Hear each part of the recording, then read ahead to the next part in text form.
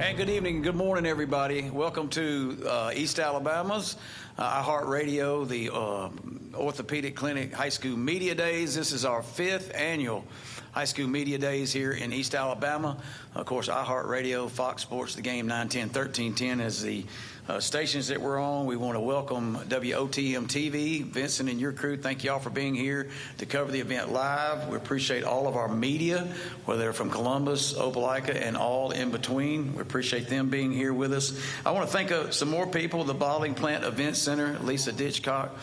Lisa opened up this place this morning for us. It's a great venue to hold any type of activity you have, may it be a luncheon, a tea, weddings, media days, anything that you need. Contact Lisa here at the Bottling Plant Event Center, and she can help you out about giving you some prices on renting the venue. The Orthopedic Clinic, John Rich is here. John's over there sports medicine, and Terry Rosenthal is the CEO, and they're fine doctors. The Orthopedic Clinic has been a partner in East Alabama for many, many years. They're certainly do a lot for high school athletics. They have a Saturday morning clinic in the fall that's open every Saturday morning for anyone that's injured the night before that can come by without having to go to the emergency room. And I appreciate all the doctors at the Orthopedic Clinic, John, Terry, for being a sponsor and a presenting sponsor of the High School Media Days and many more things that we have on the radio.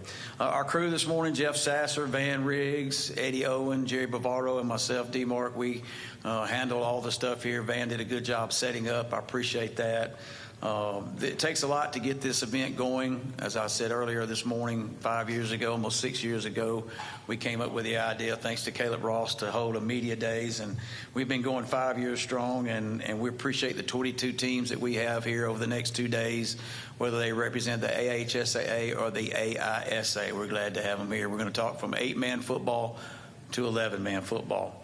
In keeping with tradition of how we start media days, we always like to ask the HSA executive director to come down or over to be with us. And with this year, for his 2nd year leading off our media days, he happens to be a very good friend of mine. He's been with the Alabama. He was a coach prior to that. Well, he was a player in high school, played at Auburn University, went into coaching, moved to the Alabama High School Athletic Association's directors, and was named executive director of the Alabama High School Athletic Association, and he will lead off this year's event. And with no further ado, my good friend, the executive director of the Alabama High School Athletic Association, Mr. Alvin Briggs. Thank you, buddy. Thank you, Yes, D-Mark. sir. Good morning. It seemed like it was it was 2 months ago, D-Mark, that we was on the radio talking about the end of spring sports and the end of academic and athletic year, and here we are starting off with it again, with the beginning of another athletic year. Some of our fall sports have already started. We have a new bylaw that if you didn't have a spring practice in the sport of football, volleyball, you could start this week. So we have several teams who started football and volleyball practice this week. We're excited about that, and we're excited about the upcoming year. You know, as we still navigate through the last 3 years of difficulties of being involved with the pandemic, and we're still hearing things about upticks and all those things. We have had 2 years of record-setting participants, 7 through 12 in Alabama High School Athletic Association sporting events, which is a great thing that we have. That means that we have students and communities that want to get out and want to be involved in athletics, and that means a lot to the communities throughout the state of Alabama to have a increase where prior to the pandemic we were losing athletes in various sports, but it's been record setting, and that's what we're excited about. You know, the groundwork that Mr. Bubba Scott, the first full-time executive director, and then Mr. Dan Washburn, who's here this morning, and Mr. Steve Savarese, the Alabama High School Athletic Association has had some stellar years. And, you know, as I stated last year, all we want to do is keep that cart on the path that they paved, and keep giving our communities and our students the best field to participate in. So without going any further, I want to thank those gentlemen for what they have done for our communities and for our schools throughout the state over the years. You know, as we get ready to embark on another fall year, we just come out of our summer conference, and we had another record-setting participants and attendance there, and we're excited about that. We're excited that our membership leads this organization. It's not too many organizations such as ours that our membership is the leading driving force of it, and we really appreciate our membership. They do a great job in upholding our bylaws and following the trends that have been set, and we appreciate it. And as we continue to be leaders in athletics, high school athletics throughout the nation, it's because of the gentleman I just mentioned before and our membership. We had, at our conference last week, we had 6 state associations come and audit our conference to see exactly what we do and how we do it. And that speaks volumes of our membership and the conference we put on. If you've never attended our conference, we would greatly appreciate you coming, because it is a great format. We have over 500 student athletes participating in all-star games throughout the week.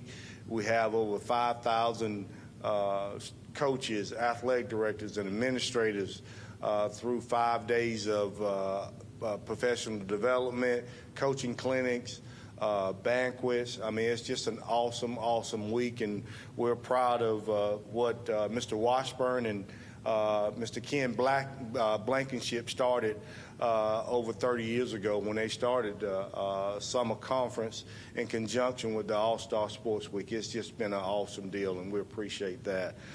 D-Mark, I have to say that I haven't missed one of these. I was a driver for the first 3, so I'm my own driver now. With that said, I open it up for questions. Yes, sir, Robert. Test. What was some of your biggest challenges over your first year, and what do you see as your biggest challenge in the future? Well, yeah, I don't know if there was a challenge, just getting used to the position. It's different being an assistant. Yes, Coach Savarese and I went over a lot of things, but ultimately he had to make those decisions and go through those decisions, and I didn't have him right there in the office. I had him a phone call away along with Mr. Washburn, who was really supportive, been supportive the whole time, and so the challenges that really stand out, not many, just the everyday, day-to-day tasks that I had to, learn and adjust throughout the year. Hey, I'm Jerry Bavaro from the High School Scoreboard Show. I have a 2-part question. First of all, we've had some schools go from the public sector to from the private sector to the public sector. Can you explain, when they do that, what determines what class they'll be? I don't understand when you say private to public. Well, Like leaving Tuscaloosa Academy still, going. I guess what I'm saying, they're still private schools. They're just leaving the AISA. they're going to be playing, right. What determines what class they're going to be in? And the second part of my question, do you see in the future y'all going to like the Georgia, where the private schools will play a regular schedule in your sector, and then in the playoffs they play only the private schools in the playoffs? Okay, the first part is all our private schools have a multiplier that's added to them when, whether they're in or out. That started in 2000. So anybody that joins our organization that's a private school, they have to adhere to that multiplier by their enrollment. And we do enrollment 9 through 11. So whatever their enrollment is, it's multiplied by 1.35 that was established in 2000 that we multiply. We're ending a 100-year celebration. There were 99 schools, both public and private, who got together in Mobile, Alabama, who formed the Alabama High School Athletic Association. As my predecessors before me, we believe everybody's an integral part of it, and we want everybody together. What our membership does in the near future, I don't have a crystal ball, but I would be like my predecessors before and believe that everybody's together, competing together, having the same fair field to play on. Good morning, Mr. Briggs. Jack Patterson with WRBL. You had a lot of new state championship venues last season, amongst the biggest one, Protective Stadium in Birmingham for the Super 7. You know, what goes into your choices for the state championship venues, and are you looking at any different ones, or are you looking to keep things the same? You know, I could pass the buck and say that was all Steve Savarese, but I can't. You know, our venues, we've been very, very lucky that high school athletics is a great product, and we have cities and communities that want our product. And the great thing about Birmingham and Protective Stadium with the new venue, they wanted to be a part of the Super 7. You have to remember that Coach Savarese set a milestone when we started playing, and then Brian Denny and Jordan Hare. It became the envy across the nation to be able to play in those two stadiums. And Birmingham came and was talking to Coach Savarese and the staff for years and for years and for years. And before we made the decision on that, before he made the decision on that, he brought both the cities of Auburn and Opelika and Tuscaloosa to the table and had conversations with them to make sure that was part of what they wanted, because it's been great going back and forth between it. Matter of fact, we have to brag on Auburn and Opelika because of some of the construction that was happening at Brian Denny. Auburn took it on for 2 years in a row and did a great job. And so we wanted to make sure we didn't upset either one of those, brought those to the table, and we all agreed, they all agreed, and it really helps both cities as DeMarc tell you for volunteers. It really gives you a chance to refresh and regroup, and we think it's going to be a great thing. Protective Stadium, it became, and I'm going to use this term lightly, the perfect storm because of the matchups. And it became awesome. I mean, for the first year, it was good. Hey, Alvin, Justin Lee with the Opelika Auburn News. I wanted to ask you about girls flag football. I mean, what was the first year like? Were there any bumps in the road? And maybe what are your goals for year two? You know, it's still a pilot program. Flag football, even though this was the first year we had a chance to implement it, we was trying to implement it before the pandemic. The Atlanta Falcons and one of our own, Isaiah Reese, who played at UAB, who's Dothan, who played at Northview High School, came to Coach Savarese and I about girls flag football. We had a chance to get some foundation money from the Atlanta Falcons to give our schools, and we're going to pilot for 2 more years. Right now, as of I think July the 7th, maybe a little earlier than that, we had close to 64 teams that have committed to flag football. And what a great atmosphere. We had a all-tournament final right before the 7A finals in Birmingham, and it was awesome. We had one of our schools who's close here, Smith Station, who was in the final, and it came down to the last play. I mean, it was just awesome. For being here, and we look forward to seeing you again next year, having a great football season this year, and congratulations on your taking over the big spot. Well, I thank you. It wouldn't have been possible without that gentleman over there behind you. I have so much love for Mr. Washburn and what he did for this organization, what he continues to still do for this organization from his seat. He loves the membership. He loves the AHSAA, and he's at all of our events. He still supports us. He still does all those things. Without him and Mr. Savarese and even Mr. Bubba Scott's family, they're still involved. Once you become part of the Alabama High School Athletic Association, you're a lifetime member. Thank you. We're going to take a short break. We'll be right back. It's the Credit Union Sale happening now at Sarah Nissan of Sylacauga. Inflation has rates going up. But Sarah Nissan of Sylacauga has rates as low as 1.9% on newer used vehicles. Drive a nicer, newer vehicle for less at Sarah Nissan and make no payments for 90 days. This weekend only. This weekend only. Secure one of only 20 low-rate vouchers now at Sarah Nissan of Sylacauga. 1.9% APR financing for 48 months. Must finance through Dealer Preferred Network or lenders with credit approval.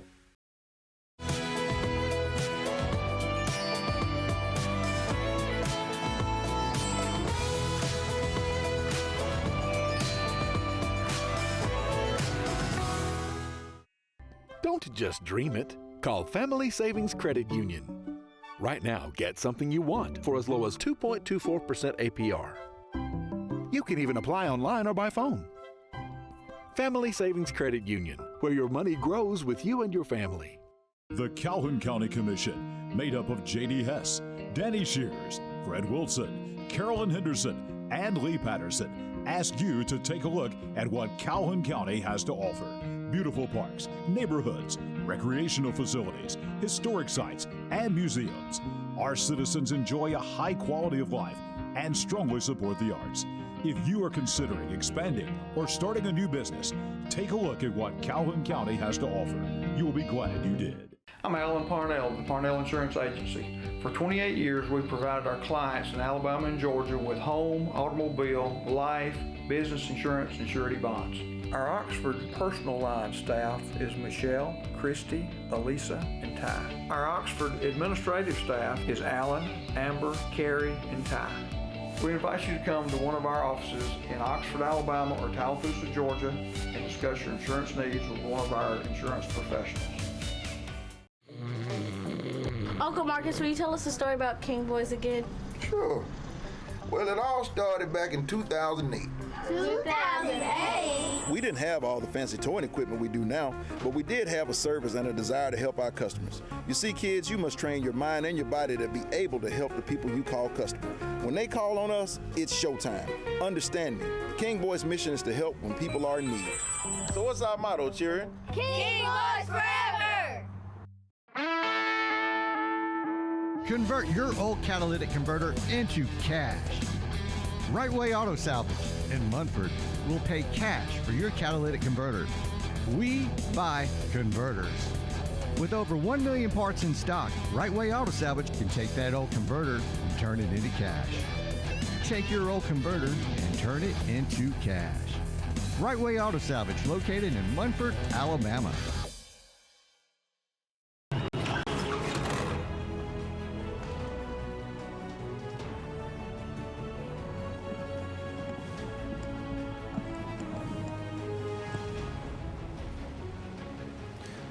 Hey, and welcome back to the High School Football Media Days, brought to you by Fox Sports The Game. I'm Jeff Sasser. This is Eddie Owens. Good morning, Eddie. How are you? Good morning. I'm doing well. Thank you. Our first team up today will be Valley High. We just finished up with Coach Briggs, Coach Alvin Briggs, with the Alabama High School Athletic Association. Our first team is Valley High School. Valley last year played in 6A. They've been one of the schools that's been teetering between 6 and 5A. They're moving back down to 5A.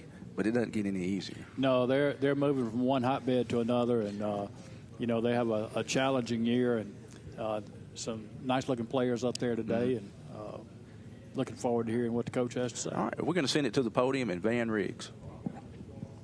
Welcome back, Fox Sports The Game, 9, 10, 13, 10 a.m. The Game's High School Football Media Days. We're excited to kick things off. Appreciate Alabama High School Athletic Executive Director Alvin Briggs kicking us off this morning. It's always a great way to start High School Football Media Days, and we'll get right to it now. We've got 23 schools that will be covered and preview fall football as we kick things off today with our first 12 schools and 11 schools tomorrow. And excited to have the Valley Rams back with us again. Coach Adam Hunter's entering his third season at Valley. Valley was, I guess, a beneficiary of reclassification this past year, as they're going to drop down to 5A this year. And I know last year and the year before that, they've been competing as one of the smallest 6A schools in the state. And Coach Hunter's team It'll be very competitive this year in a very tough 5A region, and we're looking forward to covering their games as well on 100.9 WCJM The Bull. Voice of the Rams, Steve Wheeler, is in the house as well. And without further ado, we'll bring up Coach Adam Hunter and the Valley Rams. Good morning. It's great to be here today to start off Media Day. It's a privilege to be the first school to get going. I want to send out a thanks to Van and D. Mark and all the team behind iHeartRadio just for making this event special. It's a great way to get our kids out and talk about them and represent our community. So thanks for that. Just want to start off a little bit about this team, how we've gone through the summer. Usually Media Days has been at the beginning of summer, so we really didn't, know what we had going through the summer. But, sitting back now, having the summer completed, this team has really, really bought into being very physical and getting stronger in the weight room the month of June. I was telling the kids the other day, the month of June has been one of the best since I've been at Valley, as far as working and, just building as a team. Our guys have really bought into it, and it was great seeing them come together and work hard, improve their skills on the football field and get stronger in the weight room. And a lot of that is attributed to these guys up here that's sitting with me today. We're bringing everybody back defensively. We've got to replace one position, and that's probably going to be a position that we don't have to have a guy that goes both ways. So we've got pretty much everybody back defensively, and that's what our strong suit's going to be. We're going to, really play fast defense, physical defense, fly to the football. We bring a lot of pressure, so we're excited about our defense. We've got some great leaders on that. Kenneth Stevens, one of our outside linebackers, he'll be back. He totaled, over 100 tackles, assists, and solo tackles for us last year. So we're looking for big things out of him this year. Isaiah Robinson, inside linebacker, he's going to be a leader on the defensive side. And then Quinn Story. Quinn's defensive end does a phenomenal job. Probably one of the best, turnaround this summer that I've seen in a kid. He's really bought in, and that's why he's up here with us today at Media Days. He's done a fantastic job. Offensively, we're going to mix it up a little bit. We'll spread it out some, and then we'll be a lot of 20 personnel, gap scheme kind of deal. But we've got Cam Dooley coming back as our quarterback. He'll be a junior.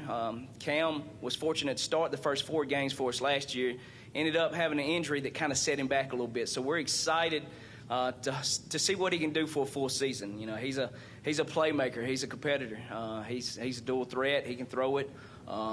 And he can run it. So we're kind of, looking forward to building our offense around him. And then we've got KP up here with us, Kendall Parker. He's one of our outside receivers. His size doesn't say what his ability is. We look, for him to be amazing.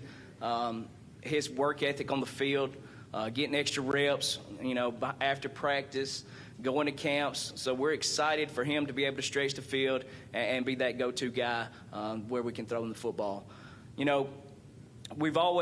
Valley has always been a school that's been built upon being real physical. And, that's what we try to get back to. We want to be real physical up front. We want to win the game up front in the trenches on both sides of the football. That's going to be very important for us. Our offense and defensive line are veterans. We got a couple young guys now on the offensive line, but they've come a long way, and they got reps last year. So, we're excited about it. We're excited about our team. Dropping back down to 5A it's really helped our motivation. I think our kids really bought into it and are excited to compete at the 5A level. We know we got our work cut out for us. This schedule, our region is one of the toughest in 5A. When you look at who's in our region, we've got our work cut out for us. We was talking the other day, and there's no team on our schedule that we can overlook. We've got to compete every week, and we got to take it week by week, and we got to win that week. That's going to be very important for us. We start off with Handley. Handley's going to be real physical. They're going to be it's going to be a good gauge to see where we're at as the first game. So we're excited about that. And then we got Lynette coming at home, and they're always going to play us really well as a rivalry game. And then we start with our region play against Beauregard at home. So, we've got our work cut out for us, and we've talked as a team. It's very important that we play it 1 week at a time, 1 day at a time. We can't look ahead. We've got to focus on ourselves and whoever that opponent is that week. All right, at this time, I'll take any questions. All right, we'll start here in the back. Hey, Coach, Jonathan Hoppy with WTVM. Just curious, you got a lot of optimism about this team. Seems like things have gone well. What's the one thing you're most excited about to see this group play in 5A newly this year? You know, I just think our competitive edge, I think that's going to be important. I think, you know, we've really focused on the month of June creating competitions against ourselves, and we want to be competitive. I think that's what you're going to see. You're going to see this team come together and gel. When you have that many guys defensively that's coming back, that's huge for us. And I'm really excited to see what our defense can do. I'm excited to see what our offense can do. We moved some guys around offensively at receiver, and we've actually, you know, we've got some guys that can make some plays, so we can get the ball in space, and that's going to be exciting. We can let Cam throw the ball a little bit more, you know, and that's going to be one of those things that's going to open up. Hopefully our run opens up that more. So, you know, just seeing them come together and be competitive, that's going to be really exciting. Good morning, Coach. Jack Patterson with WRBL in Columbus. You got a lot of players coming back this season. How much confidence does that give you? You know, you're heading into 5A play as well, but how much confidence does it have knowing that you'll have a full season with a lot of players who already have experience? Well, you know, anytime you got kids coming back that's got a lot of reps last year, that's good. You know, the season changes from year to year, so you can't become complacent. We've talked about that as a team. You've got to work. You've got to get better. You've got to continue to improve yourself. So, you know, we can look at it as, you know, we got everybody back, but we've got to take care of a lot. We've got a pretty tough schedule, and we're going to have to win all three phases of the football game a lot this year, and we're going to play 4 quarters of football every week. So, you know, that's going to take a team effort. Hey, Coach, Harrison Tarr with the Opelika Observer. You mentioned that you're moving down to 5A this year and you can't look over any team, but there's one game every year you got to circle on the schedule, Lynette, the big rivalry game. How important is it to have some momentum going into that one? How much do your guys look forward to it every year? You know, it is. It's another game. We treat it as another game. Of course, they are our rivalry, but you know, it's just another game. We've got to play it, and we've got to be real physical. We know that Coach Story's going to have his guys coached up. They're going to play harder than they probably played the whole season against us on that game. So we got to be prepared. We got to be, you know, we got to be ready for it. It's big. I think our kids get really excited about it to be able to win that game. Hopefully, you know, that carries some momentum. You want to win that first one going into that Lynette game, so we carry a little momentum because we're going to need it to play against them. Hey, Coach, Noah with the Age of Valley Times News. What is your biggest position battle heading into this season? Running back. We've got 3 guys that we feel very confident in that can run the football and give us some touches. We're just looking for that one guy that's explosive, that can carry the most weight and reps at that position. So, you know, we've got 3 guys at that position that's going to battle it out through fall camp, and hopefully one of those emerges as that go-to guy. Hey guys, Justin Lee with Opelika Auburn News. I want to ask Quinn, just what's it like on defense having all those familiar faces around you? You know, Coach is talking about having so many people back on defense. As an athlete yourself, just what is that like, being familiar and gelling with everybody around you? It's good having all the guys that played last year. It's cool. How's it different maybe this year than last year? It ain't different. We had the same defense for last year. This ain't different. That helps to have that. It helps. We ain't lost nobody or nothing like that. If it make you think less, knowing what you know already? Some of the pressure go away. Sure. Quinn, I'll ask you a question, then the rest of the team can answer this as well. Talk about playing in that 6A classification last year, the region you guys were in. How do you think that's going to prepare you guys for 5A? And that experience, I know, has got to be big. It made us tough and more physical. We played bigger guys because we was a small team. We were a very young team last year. And the rest of you guys can take turns. Same question to all of y'all. Cam, you want to come on up?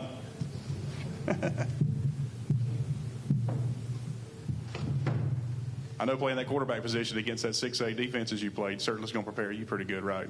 Yes, sir. It work on me reading defenses, playing physical, running hard, being tough, things like that. How do you feel going into this season? I know you got banged up a little bit last year. I feel like it's going to be easier since we're going down. It's a 5A. All right, good deal. Let's get Kendall. You want to come up? Justin, you got a question? I could ask Cam something. What was the question again? I was just talking about playing in the 6A region you guys played in last year, and the physical, how physical it was, and how that's going to prepare you good for 5A. 6A, it was tough, but we battled our ways. We did amazing to be a small 6A team, but 5A, I think it's going to be much easier. All right, we got one more question for Cam. Cam, I was just going to ask you about your season last season. You had a really hot start those first couple games. Maybe what did you learn from being able to succeed like that, and then maybe what did you learn after, and how do you try to repeat that? Can you repeat it again? I ain't hear right. Your first couple games, you started and you guys went 2-0. Just what did you maybe learn during that? Maybe learn about yourself and learn about your team, and then how do you maybe try to replicate that this year? Keep playing hard. Our team was pretty young, so we had toughen up because we was at 6A level. This is for Coach Hunter. As it's been stated many times before, you've dropped from 6A to 5A, which I think it'll make Valley very, very competitive in the 5A. But can you go over your new region, the teams that are in that region, for people that are not familiar with the new classification? We're in a 6-team region. It's us, Beauregard, Tallahassee, Elmore County, Clay Central, let's see, Sylacauga's in it. I think it was no. That's it. Yeah, 6. I'm not used to having a 6-team region, so it was pretty tough trying to find 5-0 region games. But you look at those teams. You got Coach Horn, Clay Central. The tradition that Coach Horn brings to the table, the knowledge that Coach Horn brings, he's going to have his team ready. And then Sylacauga, they've had a lot of success. Tallahassee had some success. They played really good last year. So we've got our work cut out for us. And Beauregard's going to be much better than what they've been in the past. Coach Jones has done a great job with those guys. So looking at the schedule, it's going to be tough. We've got a lot of good teams in that region. So, yes, we're dropping down from 6A to 5A, but we're in a pretty tough region. So we got our work cut out for us. Coach Hunter, good luck. Appreciate the Valley Rams being here with us today. Thank y'all so much for being with us. Thank you. Thank y'all.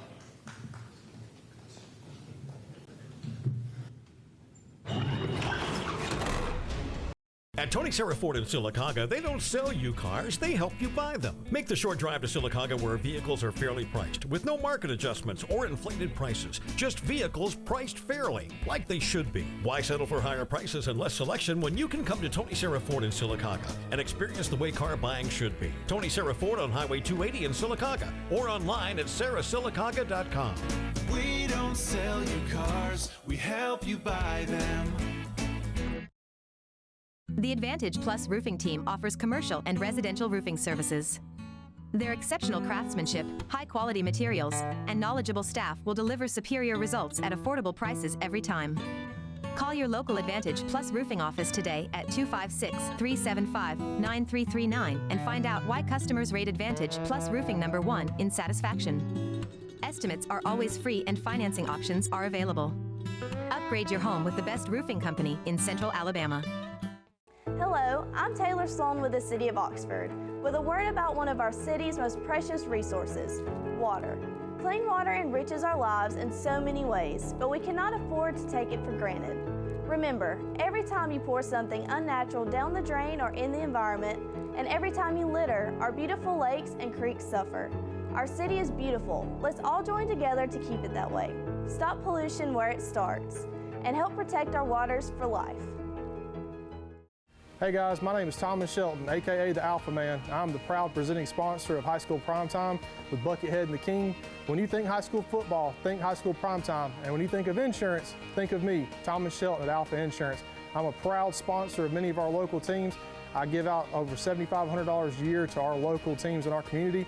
As part of Alpha, we've been in the community giving back for over 100 years, and I'd love to be your agent next time you think of insurance. Thanks so much. Mr. President, Bessemer Superhighway is backed up. What are we going to do? Are you serious? Get me the King Boys. King Boys Towing is the fastest growing tow and recovery company in Birmingham and surrounding areas for one reason.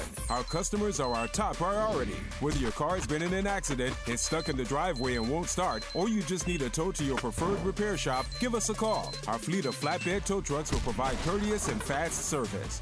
King Boys Towing, 205-428-3235. Hi, I'm Sean from Right Way Auto Sales. Come see us on the Motor Mile. We have a huge inventory of cars, trucks, SUVs, and campers. Fifth wheel bumper pull.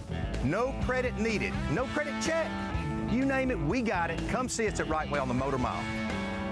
50 campers in stock, 50 cars and trucks, good credit, bad credit, no credit. You're approved. Come see us at Right Way Auto Sales. No credit needed. No credit check. Come see us at Right Way on the Motor Mile.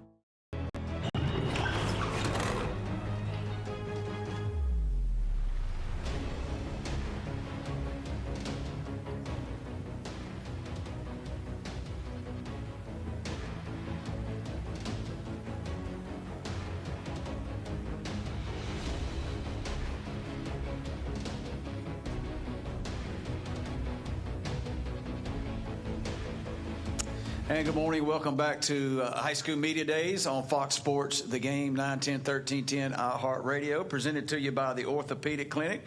We're live at the Balling Plant in East Alabama here, the Balling Plant Event Center in downtown Opelika. Appreciate the Valley Rams and Coach Alvin Briggs, who led off our media days. Our second team up, third guest, we're going to go up the road a little bit to Dadeville High School. We've got three athletes from Dadeville. Number 10 is Avante Wilson.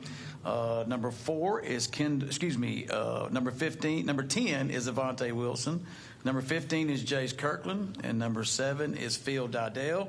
Also, I want to bring to the microphone the head coach of the Dadeville Tigers, starting year number 3. I've known this gentleman for a long time. In fact, I call him Coach Raj, one of the few, Roger McDonald. Roger has been a long time. Coach McDonald's been in football for a long time. He's from the Valley area. He played football at Valley High School. He was a very tough football player, as he is a coach. He got his first head coaching job at Beauregard High School in 2001, stayed there and moved on to his home, Valley Rams, in 2005. He left Valley and went to Carroll in 2013, and he has now been with Dadeville 3 years. 17 years as a head coach at Dadeville. His two teams had 2 winning seasons for the first time in 5 years and made back-to-back playoff appearances for the first time in 5 years. And the question of the year last year was to ask Coach McDonald if he was going to get in the shotgun. And Coach said, every time I punt. With no further ado, Coach Roger McDonald. Coach Raj.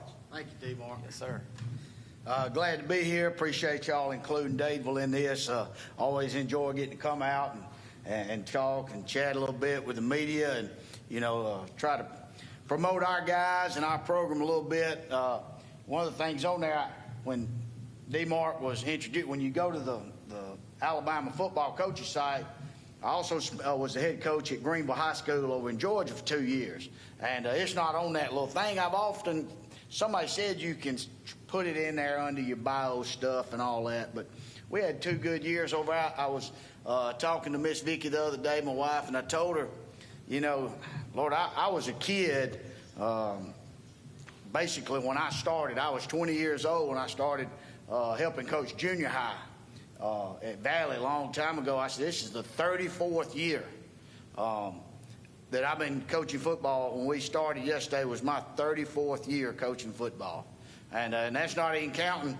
Heck, 1 year right after I graduated, me and another boy coached a Pee Wee football team. But 34 years doing this, and I think this is starting either year 19 or year 20 as a head coach. I can't remember. They run together now.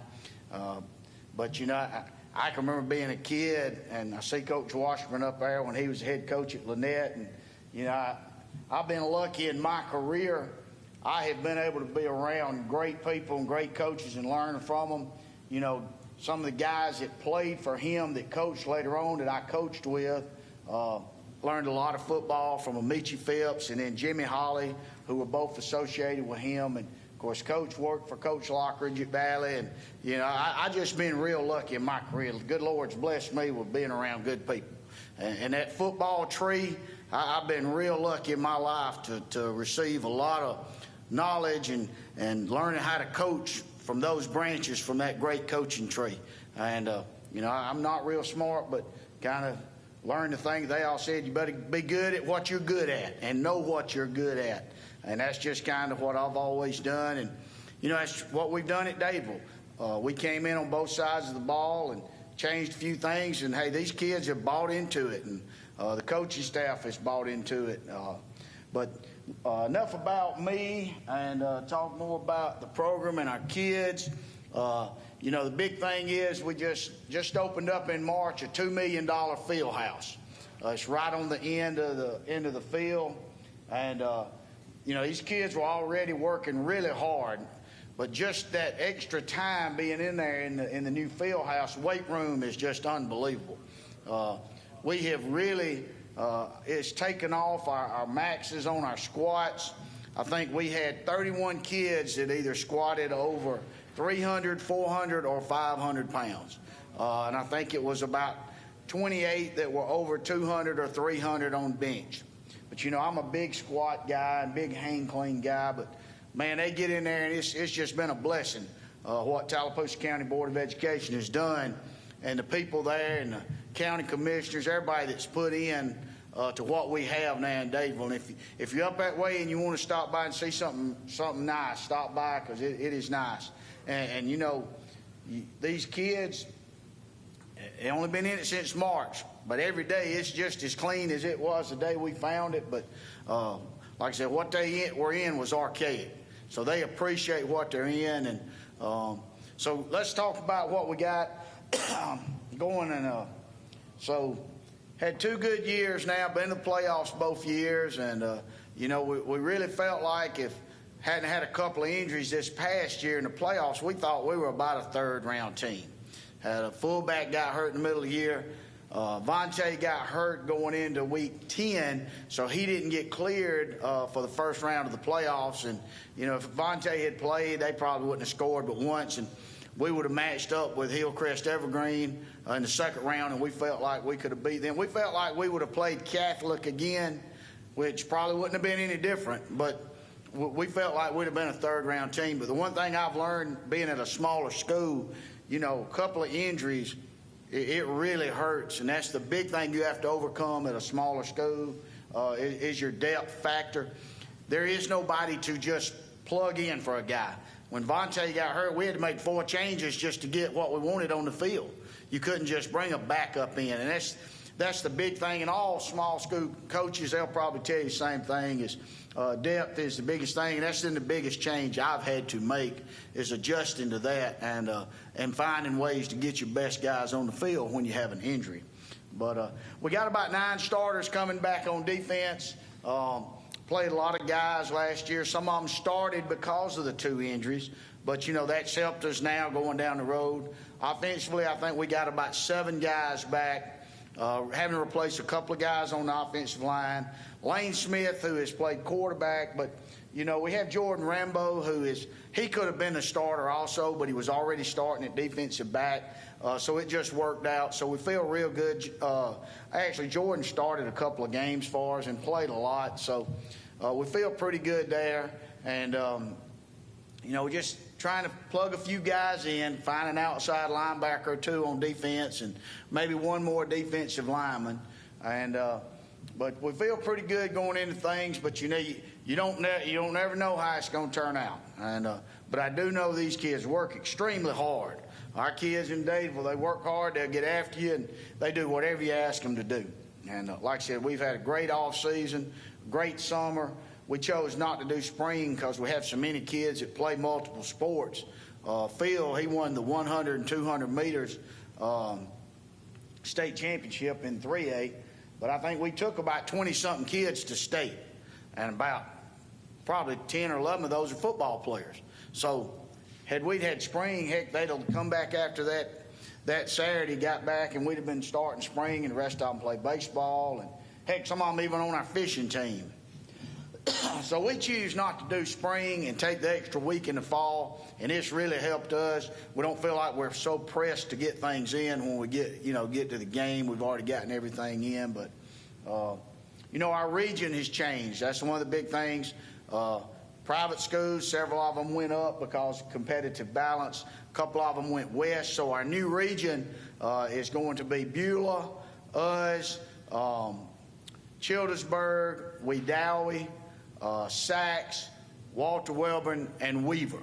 And that's our new region. So we got a lot of teams that are north of us.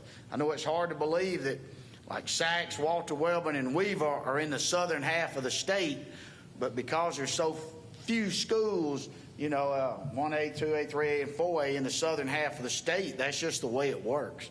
And so feel real good about things. Got B.B. Comer. We opened with them week 0, and they got about 6 or 7 of the prettiest looking kids you'll ever see. And they got a running back that's about 6'3", about 245 pounds playing running back. And he's a good player. And then we got Reeltown second game. And so, we beat them 2 years ago. They beat us last year. So everybody knows how big that is. Huge game. We also play Wicksburg from South Alabama week 10. Because of the way these 17 regions are, we couldn't find anybody. So we're going to have to go there in 2 years. But we did get Notasulga week 5, which is a close game, local game, hopefully be a good rival, make a little money. You don't have to travel so far. So, like I said, we cranked up yesterday, got in about 2 hours worth of work, and the storm hit, but we got everything in except about the last 10 minutes of conditioning. So that's all. They were kind of glad they missed that. So if you got any questions.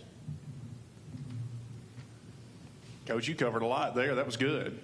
I got a question for Avante. You can stand at the podium and come up and talk about coming into this season. You got hurt last year, like Coach said, was such a huge part. I know you got to be very motivated to come in this season. I feel good about this season. We put in a lot of work. I did a lot of extra work to get that better, like I needed to be. So I'm looking real forward to get out there again. And I got a question for the other players, too. Just talk about, the new field house. I know that's got to be really cool. I actually rode by Dadeville not long ago and saw it. That is a very, very nice facility. That's got to probably give you a little extra motivation to go in and work out every day. Yes, sir. We got a lot more nice equipment that we aren't used to having. And I just feel like having that extra push and everything in the weight room got us stronger and prepared for this season. Phil, same question for you, and also I'm sure you're working on those legs with the speed, right? The track star. Yes, sir. I feel like the field house was a great asset for us to work harder and just put all the work in and just go hard just have a great year this year. What, front here? Phil, what's the mentality like from track versus football? Is it the same killer instinct when you're running back a punt, or is it different? Yes, sir. It's the same killer instinct. I was just trying to get to the open grass and score. I got a question for Avante because Coach mentioned how pretty the running back was for B.B. Comer. Do you think he's going to be pretty after the game? Play that he ain't going to be too pretty. He ain't going to be too pretty. Yeah, no, I didn't mean to set you up for any bulletin board material there. All right, we got any more? Coach, just the new facility and you're being your third year, are numbers going up? And, with the kids you have, are you getting kids involved? And do you think maybe this facility will help with that? Well, I'm probably a little different than most of these coaches. Them that ain't out there, I don't worry about. And most times you got to talk them into coming out there, they ain't going to make it. It's the ones that you don't have to beg to play and the ones that don't have to be talked and encouraged into play, and that's who you're going to win and lose football games with. But that being said, when kids see success, they want to be a part. So we have got we got a couple of kids that have came out that, we don't know. I don't know if they'll bust a grape. We don't have a clue yet, So we'll find out when we put on them pads. But we've got about 9 through 12. We've got about 60 kids right now. The big thing is to me, instead of getting kids out of the halls in the 10th, 11th, 12th, I want to make sure that those kids that are coming up 7th, 8th, and 9th that are seeing that they want to be a part of something, that they don't quit. That's how it has, to me, that's how it has to work. And right now, we've got a good number of kids doing that. And, you know, we've had a couple of guys move in. 2 kids came back that were previous Dadeville kids. One had left in elementary school, was at Auburn. They've moved back to Dadeville. Then we had another kid that had left and went to Valley, and he's come back, and he had left in elementary, and it had something to do with the Pee Wee football program. So anyway, I'm like, I can't fix everything, but he's back, and he's a good athlete. And then we had a kid that moved from South Carolina who had also been there in elementary school, and they moved back. So we got some kids back, and that'll help. But, we're good with our numbers. The big thing is we want the kids that have been working to stay. That's the ones we really try to focus on. We get Chase back up for one more question, and then I think we'll be out of time. But talk about you play B.B. Comer in the first game, but then the second week, I know it's a big rivalry game against Reeltown. That's always big. Yeah, and like I said, you want to talk to Jace? Yeah, Jay. Question, we get him one more. Yeah, talk. I warned them, though.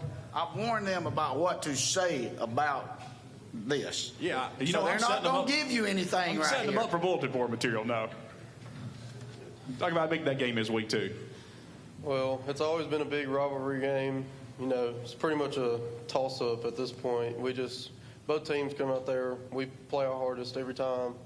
Just depends on, who's going to win that game and who's going to play a little bit harder than the other team. Coach, that game Thursday again this year, the Reeltown game, or is it Friday? It's Friday. Friday night, okay. All right, B.B. Comer open the season here, and it won't be long. Dadeville, appreciate y'all being here. Coach Raj McDonald, the crew, thank y'all so much. Appreciate it.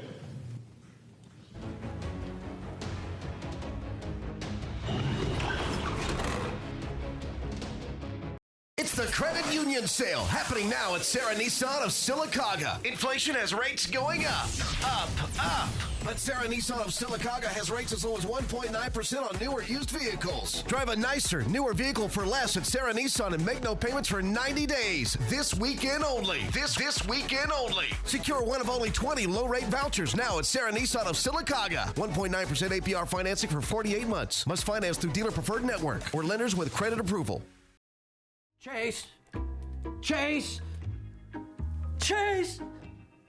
Are you okay in here, John? Chase, what is that? Data was there! It's okay, buddy. I know how to save your data. Save Your Data is an easy, no-hassle solution that will give you peace of mind knowing your critical data is safe, protected, and recoverable. Call today and let Save Your Data save you. Save your data? Save my life? East Alabama's firearm headquarters is located right here in Gadsden, Alabama. For hunting, hobby, or personal protection, stop by B&B Pawn to browse their enormous selection of shotguns, rifles, and pistols in all of the major brands and models. B&B Pawn also showcases some of the finest jewelry in town to fit that special occasion. And while you're there, don't forget to check out their large inventory on instruments, electronics, and sports memorabilia. Whether you're looking to buy, sell, or trade, B&B Pawn has something for everyone. Sylacauga's best kept secret? No more. Harvey's on Noble is the place to go for the area's best food and drinks. Whether you're in the mood for steak, burgers, salad, seafood, or dessert, Harvey's on Noble will not disappoint, and the atmosphere is perfect for catching the big game or just relaxing after work. Harvey's is open for dinner Wednesday through Saturdays, so round up the family and we'll see you at Harvey's on Noble, downtown Sylacauga. The weather is warming up and spring is just around the corner at Miller Sand and Landscape Supply. I'm Craig Miller, and we've got something for everyone. From bulk materials like sand, gravel, and mulch to beautiful outdoor decor to make your outdoor living space the envy of the neighborhood. See our beautiful selection of Mazzarelli fountains, flowers to brighten your garden, and outdoor center loaded with beautiful decor. Whether you need a little or a lot, visit Miller Sand and Landscape Supply. HMR of Alabama provides services for Alabama's state veterans homes and is proud to serve the Colonel Robert Howard State Veterans Home in Pell City. With competitive pay and benefits, Your career serving those who served our country can begin today. If you like to help people and enjoy new challenges, contact HMR of Alabama by logging on to hmrveteranservices.com and choose the Careers tab to find out how you can join the HMR team. Uncle Marcus, will you tell us a story about King Boys again? Sure. Well, it all started back in 2008. 2008? We didn't have all the fancy towing equipment we do now, but we did have a service and a desire to help our customers. You see, kids, you must train your mind and your body to be able to help the people you call customer. When they call on us, it's showtime. Understand me. King Boys' mission is to help when people are in need. So what's our motto, children? King Boys forever! Hi, I'm Sean from Right Way Auto Sales. Come see us on the Motor Mile. We have a huge inventory of cars, trucks, SUVs, and campers. Fifth wheel bumper pull. No credit needed. No credit check. You name it, we got it. Come see us at Right Way on the Motor Mile. 50 campers in stock, 50 cars and trucks, good credit, bad credit, no credit. You're approved. Come see us at Right Way Auto Sales. No credit needed. No credit check. Come see us at Right Way on the Motor Mile.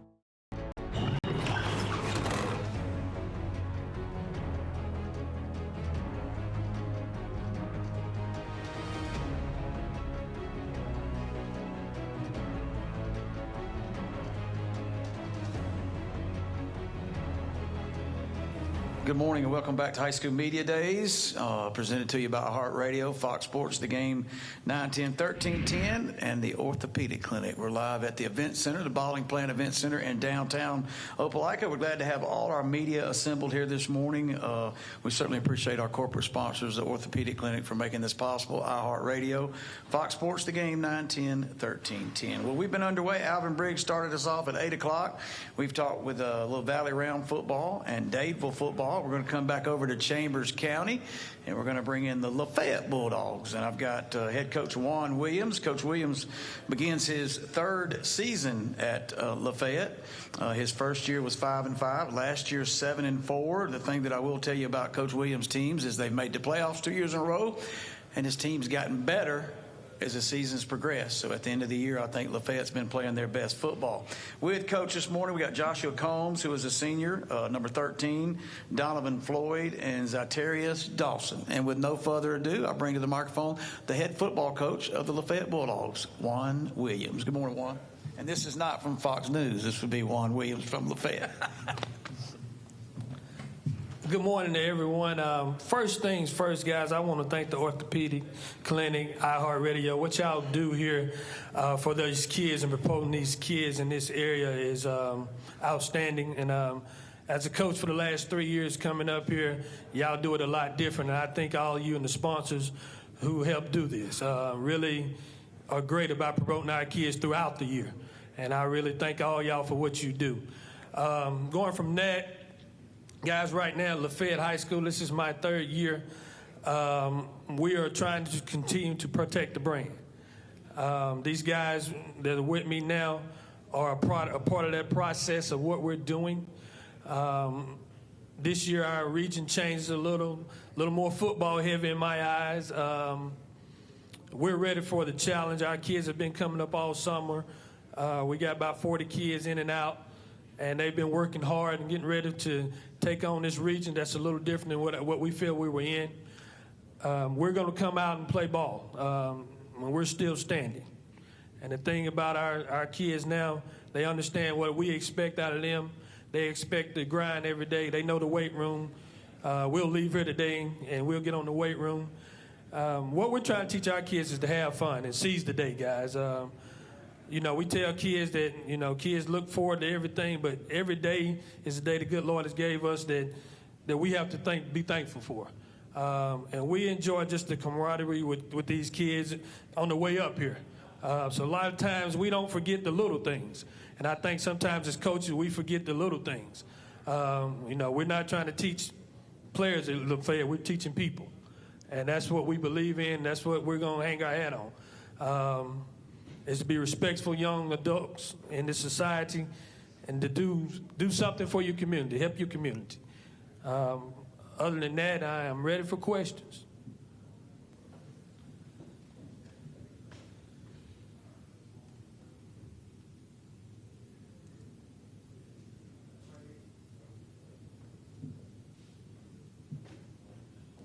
All right, Coach. Sorry, had a mic run off. Here we go.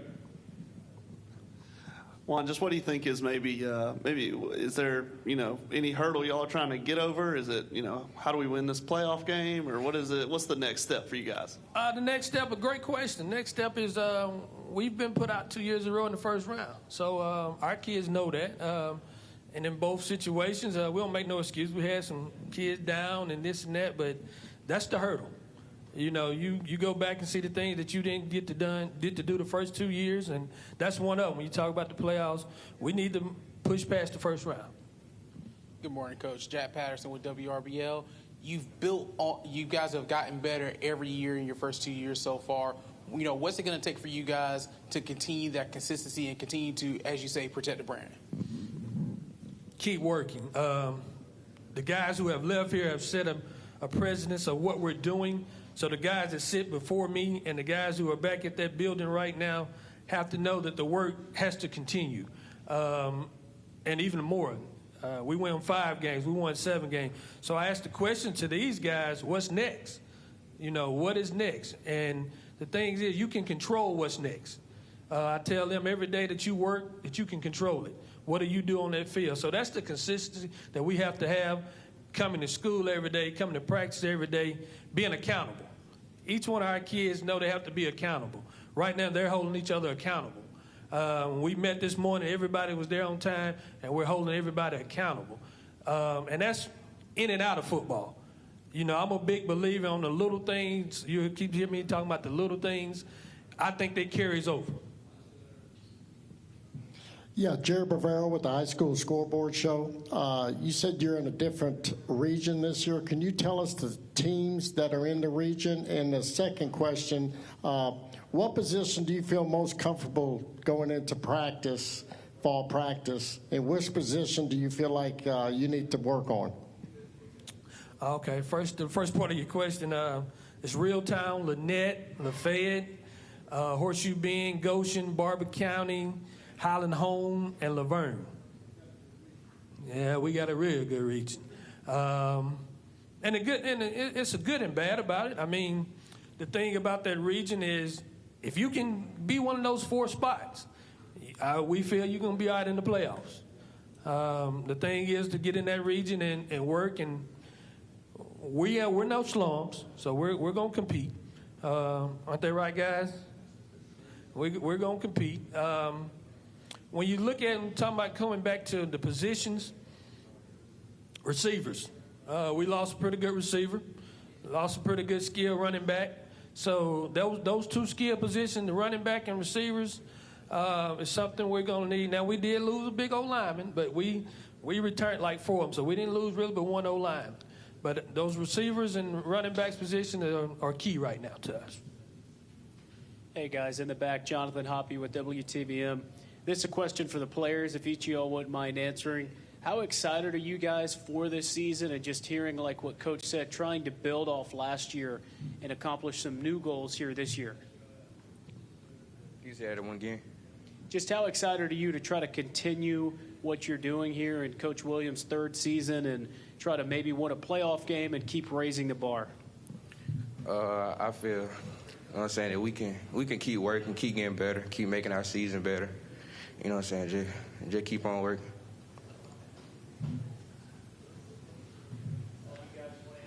Yeah, the same question for everybody. Y'all just want to take turns coming up? Can you repeat that question for me? Yeah, just how excited you are to raise the bar, try to get more wins this year, maybe win a playoff game and compete at a higher level. My team, we love to compete. I feel like we're gonna be pretty good this year. We working, and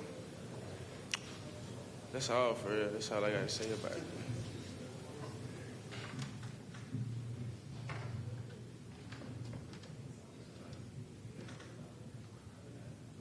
How I'm feeling about the season, I'm feeling that we're going to have a good season than we did last year. We having some good guys back then. Coach Williams has said we lost 3 people. We lost a running back, receiver, and a lineman. But this year we're going to come back stronger than we did last year. So hopefully we'll have a good season. For y'all, for the players, what's y'all's goals? I mean, like Juan said, kind of he turned it back on you guys. Like, hey, what's next? What are your goals? My goal is to play my part the best as I can as a teammate and help my teammates to be like better and stuff like that. What about you guys? Is it playoffs? Is it what's maybe the next step, or what are you guys kind of focused on? The next step, really, we've been getting put out first round, so really the next step is just to make it past the first round, see how far we can go with that. And just get better at every position, know what we're supposed to be at, how we're supposed to play it. Just learn our opponent and get better.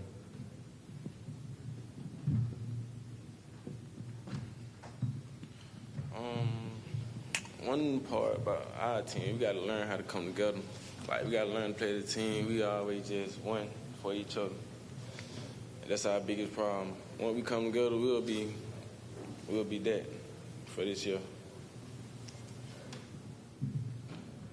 This question is for Coach Williams. What have you guys been focusing on during the summer to kind of help you get over that hump? Strength. Strength, guys.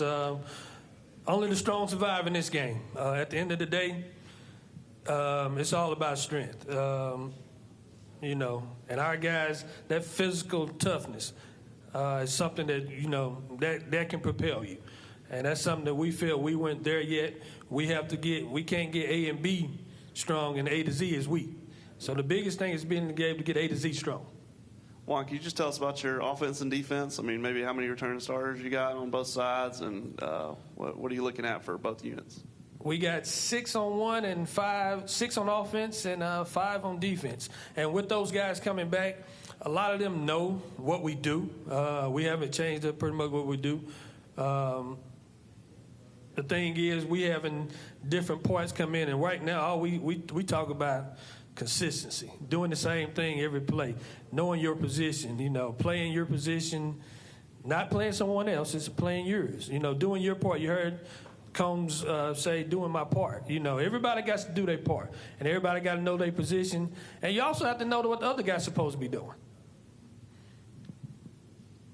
All right, Lafayette, we appreciate it. Coach Williams, guys, appreciate y'all coming. Thank y'all so much for being here today.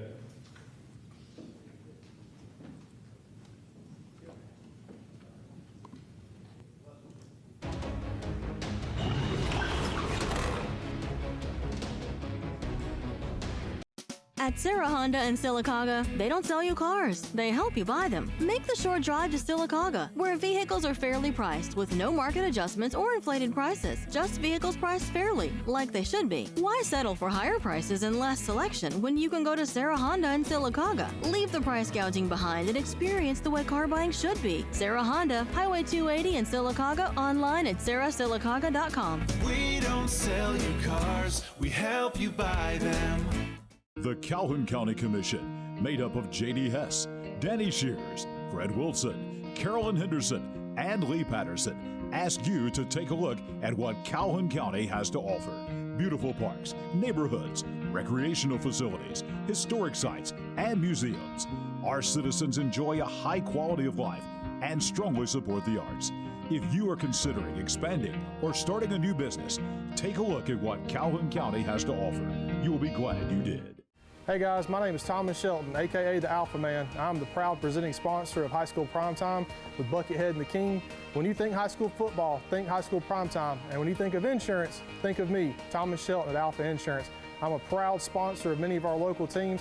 I give out over $7,500 a year to our local teams in our community. As part of Alpha, we've been in the community giving back for over 100 years, and I'd love to be your agent next time you think of insurance. Thanks so much. East Alabama's firearm headquarters is located right here in Gadsden, Alabama. For hunting, hobby, or personal protection, stop by B&B Pawn to browse their enormous selection of shotguns, rifles, and pistols in all of the major brands and models. B&B Pawn also showcases some of the finest jewelry in town to fit that special occasion. And while you're there, don't forget to check out their large inventory on instruments, electronics, and sports memorabilia. Whether you're looking to buy, sell, or trade, B&B Pawn has something for everyone. Chase! Chase! Chase! Are you okay in here, John? Chase, what is that? Data was there! It's okay, buddy. I know how to save your data. Save Your Data is an easy, no-hassle solution that will give you peace of mind knowing your critical data is safe, protected, and recoverable. Call today and let Save Your Data save you. Save your data? Saved my life. Mr. President, Bessemer Superhighway is backed up. What are we going to do? Are you serious? Get me the King Boys. King Boys Towing is the fastest growing tow and recovery company in Birmingham and surrounding areas for one reason. Our customers are our top priority. Whether your car has been in an accident, is stuck in the driveway and won't start, or you just need a tow to your preferred repair shop, give us a call. Our fleet of flatbed tow trucks will provide courteous and fast service. King Boys Towing, 205-428-3235. Convert your old catalytic converter into cash. Right Way Auto Salvage in Munford will pay cash for your catalytic converter. We buy converters. With over 1 million parts in stock, Right Way Auto Salvage can take that old converter and turn it into cash. Take your old converter and turn it into cash. Right Way Auto Salvage, located in Munford, Alabama.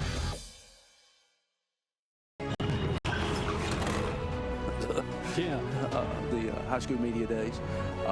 Before we talk about the team coming up, let's talk a bit about this is the 5th year that we've been able to have coaches and players come in, just like the SEC media days. And this is a big deal for these teams, and it's a big deal for our area. And we have 23 teams this year. It's grown every year. We're even including one team that is in the state of Georgia that's going to be coming over and playing Opelika again, Callaway. But what a great deal for everybody that loves high school football that they can just get their feel of it before it starts. It kind of starts with this. Yes, This starts, for me it does. Yes, it does. My favorite time of year. You know, we do a morning show, Mark and I, every morning, and we primarily concentrate on high school sports and have a lot of contacts through the state, talk to a lot of coaches, especially area coaches every week, have a coaches show every Wednesday night with all the area coaches. And this kicks it off for me right here. Yeah, this is it. It kicks us off, and it kicks it off for all the media, local media, the TV, the print media. If there's much print media, it's kind of not much anymore. But this kicks it off right here, and this is my favorite time of the year, and it's my favorite time of the year to do my show. Yeah, absolutely. And Jerry Bavaro and I do the call-in show on Friday nights, the high school football scoreboard show, and what a wonderful time of the year this is. And, you know, I think back to when I was just a little kid. This is when life really started. You hated or you dreaded going back to school, but you got to be down on the sidelines on Friday night. Right, and we've been on a lot of sidelines on Friday nights, and you've been in a lot of boxes, and so have I. You know, I got a taste of what you used to do for 3 or 4 years with the Warriors. But, 12 schools today. We've already had Coach Briggs. We've had Valley High School. We've had Lafayette High School. We've had Dadeville High School. And is it just the 3 that we've had so far? And then Valley, Dadeville, Lafayette. Yeah. Yeah, and now we're having Lee Scott. And I was talking about them. Interesting about Lee Scott is 8-3 last year, made it to the semifinals. Right. Lost in the regular season to Pike Level Arts, eventual state champion. Right. Lost in the semifinals to Tuscaloosa Academy, who is no longer in AISA. And neither is Pike Liberal Arts. Right. So the region's still a tough region. Yes, it is. But it's missing two schools. So we're going to take it to the podium. D. Mark Mitchell will be introducing Coach Buster Daniels. So we got the QB, the LB.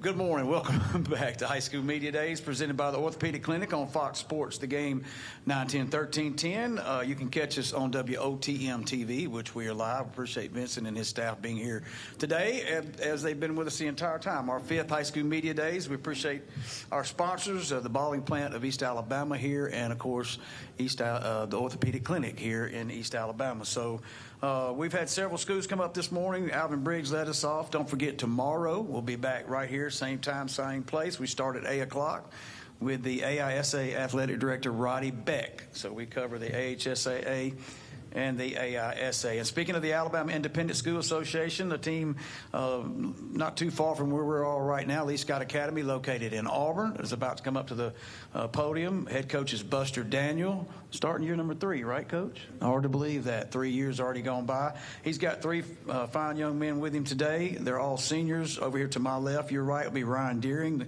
senior quarterback. Dallin Bush, who I called Dalen this morning, number 33, and number 77, Joseph Horn. Guys, thank y'all for being here. Coach Daniel was a longtime assistant coach at Opelika High School. He played football at Valley, got the call to Valley High School to be the head coach of the Rams, went there, retired in public school, and got the call at Lee Scott Academy, where he has taken over the Warrior program.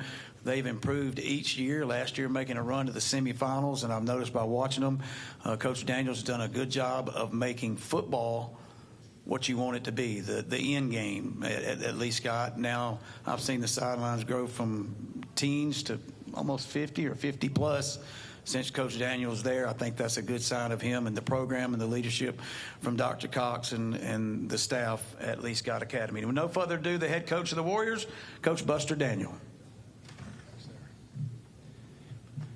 Thank you, D-Mark, for those kind words. Just like all the other coaches, I want to take a little time to thank some people.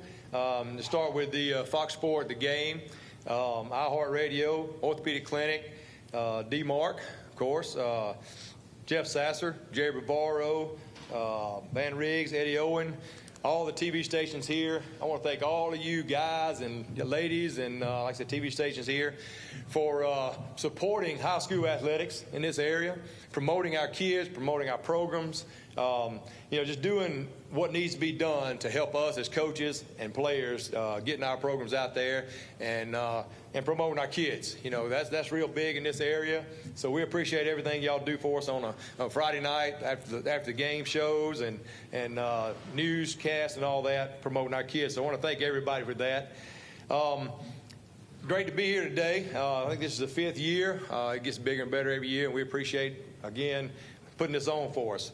I want to talk a little bit first about our coaching staff. We had a couple of changes, a couple of new guys come in. To start the varsity, Rick Wade, a lot of y'all know Coach Wade has been around for 150 years, but no, really and truly he's got over 35 to 40 years of experience. He was our OC, does a great job for us. He's not only a good coach, but a great man and loves the Lord and loves these kids. Coach Jacob Osmond. Coach Osmond wasn't even coaching football when I got to Lee Scott. He was assistant baseball. I got the word to go talk to him, and we talked him into coaching football. He will be our DC this year. He's taking over the defense coordinator. Great young coach. Just loves the game. He's really good with stats. He's really good with technology. So anytime I got a problem with my computer stuff, I call him. But he does a great job for us. But Coach Osmond will be our new DC. Clay Sanford. Clay Sanford coaches receivers and DBs. Does a great job for us. Coach Scott Casey, some of y'all know Scott, been around a long time. He just loves being around kids. He's our life coach. He also helps with the offensive line, defensive line. Coach Jeff Stewart. Coach Stewart has a son that will be starting at center for us this year, but he's a bank president, but he just gives his time to help with us out there, and he help with offensive line and linebackers. Slade Ponder also is a volunteer coach. He coaches linebackers and running backs. And Coach Noah Willoughby is a young guy. He's actually a student at Auburn. He's worked some with the quarterback country out of Birmingham, so he does a lot of work with our quarterbacks. Young guy that wants to be a coach, so we gave him a chance, and man, he has jumped all in. He's a great young coach. He's going to be big help for us. Our junior varsity is headed up. Coach William Johnson is the head coach. We got a young guy hired this year, Patrick Reeves. We hired him from Southern Prep last year. He was the head baseball coach and assistant football, but he's going to be with us this year.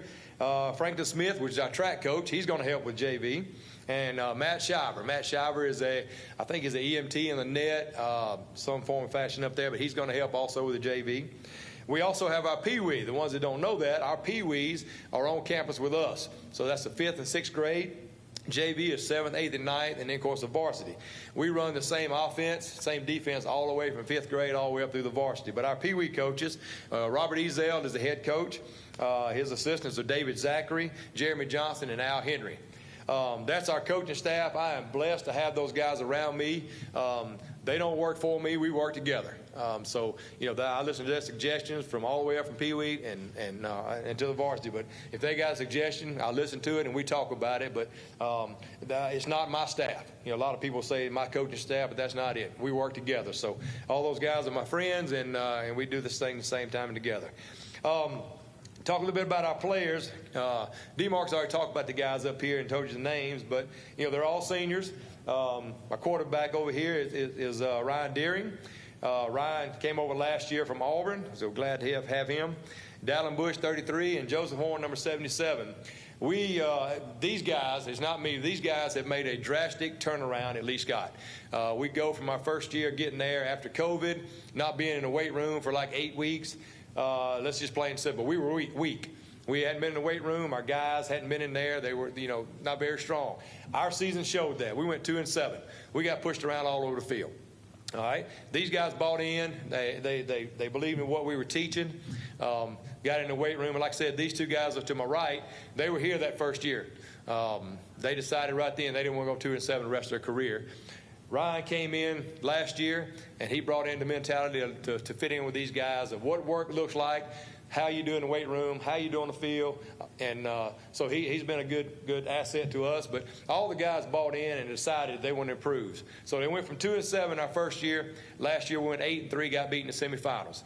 That is all attributed to these guys. We can give them direction. We can tell them which way we're going, but they got to do the work. They got to work, and they got to put in everything they got to do. But we have 18 seniors this year. Last year we had 7 seniors. This year we got 18. We got 16 returning players. Now, a lot of schools will tell you I got 7 on offense returning, 6 on defense returning. We got 16 players. They play both sides of the ball. Hopefully this year we can do a little bit one platoon where they can play on either offense or defense. That will help us tremendously we're getting tired and cramps and all that early in the year. So we got probably 5 guys that's just going to play one side of the ball, which I hope. But we're going to play the best guys no matter who they are. But we got 16 guys returning, 18 seniors. Last year, 10 through 12, we had, and D-Mark made mention of it, we had 10 through 12 last year, we had 27 players on the roster. This year, we got 48. We have outgrown our locker room. Which is tough to see over there. But we got 46 lockers. We got 48 players. So we got to go find some more lockers, which is a good thing for us. A lot of guys, like I said, returning. Big group of 9th graders from last year. I got 18 seniors, 48 guys on the roster. Looking for big things out of these guys this year. Really good football team, really good kids. And so looking for big things of these guys. Our schedule this year is a little different. They had reclassification this year. In 3A, we got 8 teams in 3A. That's it. We had a couple of teams last year going to the public school. So we leave with 8 teams in region. So we're all one region. We don't have Region 2, Region 3, none of that. Our separate sides. We're all playing together. So we'll have 7 region games, 3 non-region games. Our non-region games this year are Chambers. Opening day, August 18th on a Thursday at Chambers. We play Macon East on September 23rd at Macon East, and then Edgewood's our last game of the season. Those are our 3 non-region games. All other games we play will be regions. So it's going to be a tough season. All those teams that I mentioned are good, non-region, plus our region is very strong. All those guys have big reputations for playing in AISA over the years. It's going to be a tough season. I like our chances. I like the way our guys work. I like the time they put in, and I like the mental attitude. And that's the biggest part of winning football is your attitude and the work you put in. I like where we're at. So I'm excited about the season starting. We start practice on Monday coming up. We're going to Wetumpka for a 3-day off-campus camp, which is something we've never done before. So that's going to be something new for us. I think the guys will have a good time. But we're going to go do football on Monday. That's it. We don't think about anything else. That'll get us started. When we start practice, we'll have 16 days before our first game. So we really got to hit the ground running. I've been working all summer, doing 3 days a week, hitting the weights. As you can tell, these guys have put on some muscle. They have done what they're supposed to do all summer to get to this point. With that, I'll open the floor for any questions. Coach, I got one question before I open it up to the rest of the media. Talk about the Glenwood game last year, what that did for your program. I know it opened everybody's eyes up around the area.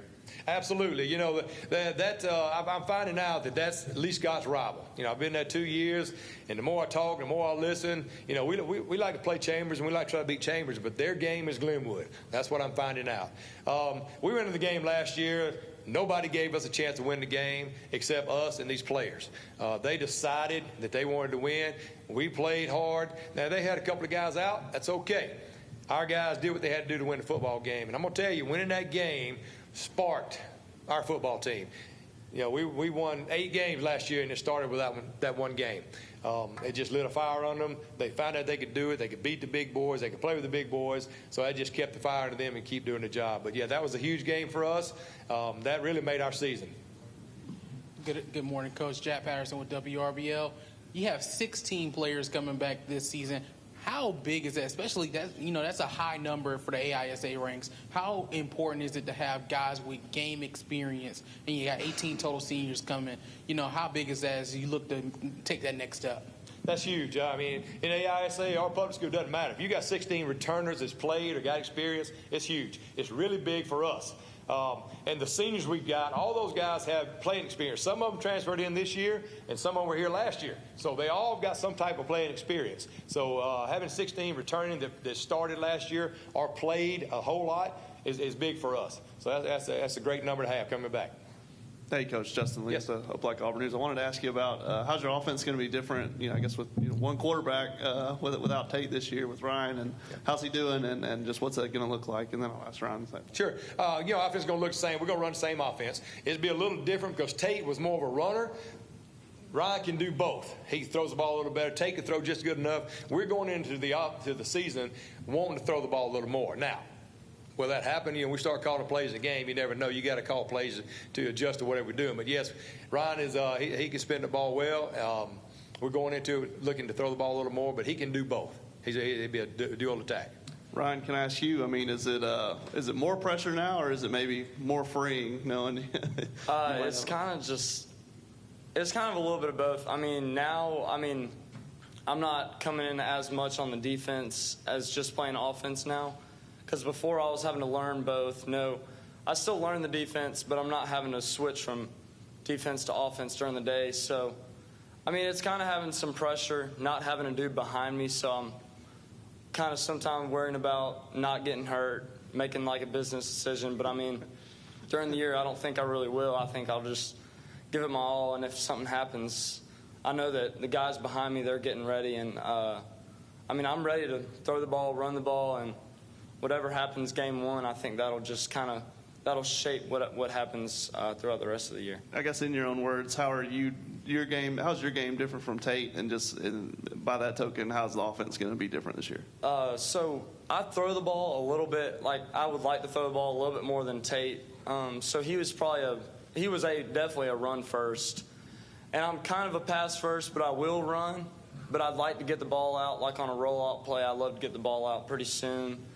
And sometimes I'll let it open up and frustrate Coach a little bit because I'm letting it open up for too long. But I've definitely, even at practice today, it's just if I see that open spot, we always say first read is run. So whenever I see that open spot, I'm just gone or I'm letting it just develop. And so, I feel pretty confident about it. I feel like it's going to be a great year. Let me finish on that right there. You asked about to compare them. They're both great leaders. Both are great leaders. They both lead, not talk as much. They lead by example in their actions, and they both play the game extremely hard. Jay Gonzalez with the Opelika Observer. Coach Daniels, what's the biggest difference for y'all between year one and year two under your leadership? Well, year one, year two, we talked a little bit about it. The biggest thing was the weight room. I'm a big believer in the weight room. I think that's what makes football teams. A lot of guys don't believe that, but I do wholeheartedly. I think that was the biggest thing between year one and year two is our strength. Having a good off season and being able to lift weights and teaching our system. But I'm just going to attribute the weight room as our biggest plus.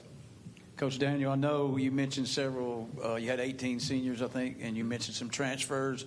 I think this is probably your first time in 3 years that you've seen several kids transfer in your program and more coming out. You made it to the semifinals this year. Kind of take us through your thoughts of your transfers coming in with the players that you got and where you expect to go.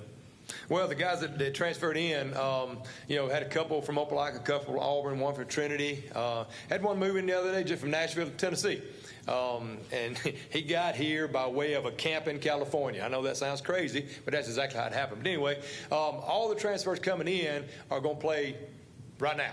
They're all good quality players. They're going to move right into the system. They may not start, in certain positions, but, I don't have starters. We have standards. If you meet the standards, you're going to play. And by having 3 or 4 guys at each position, we can play them, rotate them in. That way they can be ready to play both sides of the ball. But all the transfers will be ready to go right now. They're all good football players. I want to ask Dallin and Joseph, just what do you guys think about this 7-team region schedule? Is it going to be a grind this year, and are you guys looking forward to the challenge? I think it's definitely going to be a grind this year, and we've been working hard all summer. Worked hard all last year too, but we really have stepped it up in the weight room. Even though it was a lot better last year, this year it's I think double that. Honestly, we've gotten a lot stronger as a team, and I think we're looking forward to the challenge this year, and we're really excited for what the season may hold and what we're going to do this year. Joseph, same thing. Just and I guess when did y'all first figure out about reclassification, and then what was your first 7 region games? What was your first? Well, we learned about this I think about the start of the summer, and there's definitely some teams that I've never played at a varsity level, so we're going to have to learn a lot about them, and then we're going to play some of the teams we played before, so it'll be similar to last year, but then those some games are going to be real tough, like Atolga, I know, real tough. Joseph, I'll ask you and Dallin a question as well, because you guys have been there, through the tough times and some of the transfers that we talked about that are coming in. Have y'all kind of made the expectations like, hey, we always weren't here in the goals that you guys have, especially from being at Lee Scott for several years? Right. Yeah, I've been here through all of it, and we've really improved these past couple years. 2-7 to 8-3, and we're looking to go farther this year, but we just got to keep our heads down and work week to week. That's what we're focusing on. Dallin, before we go, what do you think the biggest thing that happened last year from the 2-win season to last year and the great run you went on? What was the big difference? Really, I think the big difference was the seniors that were here last year. They really wanted it and didn't want their last season they didn't want to have any regrets. And we really gave it all. Right when the season ended after that year, and we got in the weight room and started grinding about every single day, and we just wanted a lot more and got a lot tougher, stronger, and we wanted a lot more. Those seniors, they really bought into us, and they invested a lot in us. It was really good for us. Coach, Lee Scott, appreciate y'all being here today. Best of luck this season. Thank y'all so much. Thank y'all. Appreciate you.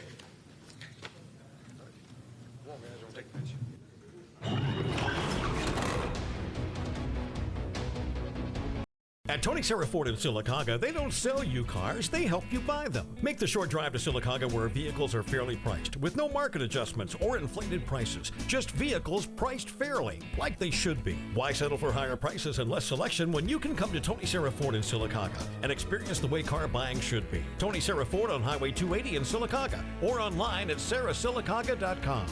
We don't sell you cars, we help you buy them. HMR of Alabama provides services for Alabama's state veterans' homes and is proud to serve the Colonel Robert Howard State Veterans Home in Pell City.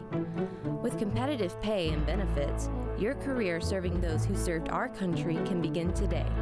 If you like to help people and enjoy new challenges, contact HMR of Alabama by logging on to hmrveteranservices.com and choose the Careers tab to find out how you can join the HMR team. Sylacauga's best kept secret? No more. Harvey's on Noble is the place to go for the area's best food and drinks. Whether you're in the mood for steak, burgers, salad, seafood, or dessert, Harvey's on Noble will not disappoint, and the atmosphere is perfect for catching the big game or just relaxing after work. Harvey's is open for dinner Wednesday through Saturdays, so round up the family and we'll see you at Harvey's on Noble, downtown Sylacauga. Great. What am I going to do now? Time to visit Brown's Auto Collision. No problem at all. We've contacted your insurance company and we can get you back into regional condition right away. And I just want to remind you that all of our work is covered by a lifetime warranty. We're done. Wow, that was easy and looks great. Brown's Auto Collision, where quality is no accident. Hello, I'm Taylor Sloan with the City of Oxford, with a word about one of our city's most precious resources, water. Clean water enriches our lives in so many ways, but we cannot afford to take it for granted. Remember, every time you pour something unnatural down the drain or in the environment, and every time you litter, our beautiful lakes and creeks suffer. Our city is beautiful. Let's all join together to keep it that way. Stop pollution where it starts, and help protect our waters for life.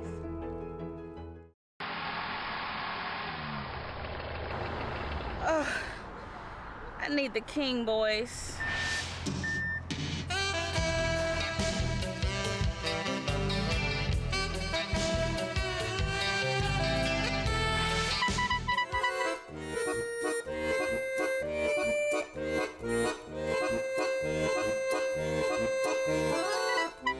Don't call two clowns in a tow truck when you're dreaming of them King Boys.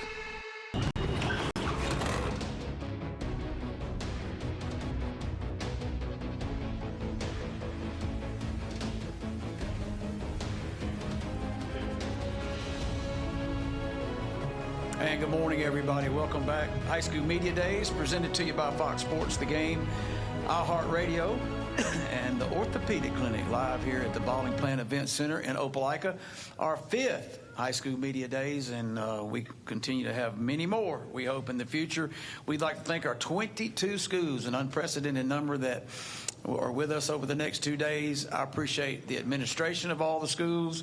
I appreciate the principals, the coaches, everybody that made this possible, and certainly this great media group that we have here today covering from West Georgia all the way to Montgomery and Columbus and in between. So thank y'all for being here. It gets them a chance to cover all our high schools in this area under one venue. We've had quite a run this morning. Alvin Briggs with the AHSA started our day off, and then we've had Valley High School, Dadeville High School, Lafayette. We just finished with Coach Daniel and Lee Scott Academy, and we go AHSAA, AISA. We try to cover them all and give them all their time. It's time to stay in Lee County to Lochapoka High School. We've got 5 players up here, and let me tell you something. They look real sharp. I thought there might be some ladies in the house today, but they look real nice. Guys, y'all look sharp, so taking after Coach over here. All right, so we got Quentin Cooks. Y'all wave when I call your name out, all right? Jaquan Palmer, that's a quarterback. Quentin, by the way, is a wide receiver linebacker. Jaquan is a quarterback, defensive back. Ty Menifee, where you at, Ty? There you go. My buddy I met at the coaches show last year. Let's see, Kwame Key, wide receiver. And then we got Jamari Payne, who's the defensive tackle. I probably figured that with his size.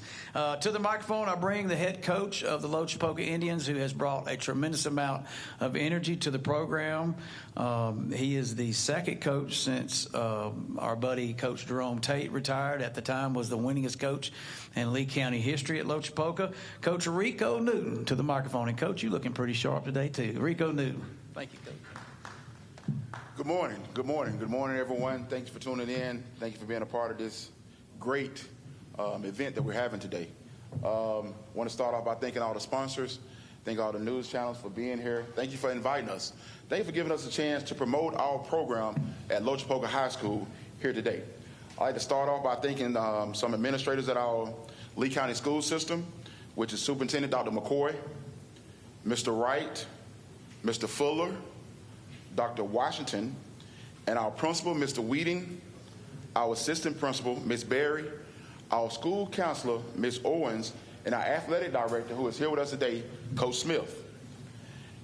Then let's talk about a little bit about our coaching staff. Our coaching staff is combined with our offense coordinator, Coach Carswell, who won a championship at Miles College.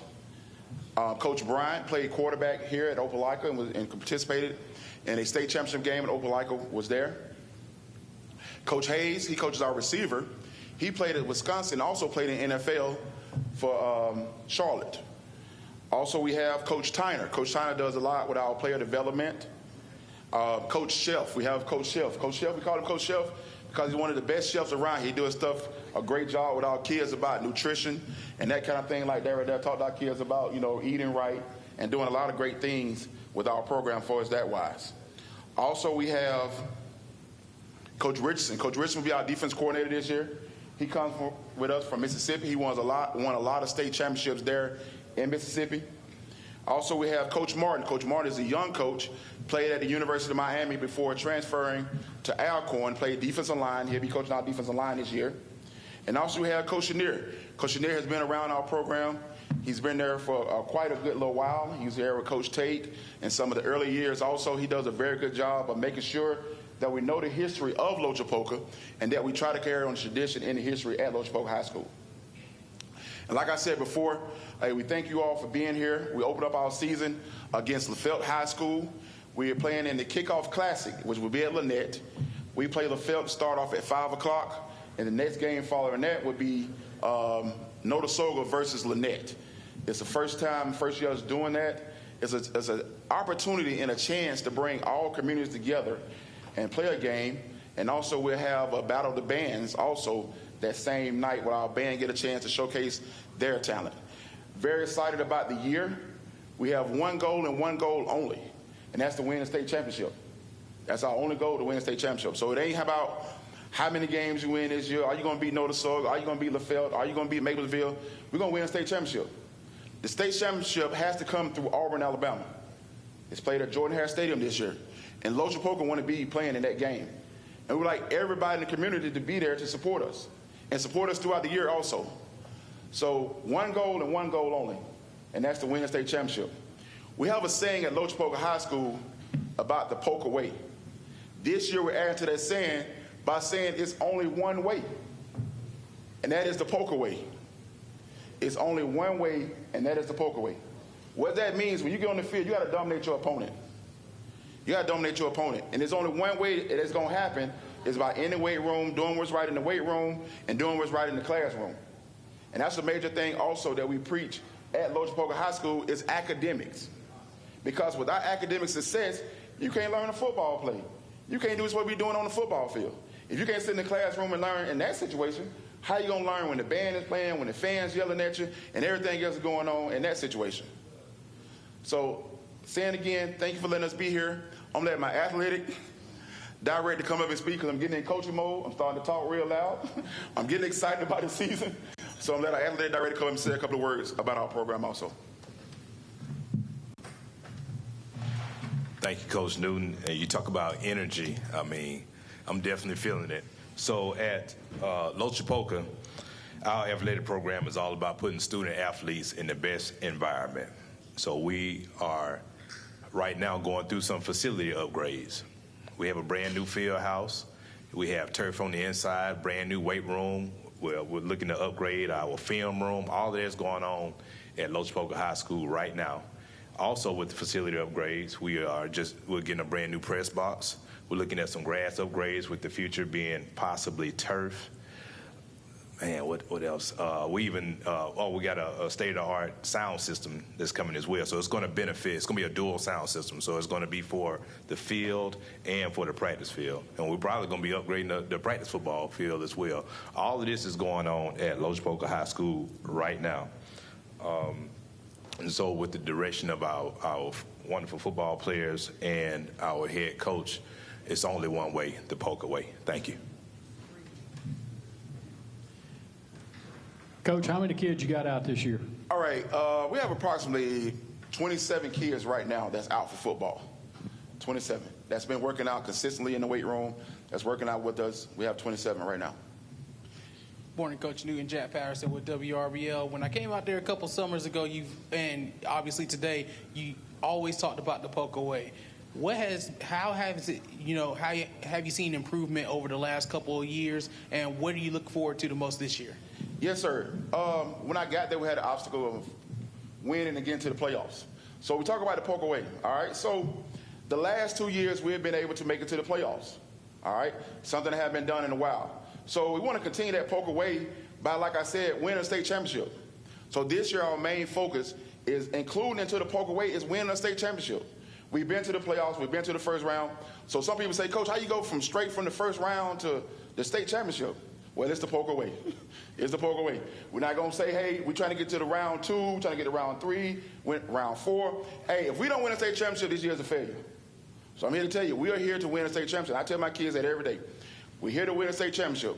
So don't think about, hey, we're trying to make upgrades from last year by making it to the second round. No. state championship is our goal, and that's our focus.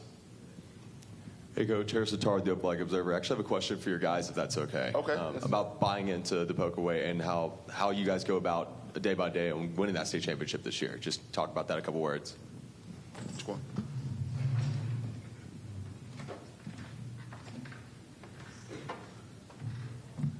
Can you repeat the question so I can hear you? Just following up on what your coach said, he's been really emphatic that this year is state championship or bust, and that's the Poca Way. How do you guys go in, day after day of practice? What's your mentality, and what are you telling your teammates? What's the general morale, and what are you guys going about to get to there?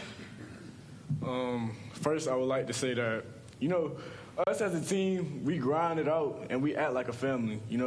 We got a family event coming up where we actually going to spend the night at the school just so we can adapt to each other. Like, it's more than a game of football to us. Our coaches try and teach us about our school history and where it comes from. All the player history, it got good motives and all that good stuff. So more about the Poca Way and how we discuss it on the field and during practice, we more demonstrate it through tough love, as our coaches would say. So even if, we got to get on each other, at the end of the day, we'll still come together as a family.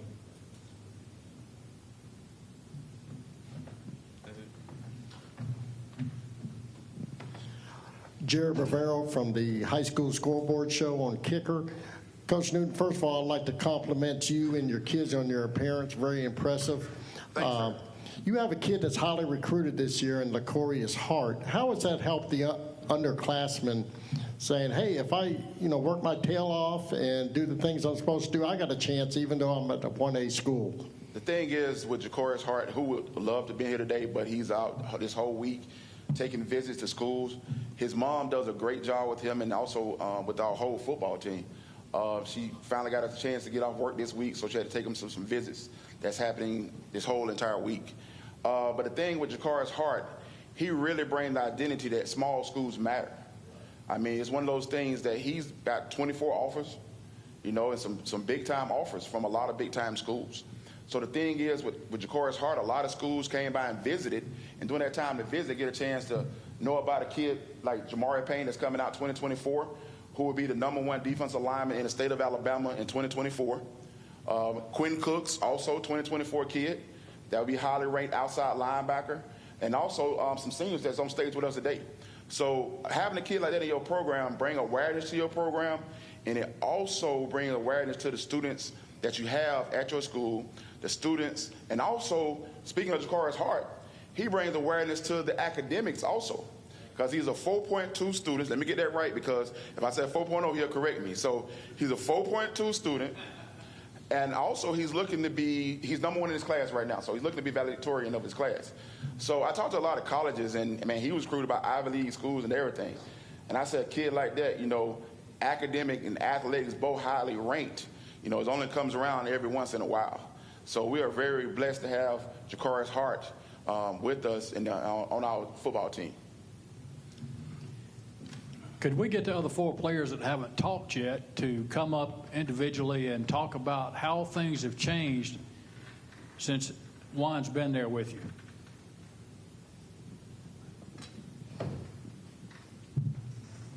May you please repeat? Please repeat. How have things changed since Coach has been here with you over the way they were before, and how much work are you putting in to become state champions?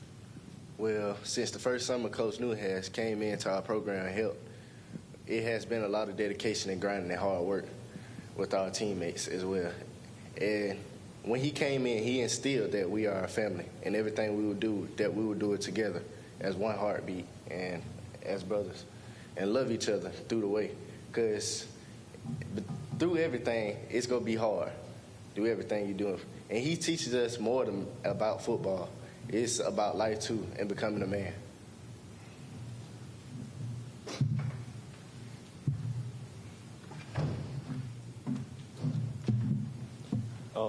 I just want to say that coming to Poca is my 3rd year at Poca, and I'm loving it. And just being around my family, with my friends and family, I love it. And Poca is the best thing that can possibly happen to me. and I just love being at Polka and like just being in the weight room, being on the field, being in class. I just like it. Just I feel like I'm at home, and I just love doing what I do at Polka, and it's the Polka way.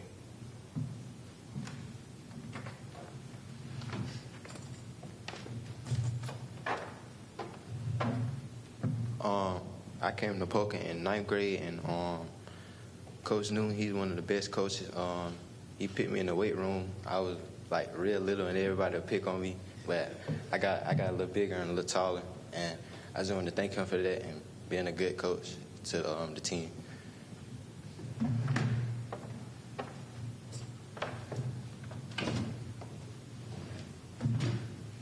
I just want to say my first year was last year. I came in, Coach Newton pushed me to play football. It was the greatest decision I ever made. Coach Newton was a great coach. He pushes everybody to be the greatest that they can be. This question. Oh, sorry, I didn't mean to interrupt. There's a couple more things I would like to say about our program. I've been at Polka since the 4th grade. I've been through all the coaches, met them all, and I have to say that this is one of the best coaches programs, all black coaches programs that I have ever seen. And it's more like a college-based program.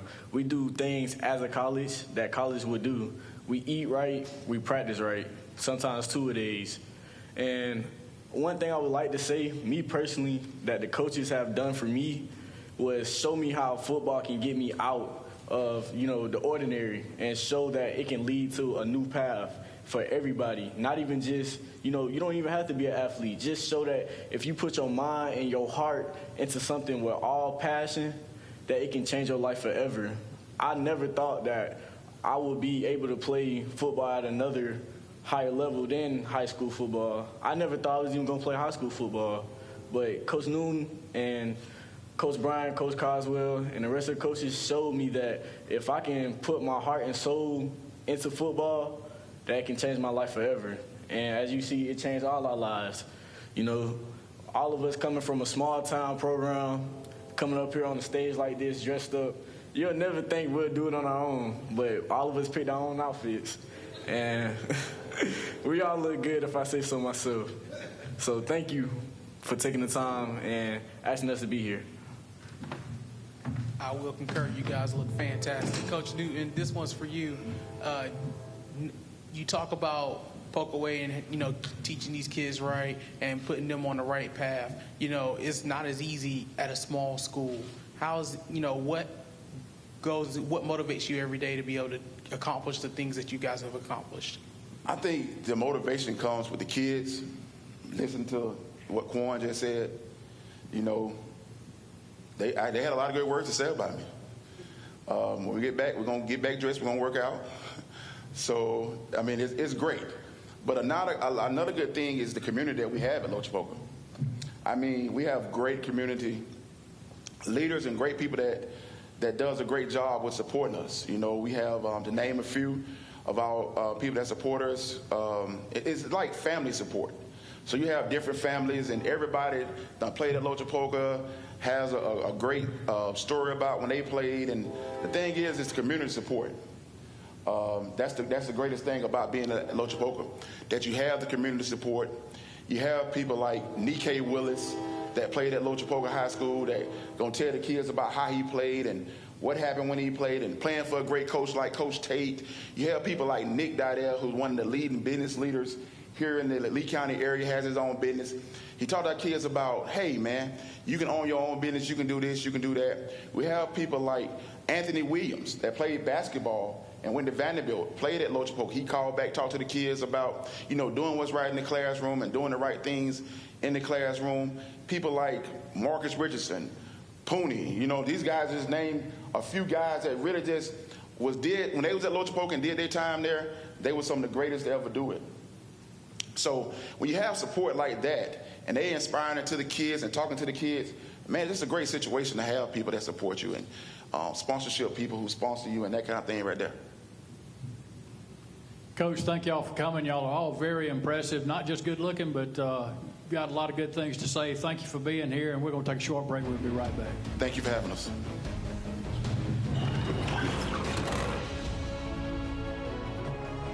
At Tony Serra Ford in Sylacauga, they don't sell you cars, they help you buy them. Make the short drive to Sylacauga where vehicles are fairly priced, with no market adjustments or inflated prices. Just vehicles priced fairly, like they should be. Why settle for higher prices and less selection when you can come to Tony Serra Ford in Sylacauga and experience the way car buying should be? Tony Serra Ford on Highway 280 in Sylacauga, or online at sarahsylacauga.com. We don't sell you cars, we help you buy them.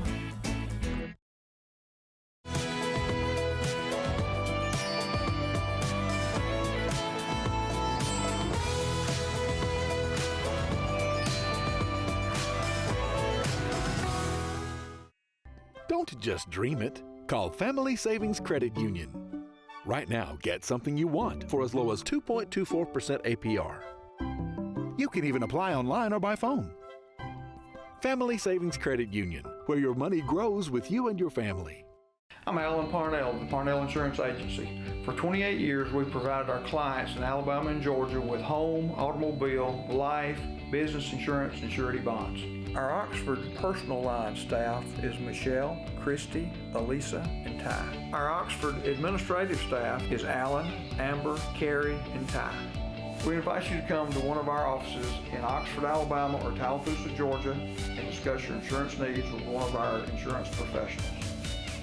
The Calhoun County Commission, made up of J.D. Hess, Danny Shears, Fred Wilson, Carolyn Henderson, and Lee Patterson, ask you to take a look at what Calhoun County has to offer.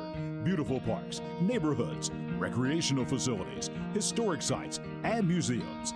Our citizens enjoy a high quality of life and strongly support the arts. If you are considering expanding or starting a new business, take a look at what Calhoun County has to offer. You will be glad you did. Sylacauga's best kept secret? No more. Harvey's on Noble is the place to go for the area's best food and drinks. Whether you're in the mood for steak, burgers, salad, seafood, or dessert, Harvey's on Noble will not disappoint, and the atmosphere is perfect for catching the big game or just relaxing after work. Harvey's is open for dinner Wednesday through Saturdays, so round up the family and we'll see you at Harvey's on Noble, downtown Sylacauga. Great. What am I going to do now? Time to visit Brown's Auto Collision. No problem at all. We've contacted your insurance company and we can get you back into original condition right away. And I just want to remind you that all of our work is covered by a lifetime warranty. We're done. Wow, that was easy and looks great. Brown's Auto Collision, where quality is no accident. Mr. President, Bessemer Superhighway is backed up. What are we gonna do? Are you serious? Get me the King Boys. King Boys Towing is the fastest growing tow and recovery company in Birmingham and surrounding areas for one reason.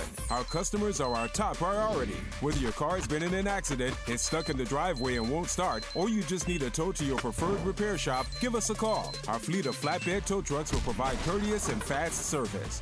King Boys Towing, 205-428-3235. Right Way Auto is offering cash on the spot for cars, trucks, and SUVs. Our inventory is low, and to turn that around, we are buying pre-owned vehicles in good shape.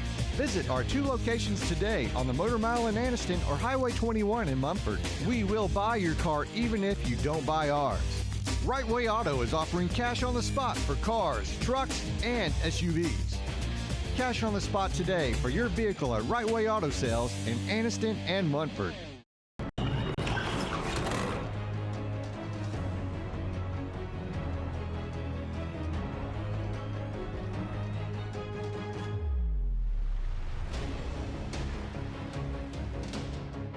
High School Media Days presented by Fox Sports, The Game, 910, 1310 AM. Also, the Orthopedic Clinic and the bottling plant of East Alabama. I want to thank our crew, Jeff Sasser. Of course, Van is the main control man here. Got this set up, handling everything on air. Appreciate you, Van, Eddie, Jerry. Not sure what Jeff Sasser does, but we're glad to have him here. As also, we also appreciate he hasn't slowed up. Appreciate our media being in the house. Thank you for coming, and certainly our 22 teams that'll be assembling over the next few days here at the bottling plant. All right, we've been moving right along. We had the Lochapoka Indians. We've had Valley, Dadeville, Lafayette, Lee Scott, and of course we started with Alvin Briggs with the HSAA.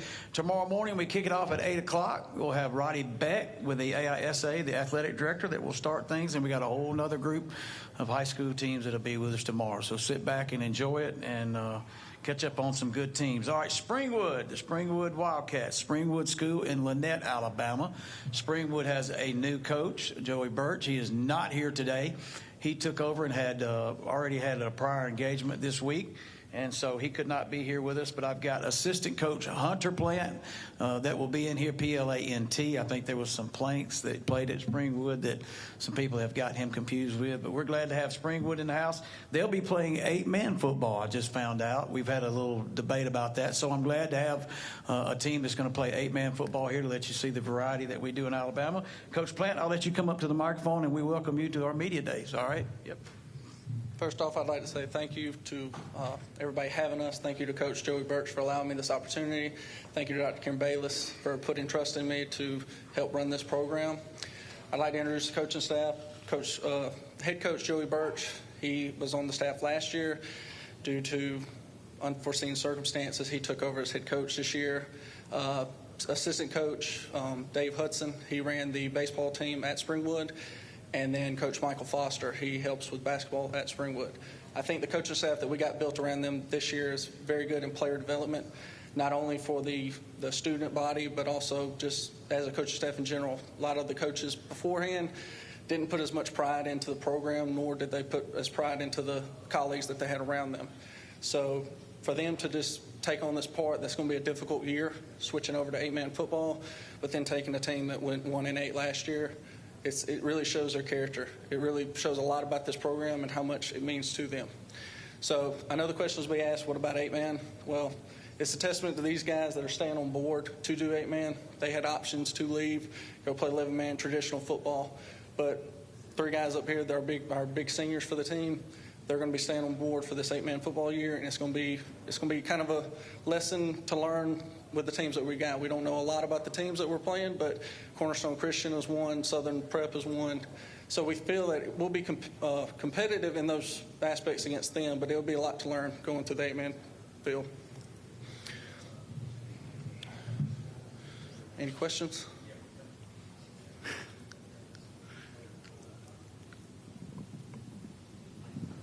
Coach, first, could you introduce who you got here? Yes, I have Caden Cook. He's a senior linebacker, tight end. Ben Cooper, quarterback, linebacker, and then Tristan Garrett, O-line, D-line. Caden, can I ask you a question?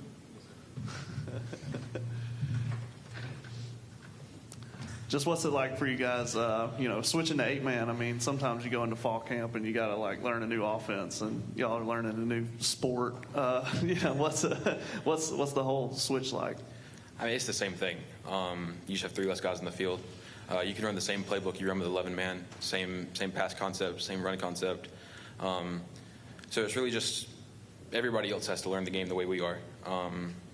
Nothing has changed as much as people think it has. So the other guys too. Either one who wants to go first. Just have the coaches maybe done a good job of simplifying it to being like, hey, it's the same playbook, same stuff. What's it been like? It's a lot more open field this year. I think speed's going to be a key to win ball games. And, the playbook's going to be the same mainly, but other than that. What position do you play? Quarterback.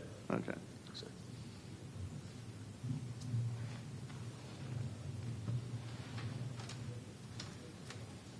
I mean, switching to 8, it's really been about the same as it's been. I mean, they told us that we were going to have to shorten up the field some, but we learned that teams like Southern Prep even told us that a lot of teams don't do that. The state championship game will be played on a regular field. So, I mean, it's not a big jump. It's just taking away 3 people. It's going to be center and 2 guards, no tackles. It's really the same game.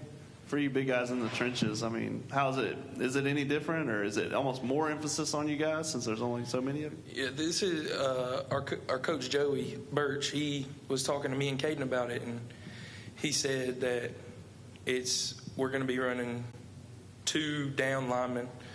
So it's going to open up either a double team for one person, and then me or Caden it's going to make us look better against one-on-one, and then when he starts doing really good, the double team will move to him, and then it shows me, So it's better to look at the bright side of it and not look down, and it's good to stay at a school to where I enjoy it. I'm not trying to jump ship just because little things change,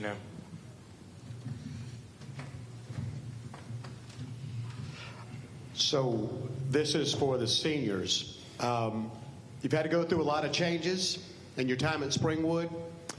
How have you adapted to the new coaching structure and everything that's in place at Springwood? I'll ask Caden Cook first, and then we'll follow suit.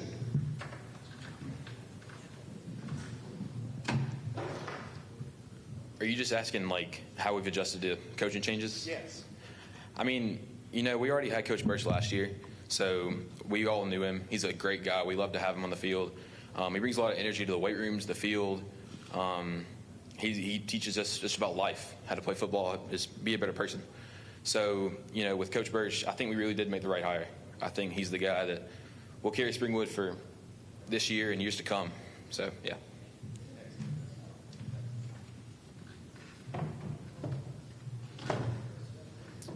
Yeah, just like what Caden said, Coach Birch, he's a good coach, and I think this is our 4th coach at Springwood varsity. But Coach Birch, he's been doing a lot. I mean, he got us a new weight room, new locker room. He's really into it.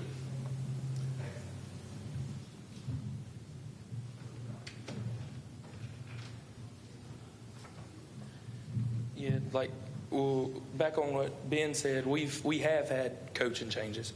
But Coach Birch was with us last year. He had more of a defensive side.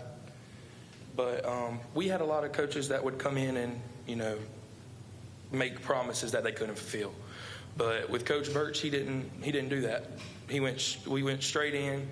Right now, if you walk in to the gym, our locker room is getting totally remodeled. He's turning it around for the better, not just for us, but for years to come. Trying to make it something that many people would like to be at and people would enjoy. This question is for Coach. Are you guys still playing in the AISA, or with the switch to 8-man, are you switching differently? It'll be AISA 8-man. Okay. And this one is for the players. Even with the switching coaching, with the coaches, you guys have talked about how there's been a new kind of energy. Can you kind of expand on that a little bit, and about how excited you guys are for the upcoming season? Can you repeat that last part? Yeah, just wanted, with the switching coaches, but you guys are still excited for the transition. You kind of taking things head on. How excited are you for the upcoming year? Oh, I'm definitely more excited than I have been for any year at Springwood. We came in this spring and got a brand new weight room, and that just inspires your players to want to work out. And that's what you want. You want your players to go into the gym, go into the locker, maybe be proud of what they have. So that's something that we definitely have now. New uniforms, new helmets, new everything. And it's something that it brings energy to the team, and not only to the team, but the coaches. And that's something that you need. If your coaches don't have energy, your players won't. But we're lucky enough and have a great staff to where our coaches are able to inspire all of us.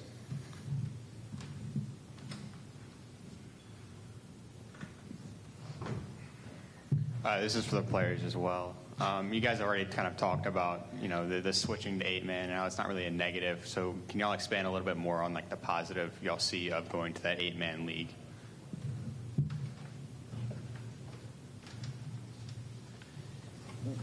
When we were in 11-man, we were in 3A. And when we were up against teams, just looking at our sidelines, when we have no more than 20 kids on our sideline, you have schools that are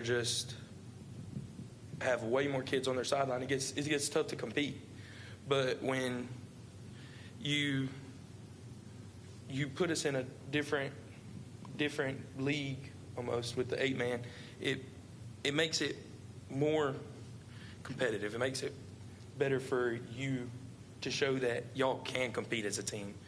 When you're going up against people that it's just really unfair with the bodies. Like if Ben goes down, we have to search for someone to play quarterback, or if I go down, it's moving a guy that's really undersized to go play the line. I mean, but with this, it lowers it down, and we're going to have a lot more subs on the offensive and defensive line.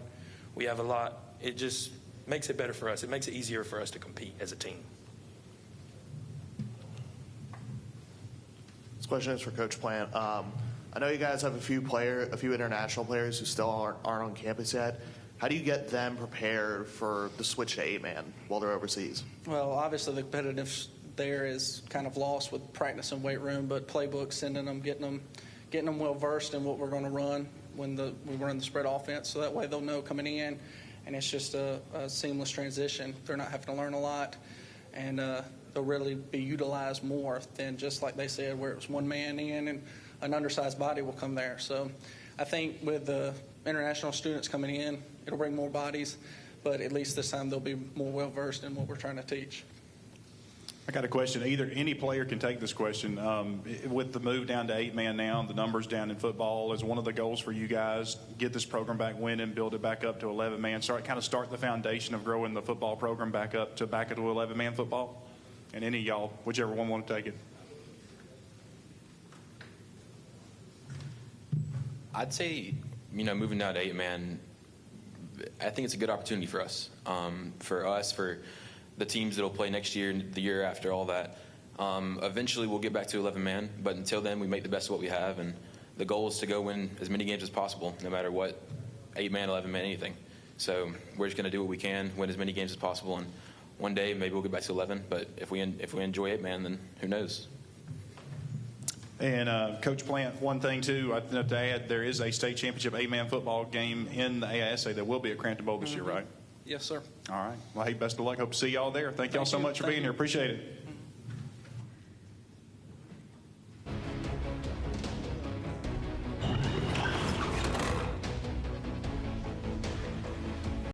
At Sarah Honda in Sylacauga, they don't sell you cars. They help you buy them. Make the short drive to Sylacauga, where vehicles are fairly priced with no market adjustments or inflated prices. Just vehicles priced fairly, like they should be. Why settle for higher prices and less selection when you can go to Sarah Honda in Sylacauga? Leave the price gouging behind and experience the way car buying should be. Sarah Honda, Highway 280 in Sylacauga, online at sarahsylacauga.com. We don't sell you cars, we help you buy them. East Alabama's firearm headquarters is located right here in Gadsden, Alabama. For hunting, hobby, or personal protection, stop by B&B Pawn to browse their enormous selection of shotguns, rifles, and pistols in all of the major brands and models. B&B Pawn also showcases some of the finest jewelry in town to fit that special occasion. And while you're there, don't forget to check out their large inventory on instruments, electronics, and sports memorabilia. Whether you're looking to buy, sell, or trade, B&B Pawn has something for everyone. The weather is warming up and spring is just around the corner at Miller Sand and Landscape Supply. I'm Craig Miller, and we've got something for everyone. From bulk materials like sand, gravel, and mulch to beautiful outdoor decor to make your outdoor living space the envy of the neighborhood. See our beautiful selection of Mazzarelli fountains, flowers to brighten your garden, and an outdoor center loaded with beautiful decor. Whether you need a little or a lot, visit Miller Sand and Landscape Supply. Hello, I'm Taylor Sloan with the City of Oxford, with a word about one of our city's most precious resources, water. Clean water enriches our lives in so many ways, but we cannot afford to take it for granted.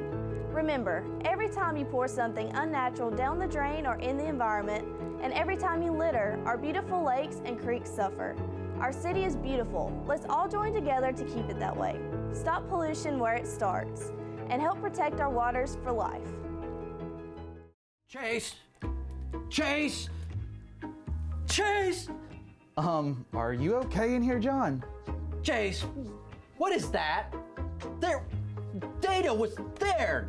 It's okay, buddy. I know how to save your data. Save Your Data is an easy, no-hassle solution that will give you peace of mind knowing your critical data is safe, protected, and recoverable. Call today and let Save Your Data save you.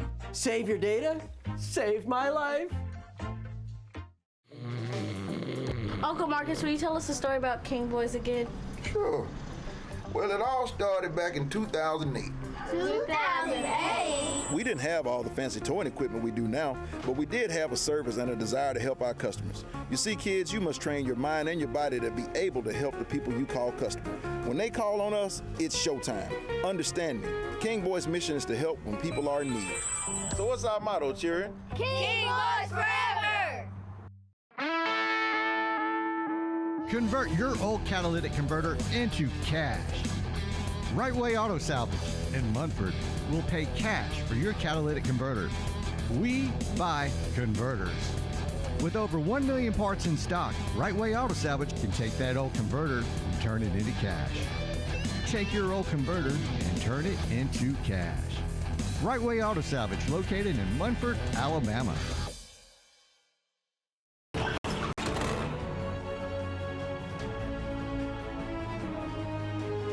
Yeah. For broadcasting this live on television. We've just finished up with Springwood, which will be moving to 8-man, and I thought they were going to play in a Georgia league, but he said that the AISA has an 8-man football, and we'll have an 8-man football championship game at Crampton Bowl. Yeah. So I'm assuming it'll be along with the 3 other state championship games somewhere in there. It should be, and it's interesting that I think there are maybe 8 or 9, 10 teams playing 8-man, so they all play each other all year. That's enough. Yeah. They all play each other all That's year, enough. and I guess the best 2 teams will play for the state championship. Yeah, but we have Coach Dillon. Are we ready to go to the podium? Or, and I'd just like to say, too, for all of you that have been watching this, Lochapoka was not just very impressive the way they were dressed, but I like the things the kids said. Me they too. Bought into the Poka way. And they're getting better. They're getting better. Hey, we're going to go to the podium. Mark Mitchell is going to interview us. All right, welcome back. High School Media Days. We're live at the Balling Plant Event Center in downtown Opelika. Our Media Days is printed to you by iHeartRadio and Fox Sports, The Game, 910, 1310. Orthopedic Clinic is our powered presenting sponsor, and, of course, the Balling Plant here at East Alabama in Opelika. And we want to thank Coca-Cola Company, Mr. Ray Bordeaux, for providing our drinks here today and tomorrow complimentary. We appreciate Coke Company and Mr. Ray for helping us out. And, man, we certainly appreciate our media that's gathered here this morning and throughout the day, today and tomorrow. Don't forget, tomorrow morning we'll kick it off at 8 o'clock. Roddy Beck with AISA will be with us. We had Alvin Briggs earlier today. And you can watch each day's events on YouTube. You can Google it, and you can go to foxsportsthegame.com and watch the playback or replay it and watch your favorite coach or player on the mark from 6 to 9 every day on Fox Sports The Game. We'll be recapping it in the next few weeks as well. All right, as we continue, we've got 6 more schools left in today's Media Days, and we're going to actually go to Russell County, Alabama, and bring in the Russell County Warriors. They've got a brand new turf field. If you hadn't been to Seal, Alabama, you need to go because it has been a makeover. And I give a lot of credit to the superintendent and Dylan Griggs, who is the head coach. Before I introduce Coach Griggs, I want to introduce his players. Number 10, Drew Pickett. Where's Drew at? Drew's right here to the left, my left, with the Cardinal jersey. Number 1 in your program, 1 in your heart, A.J. Black. AJ's over there. And number 13 in your program and 1 in your heart, right? Jordan Williams. So I believe, Coach, these are all seniors? Yes, sir. There you are. So I'm going to bring the head football coach, starting his 2nd season with the Warriors, Coach Dylan Griggs. Thank you, Coach. Yes, sir. Thank you. Good morning. Obviously, I'd like to start this by, saying last season was obviously very special. We had a group of seniors and a group of kids in the hallways that really committed to trying to raise this program to the next level. And I do believe that happened. Last year we had a lot of firsts. We had a brand new field. We upgraded a lot of facilities. We got a new Nike contract. I think our numbers went from 30 to about 102. Last year we had the first winning season in like 13 years. We had the number 1 offense in the region. But, my big thing, and as awesome as that was, it's not good enough. And that was my big thing with those boys this year. It's time to take the next step. We have to take the next step.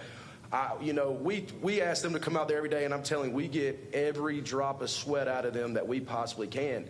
And so, why are you here? Are you here to be the best, or are you just here because it's just something to do? And that's what I tell them all the time. I'm not asking you to be ordinary. I'm asking you to be extraordinary. And, every day we've gone to work, there's never been a day where we haven't had at least 95 kids there at practice.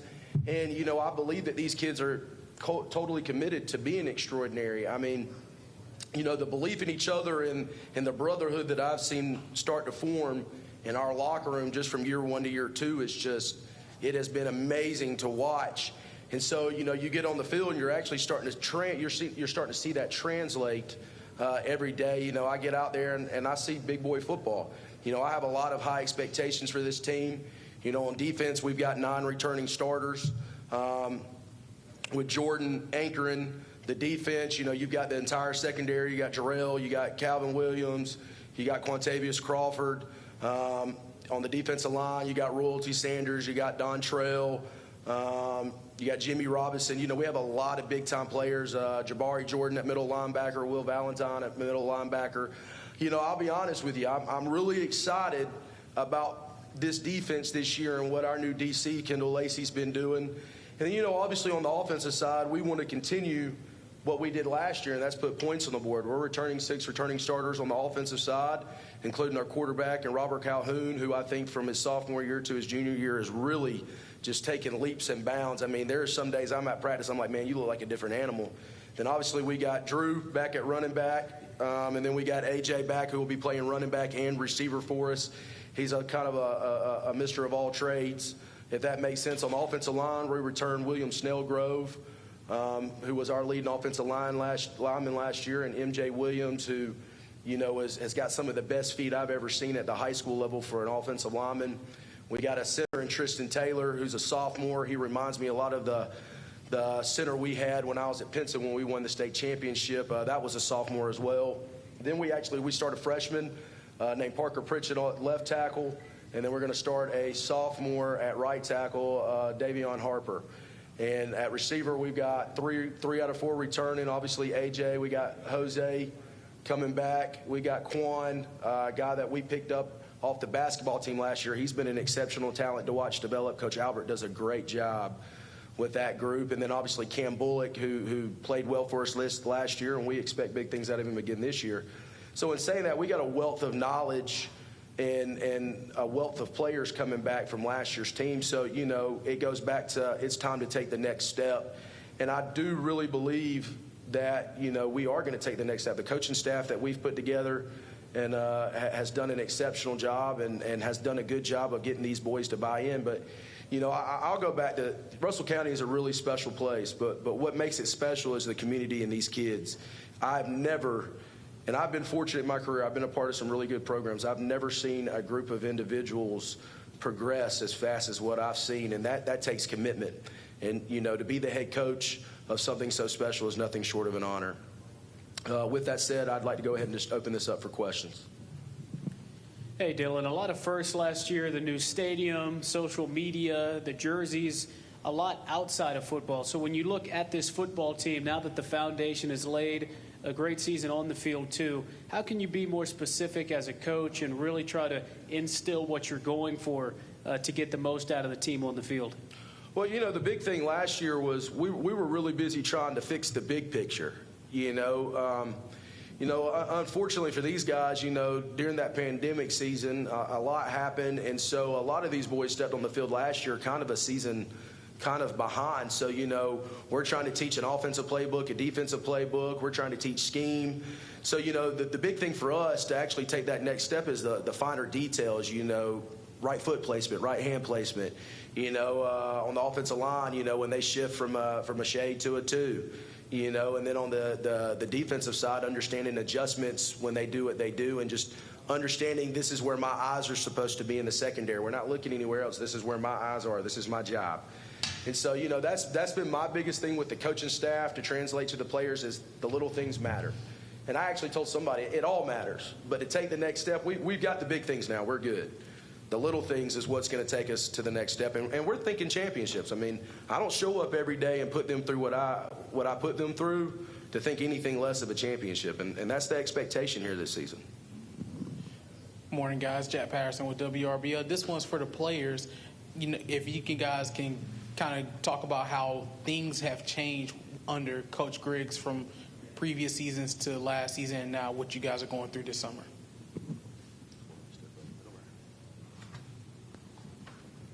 Hold on, can you ask that question one more time? Yeah, just wanted to ask about how things are different under Coach Griggs than in previous coaches. Coming in as a freshman, just playing football, just trying to get better and everything. And sophomore year, we didn't even have a coach for real, so we didn't even play our full-on season. So whenever Griggs and everybody came in, the whole entire program just changed around.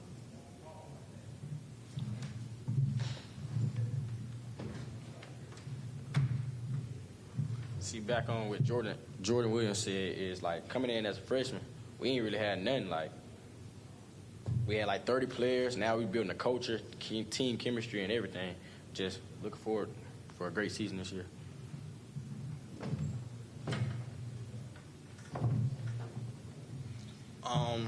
Well, I know last year was my first season here, and I've heard of Russell County's history, but since Coach Griggs has came in, we've started to change the program around and start building upon things. And this year, we're just looking to keep building on what we accomplished last year and keep furthering the program.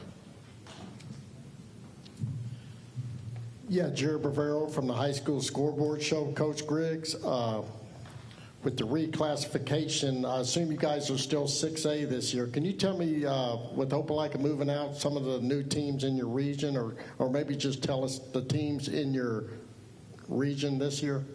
So, you would think losing Opelika and Robert E. Lee and Eufaula would be a blessing, but instead we swapped Opelika with Pike Road.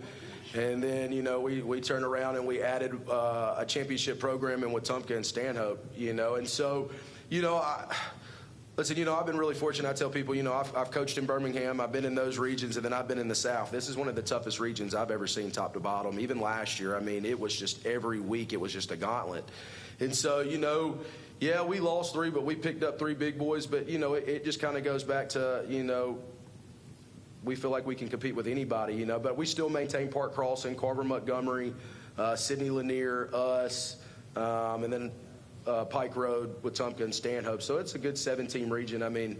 We got our work cut out for us, but, I really believe that the opportunity is there for us to write our own destiny. Hey, Coach, Harrison Tarr, the Opelika Observer. You mentioned earlier about how impressed you were with your guys buying in so quickly in your tenure, and also just mentioned the gauntlet you guys kind of have to run this year. What's been the player buy-in going into this year? And you mentioned it's a championship standard now, so what's the mentality going forward? Oh, the mentality is bring your butt to work every day. We don't – I'm constantly – everything that we do is time down to the minute, and I'm sure every coach is like that. But, the only opportunity that we have every day is to come in and be great. And there's no other option. Even down to we make the boys clean every day. They have to clean their lockers. They have to take out the trash. They have to vacuum. Every little thing matters because they have to carry. At some point, it's not got to be about getting scholarships or playing football. It's got to be about what's on your chest. We're trying to play for what's on your chest. I'm proud and grateful to be a Russell County Warrior, and that's the thing that we've been trying to get in these boys. We're playing for the county. And, I really think that they've bought into that philosophy. I got a question for the players. I guess we could start with Drew. I don't know. He talked about the big picture, and, it's New Jersey's kind of, looking at turf and the social media and everything. I guess what did it mean for you guys to see the investment that was being made at Russell County last year? It means a lot, seeing that last year was Coach Griggs and the new staff's first year here, seeing them pour in all of this effort, time, and money into our program. It feels like that the least we could do is give back all that we have. All the effort, all the hard work. I feel like it's, the least we could do for everything that they've done to change this program around and push it in the right direction. AJ or Jordan, do you have anything to add on that? Just like freshman year, we didn't have none of this, so just them bringing in everything, it's just hopes and dreams just coming true. Just thank you, God, that they put them in our lives just to give us a better chance at football.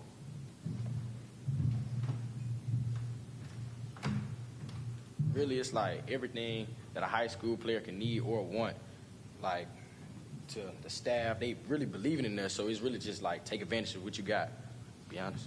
And for you, when Coach says take the next step, what does that mean for you? What do you want to accomplish this year? What's y'all's next step? So one goal at a time, one step at a time. First, win the region championship. Then make the playoffs. Go from there.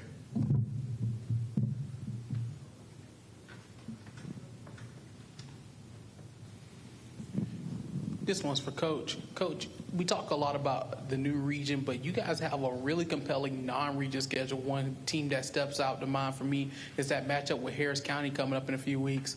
Talk about what went into your non-region schedule. You know, I'll be honest. You know, when I started looking at our non-region schedule, I had a bunch of teams ready to play us, and I started getting phone calls saying, "Coach, we're not playing y'all. That's not happening." And so, you know, it got really interesting there. And then, you know, I just called my staff in and I said, you know what, you know, championship level is the expectation. So at this point, we're just going to try to find the best teams that we can play that'll get us ready for our region matchups. And so Harris County, obviously, with it kind of being a border war, and at the time I knew Kelby Holt, who was the OC on the previous staff. We actually scheduled that game together, and that was kind of how that happened. But, you know, the thing I like about Harris County is they're kind of a lot like us. You know, a few years ago, you know, they were struggling, and the previous coach came in and revamped that program, and they had an amazing season last year. And so I thought, you know, what not better to schedule that game and see how many people we can get to come out and have an Alabama versus Georgia all-out war that first game. And, you know, it's the two counties, you know. I love the thought of that, you know, the two counties playing each other.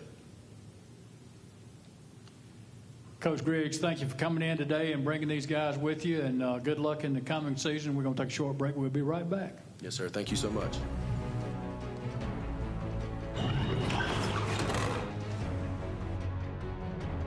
It's the Credit Union Sale happening now at Sarah Nissan of Sylacauga. Inflation has rates going up.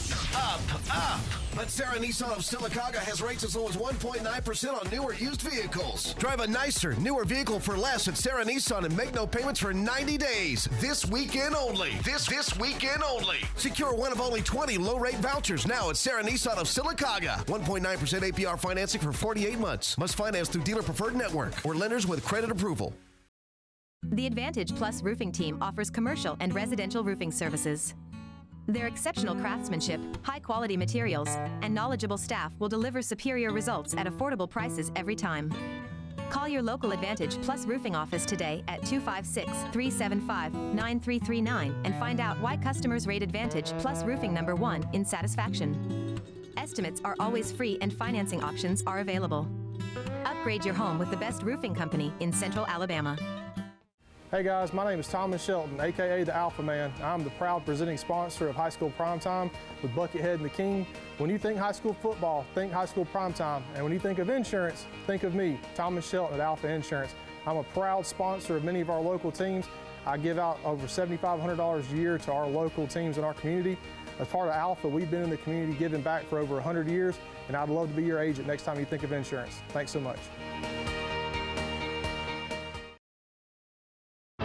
HMR of Alabama provides services for Alabama's state veterans' homes and is proud to serve the Colonel Robert Howard State Veterans Home in Pell City. With competitive pay and benefits, your career serving those who served our country can begin today. If you like to help people and enjoy new challenges, contact HMR of Alabama by logging on to hmrveteranservices.com and choose the Careers tab to find out how you can join the HMR team.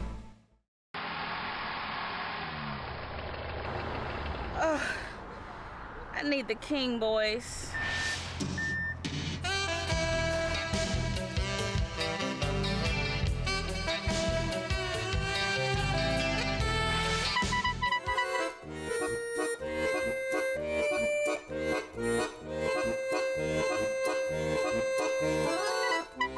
Don't call two clowns in a tow truck when you're dreaming of them King boys.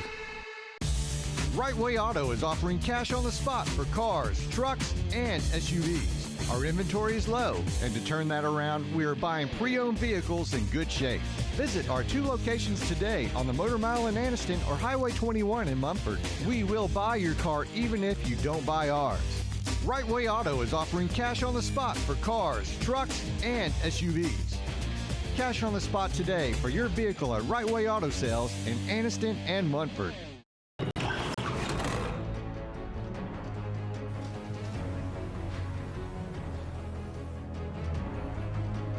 And welcome back to the Fox Sports The Game's High School Football Media Days. I'm Jeff Sassers, Eddie Owens.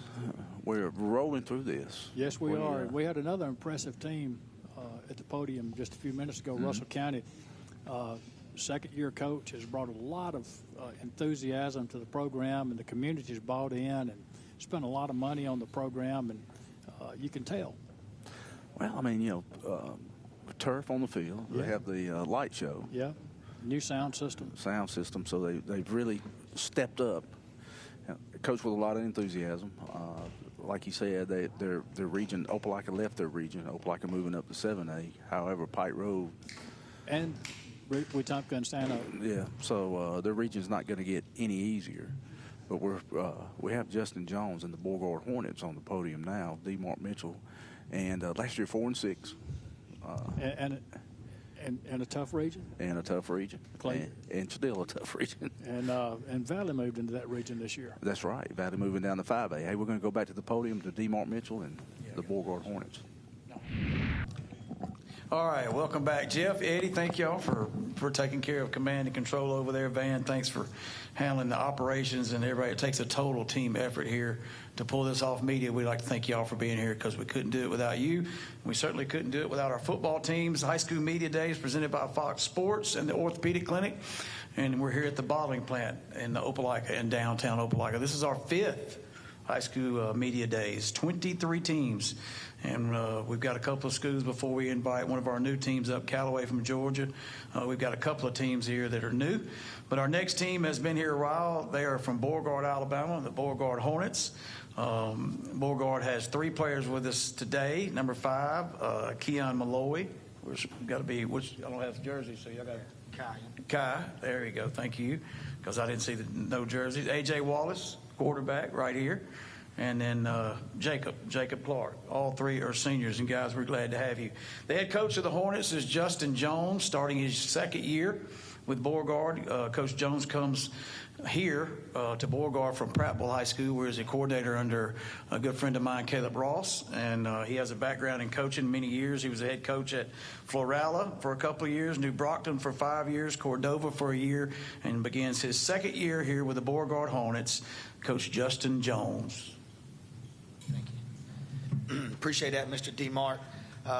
Like Mr. DeMark said, we appreciate what East Alabama and these guys do for high school sports. Every time that I get an opportunity to be on the radio or any type of media coverage, it's a big deal here. Like I said, I've been fortunate enough to be in Central Alabama, the Wiregrass, the Mobile area, even Birmingham, the metro area there in my coaching journey, and it's an honor to be a part of a place like this that honors the game of football the right way, tries to get kids, in areas where they can present themselves, coaches and all. And really, it's from, I think the Springwood was here a couple of minutes ago, from 8-man football to Georgia to the highest classifications in the state of Alabama. So, Mr. DeMark and that crew, man, we appreciate what y'all do. As far as at Beauregard, and we're glad to be here this morning. The other thing I like to do anytime I get to speak is let people know that at Beauregard, we live by a blueprint. I think that's important to have. It's because if you're going to have a foundation, you're going to establish yourself at anything, whether that's life, whether that's if you're in the radio business, if you're in the construction business, the teaching business, the coaching business, you got to have a foundation. So for us, we live by 3 things. That's go hard, do right, and expect to win. And it's got to be in that order.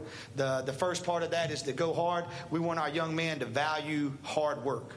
That means when they show up every day, we want to stretch them physically, mentally, and even to the point spiritually at times. So as far as our blueprint, the first part is go hard. The second part is do right. We don't expect our young men to be perfect, but we expect them to establish daily habits that will lead them to success. We feel like that's important. Not just, because success on Friday nights happens because of success on Monday afternoon, Tuesday morning, Wednesday afternoon, Thursday morning, and then all day Friday. So we want to do the things that create daily habits that produce success, not only just on Friday nights, but at the end of the day, we want to have taxpayers out of young men, and we want young men to be successful in life. And then the third part of that is expect to win. We want our young men to expect to win. And to me, it's the third of the process. It's also probably the hardest, excuse me. And that is having the right mindset. That's not a neck down deal, that's a neck up deal. We want our young men to expect to win. And you say, well, Coach, what does that mean for the long haul? Well, we all know as grown men that there's a thing called life that hits you in the face, whether we like it or not sometimes, whether that's a family crisis, whether that's a work type deal situation. But we know that life's going to hit us in the face. And if our mindset isn't right and isn't ready to overcome that obstacle, then let's be honest, we're not going to be prepared for that obstacle. So for us, we want to teach our men to expect to win. That show up every day, have the right mindset to produce success. So again, we appreciate you having us here. I'm going to jump off my soapbox and let you ask some of these young men a question, or if you've got a question for me. Appreciate you guys.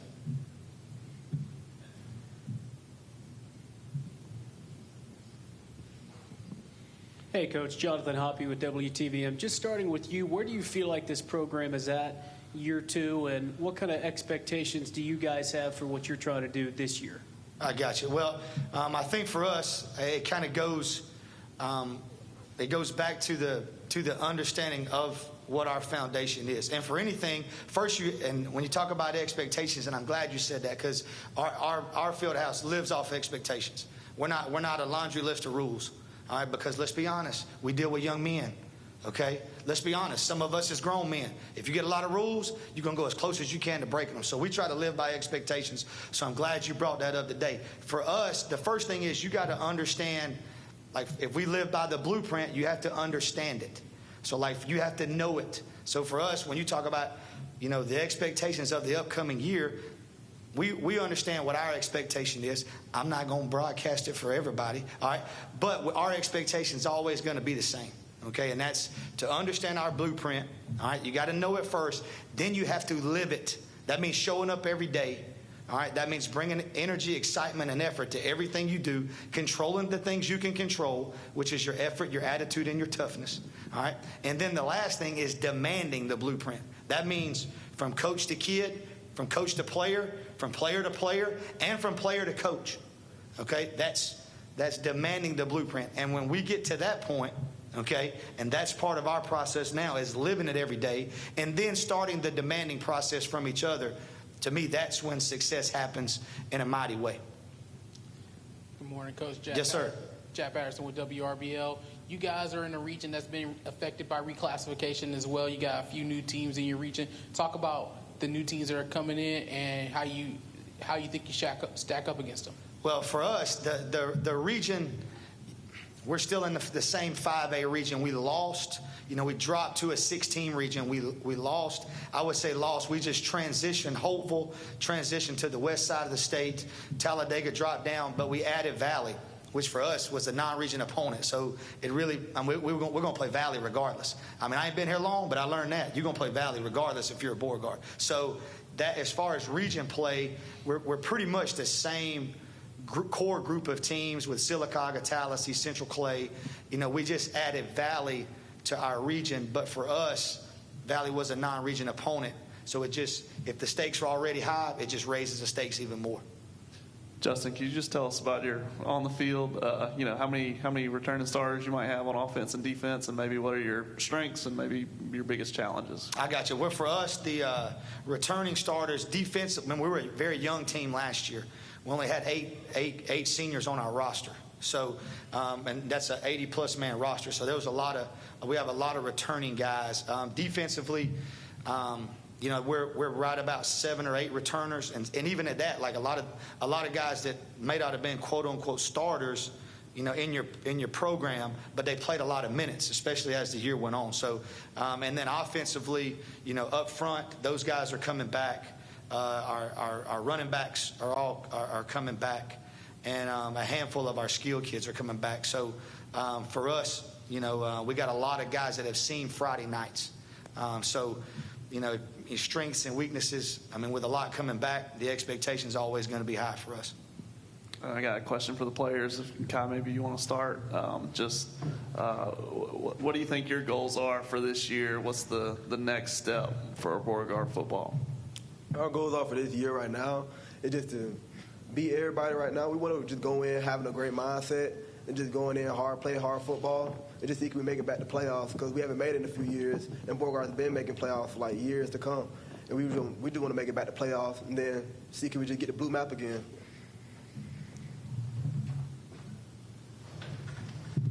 Like Coach Jones said, the standards are really high for us. A lot of players coming back.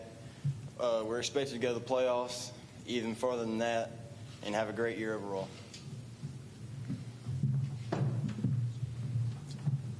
For us as a team, I know we had a really great offseason. We put in probably the biggest offseason we've had as a team since I've been here for sure. We expect to put what we had in the weight room, on the field, conditioning, just up early in the morning. We expect to put that on to Friday nights and just see where that takes us. Like they mentioned, playoffs and even further. Hey, Coach Harrison Tarr, the Opelika Observer. Just quick question. You're coming into, I guess, your first season last year. Noticeable improvements on both sides of the ball. And you said you have a young team. So what are your expectations? Maybe stronger one way or the other, or just standout positions, I guess, going forward this year? I got you. Well, let's since we're all coaches or football guys in here, let's be honest. It's always going to start up front. Okay, I mean, we're a multiple spread offense. We're a multiple, moving. We have we try to put a lot of speed on the field defensively, but man, let's be honest. It starts up front. So for us, having returners on the offensive line and having returners on like Jacob on the defensive line, to me, that's a major component into like having guys. It's one thing to have skilled kids, and coaches are here. Those guys can play and those guys can run, but man, in them trenches is where it's end of the day. That's where it's going to be won and lost. So for us to have that group of guys coming back, we feel very fortunate to have that group coming back. This question is going to be for the players. If you want, you guys can go up however you want, but just talk about playing under Coach Jones and the difference from previous coaches to now. Playing under Coach Jones, like before Coach Jones, we had a good coach. He's the one that got us to the championship. But playing under him, it was good for a while, and then we started going downhill. So we saw Beauregard needed new things to come in. Then when Coach Jones came in, he changed the whole program around. We got new locker room, everything, new helmets, new jerseys, everything. We got a new team, and like this year, I think we can fight with anybody. Like anybody that wants to play us, we'll play with them. For me, it being my first year with Coach Jones, as soon as I came in, he took me in like his own players too. He's a great coach for me. Even being on the offensive side of the ball and him being on the defense, he still gives me tips and wants me to be the best player I can be. So it's great being under Coach Jones. One thing I've learned about Coach Jones, and the first time I've ever met him, very, very enthusiastic. He'll let you know. He's very, very energetic. And he brings a new energy to a team that like kind of needed that energy boost. And so he was that kind of guy. Like you see him and you can't just help be like, oh, he's going to get on me if I do this, or hey, if I do something right, he's going to let me know. But he's not only a coach on the field, he's also a coach off the field. So if you ever need anything, we've learned that you can text him. He'll just randomly check up on you. He's a great coach, but not only a coach, he's a great friend. And so as a team that needs a family connection like that, he's definitely the guy for Beauregard. See, now y'all going to make me take him to lunch. So I appreciate you asking that, by the way. Man. Yeah, man, appreciate that. I'm going to put that on your tab, too. Yeah. Coach Jones, appreciate y'all coming again this year. Good luck this season. We appreciate the time. Thank you so much. Yes, sir. Thank you, guys.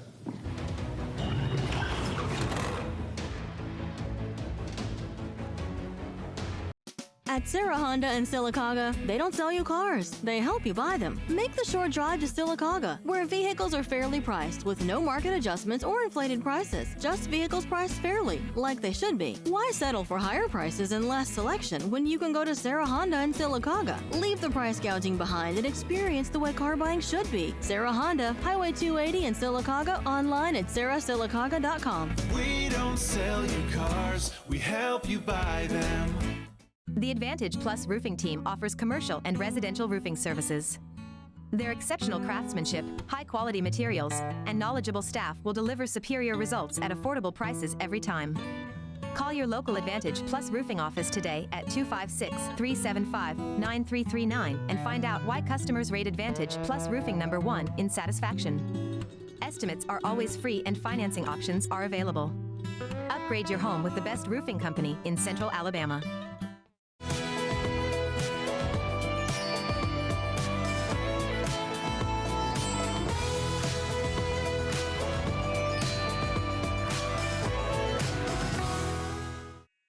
Don't just dream it. Call Family Savings Credit Union. Right now, get something you want for as low as 2.24% APR. You can even apply online or by phone. Family Savings Credit Union, where your money grows with you and your family. Sylacauga's best kept secret? No more. Harvey's on Noble is the place to go for the area's best food and drinks. Whether you're in the mood for steak, burgers, salad, seafood, or dessert, Harvey's on Noble will not disappoint, and the atmosphere is perfect for catching the big game or just relaxing after work. Harvey's is open for dinner Wednesday through Saturdays, so round up the family and we'll see you at Harvey's on Noble, downtown Sylacauga. Chase! Chase! Chase! Are you okay in here, John? Chase, what is that? Data was there! It's okay, buddy. I know how to save your data. Save Your Data is an easy, no-hassle solution that will give you peace of mind knowing your critical data is safe, protected, and recoverable. Call today and let Save Your Data save you. Save your data? Save my life? The weather is warming up and spring is just around the corner at Miller Sand and Landscape Supply. I'm Craig Miller and we've got something for everyone. From bulk materials like sand, gravel, and mulch to beautiful outdoor decor to make your outdoor living space the envy of the neighborhood. See our beautiful selection of Mazzarelli fountains, flowers to brighten your garden, and an outdoor center loaded with beautiful decor. Whether you need a little or a lot, visit Miller Sand and Landscape Supply. Mr. President, Bessemer Superhighway is backed up. What are we gonna do? Are you serious? Get me the King Boys. King Boys Towing is the fastest growing tow and recovery company in Birmingham and surrounding areas for one reason.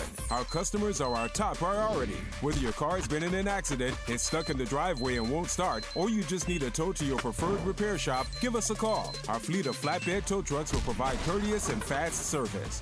King Boys Towing, 205-428-3235. Hi, I'm Sean from Right Way Auto Sales. Come see us on the Motor Mile. We have a huge inventory of cars, trucks, SUVs, and campers. Fifth wheel bumper pull. No credit needed. No credit check. You name it, we got it. Come see us at Right Way on the Motor Mile. 50 campers in stock, 50 cars and trucks, good credit, bad credit, no credit. You're approved. Come see us at Right Way Auto Sales. No credit needed. No credit check. Come see us at Right Way on the Motor Mile.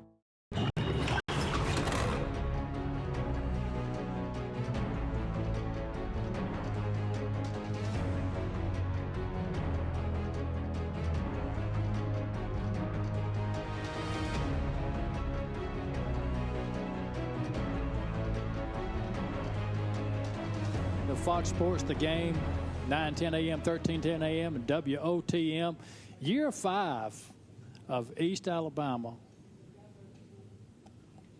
football media days. It's been a good 5 too. I'm going to tell you what, it really has, and even the COVID year. One of the things that y'all were talking about before the program started is Alabama took the lead in COVID in high school football. And Coach Savarese said, We're not starting late. You know, we're going to play some football. Yeah, he didn't slow it down at all. No. You know, and Mark and I were talking about that we had some, you know, every week when we do the wrap-up show, and you probably, you know, there wouldn't be any scores on those games. We'd see where teams had to forfeit, and it was in all the classifications. It wasn't just, it didn't dominate one classification. Of course, we knew before the season started some schools weren't even going to have a season. Right. So. And 1 week we had about 40 teams that forfeited because of COVID. Yeah, but you know what? In the championships that year, I think they were in Tuscaloosa that year. I don't think there was a team that shouldn't have been there. No, absolutely not. I don't think that had anything to do with how the outcome. I thought it might when the season started that we'd have a problem with. I'm not sure that any of those teams went through a forfeit week. I can't remember, but it would be something I'd look at.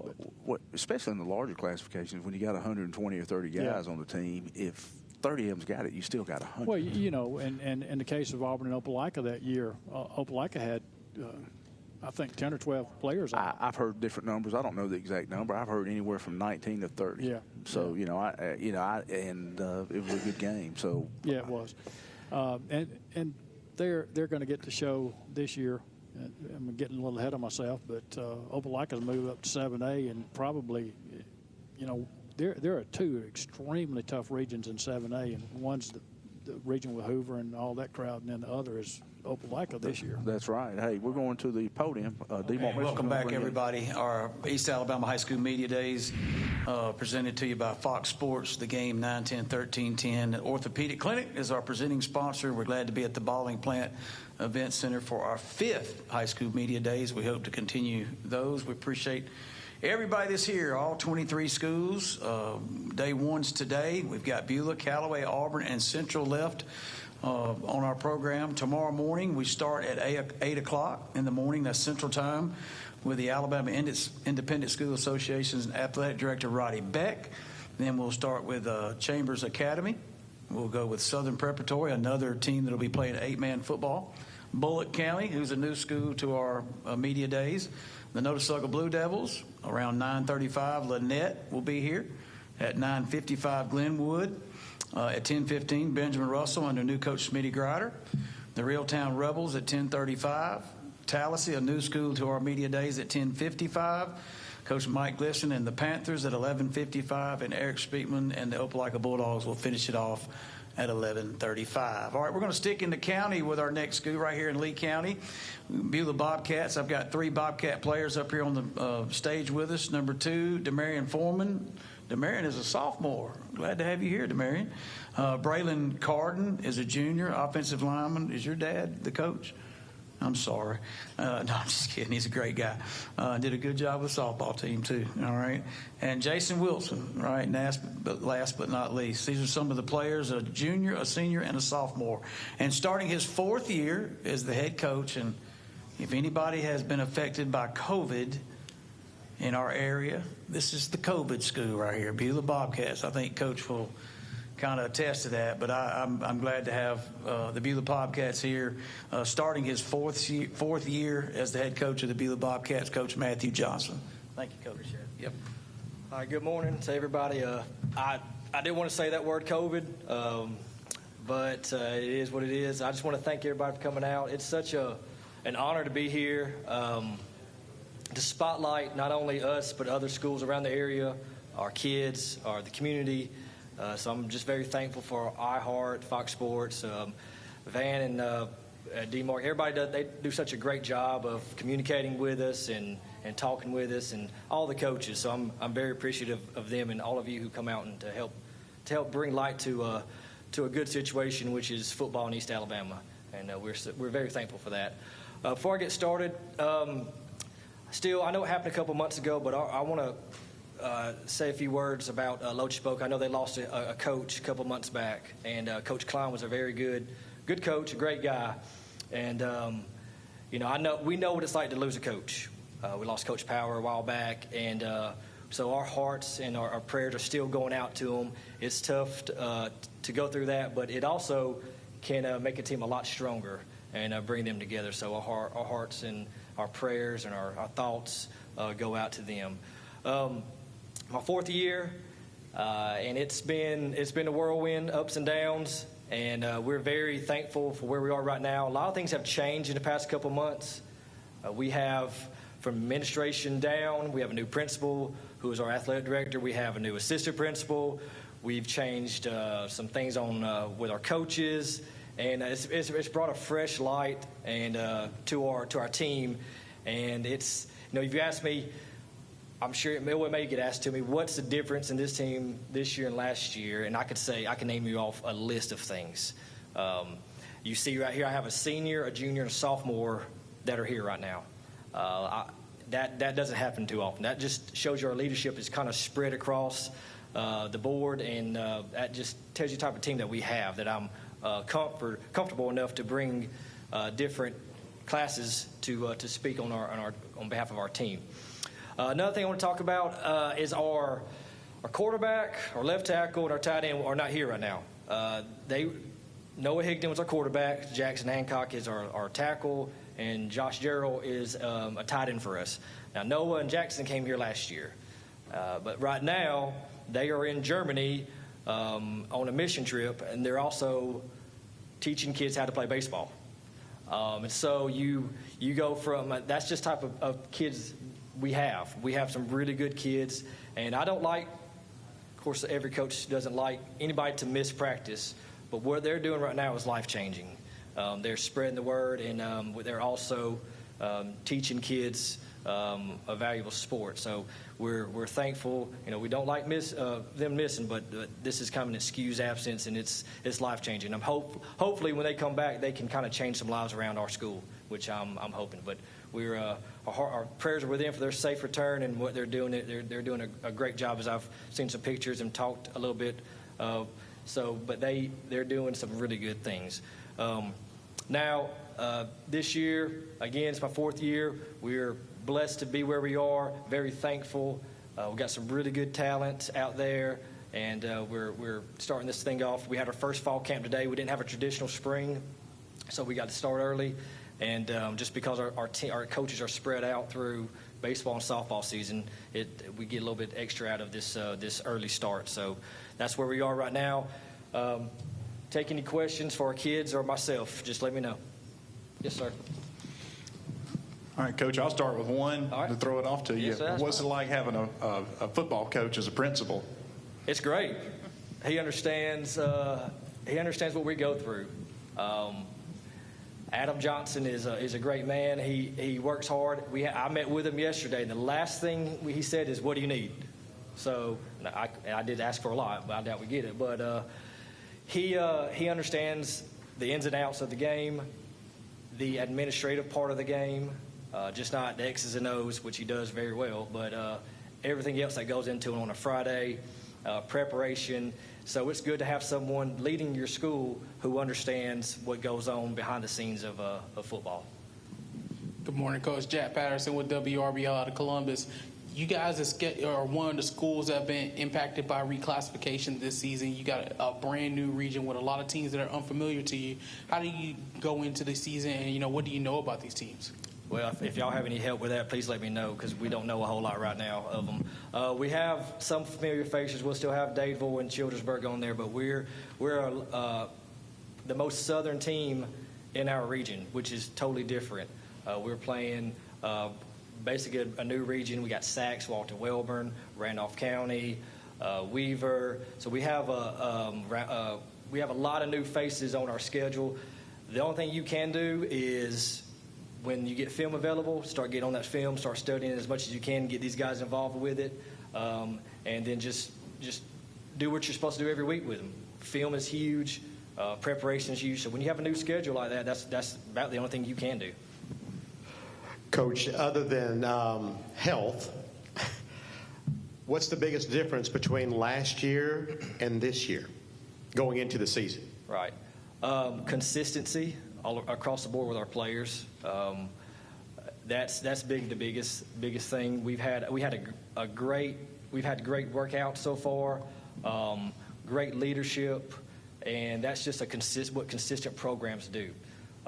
They show up every day, put in the dedication, put in the hard work, put in the attitude, the right attitude, and that hasn't happened in the past just because of some certain issues that have evolved. But when we have a total kind of renewal of a team, administration, the biggest thing you want is to start with consistency. And so far, these past couple months, we've been extremely consistent on our work habits, our work ethic, and it's paid off. Hey, Coach, Harrison Tarr with the Oblike Observer. The kind of running, my bad. The kind of running theme today has been kind of getting the work done in the trenches. So where do you guys stand on the line on both sides of the ball right now? Yeah, so we have 4 of the 5 returning starters on the offensive line. We have our center, Braylon, and our right tackle, Jason Wilson. And, you know, like Coach Jones said, they're the most important people on the field. They really are. So with that consistency on the offensive line, of meshing well together, that was not that. The change of just losing one person wasn't as big of a deal. Now it's a big. When you lose a lineman, it's a big deal. But replacing one is a lot better than replacing 4 or 5. Defensive line, the same thing. We're replacing one. Last year we had 4 seniors. Okay, this year we have 6 seniors, which is a smaller class. But we have a lot of juniors on the team. I think we have 16 juniors on the team for us. So we're able to have that depth, especially with the defensive line, of rotating those guys in, having more than one platoon going out there. So it's important for us to be able to have that depth. Coach Noah Bethesda, Valley Times. What do you feel like is one position group that you feel really confident in heading into the season? Well, Noah at quarterback, he's very consistent. He's a great kid, he's one of the hardest workers. Our running back position is pretty solid. Demarion as a running back for us. But you take those, that's easy to say, you know. But I really think our offensive line is our anchor for us.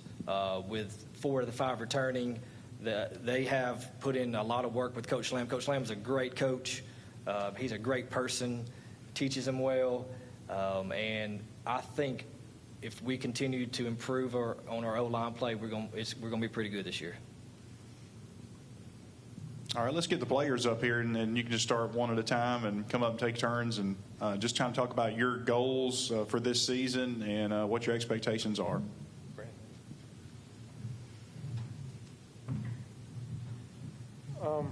Yeah, our goals this year are obviously to make the playoffs and go further in the playoffs. And we got a great team to do that with. This team, I feel like, is better this year than we have been in the past because all our guys, we lost 4 guys last year.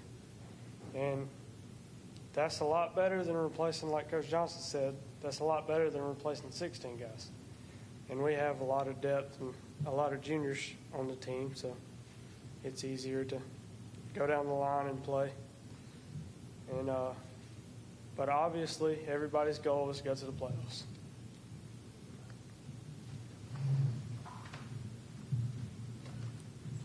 As far as goals, I think our goal this year is to be a lot better than we were last year. I feel like that's the goal for every year. We didn't do too hot last year, but that's not an excuse. Just move on, erase it. It does no good for you. As far as expectations for players, I think the expectation is to step it up from last year, to be better than you were. If you were in the weight room, if you were doing, say, 225 for bench, you want to move it up to at least 240 this year and to get better. Expectations for the end of the year is to look back at the season and say, wow, that was the best season for Beulah that they've had in a long time. And I think we're on the road to that, and I think it's going to be great, especially for the future. I just wish I could be going further in the future because I know Beulah's future is going to be a lot better. Coach, you can find him a COVID year, can't you?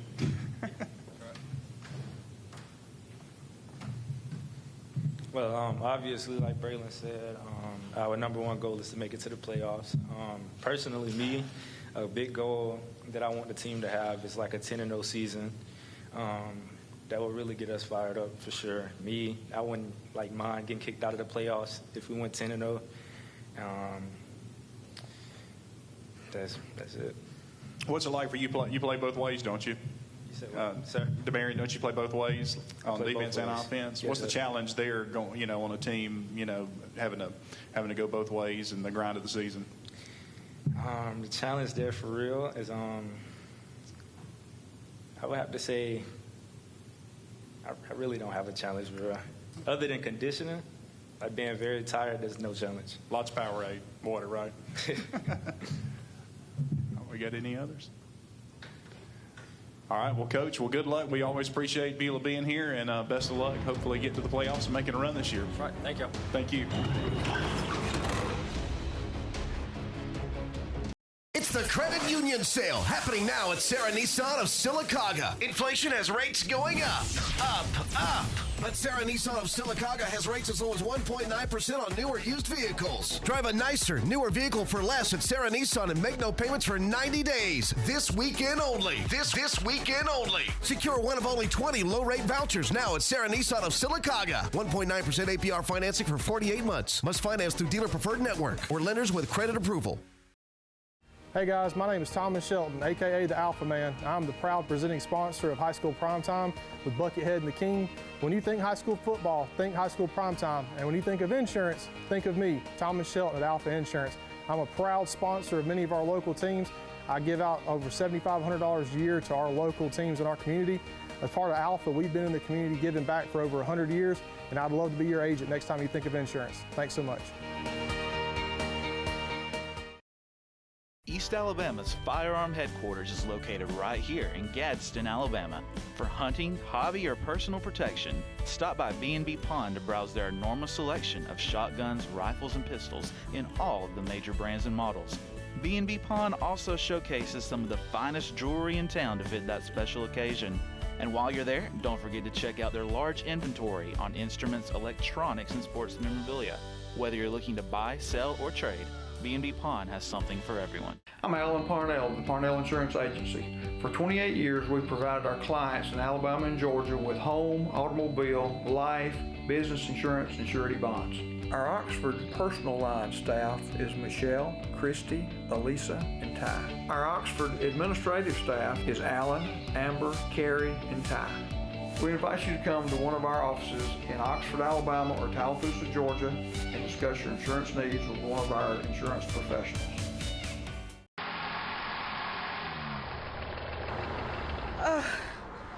I need the King, boys.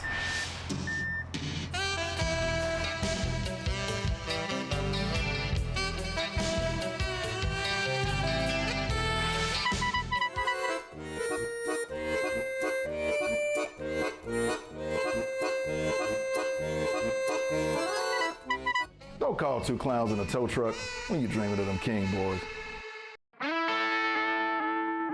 Convert your old catalytic converter into cash. Right Way Auto Salvage in Munford will pay cash for your catalytic converter. We buy converters. With over 1 million parts in stock, Right Way Auto Salvage can take that old converter and turn it into cash. Take your old converter and turn it into cash. Right Way Auto Salvage, located in Munford, Alabama.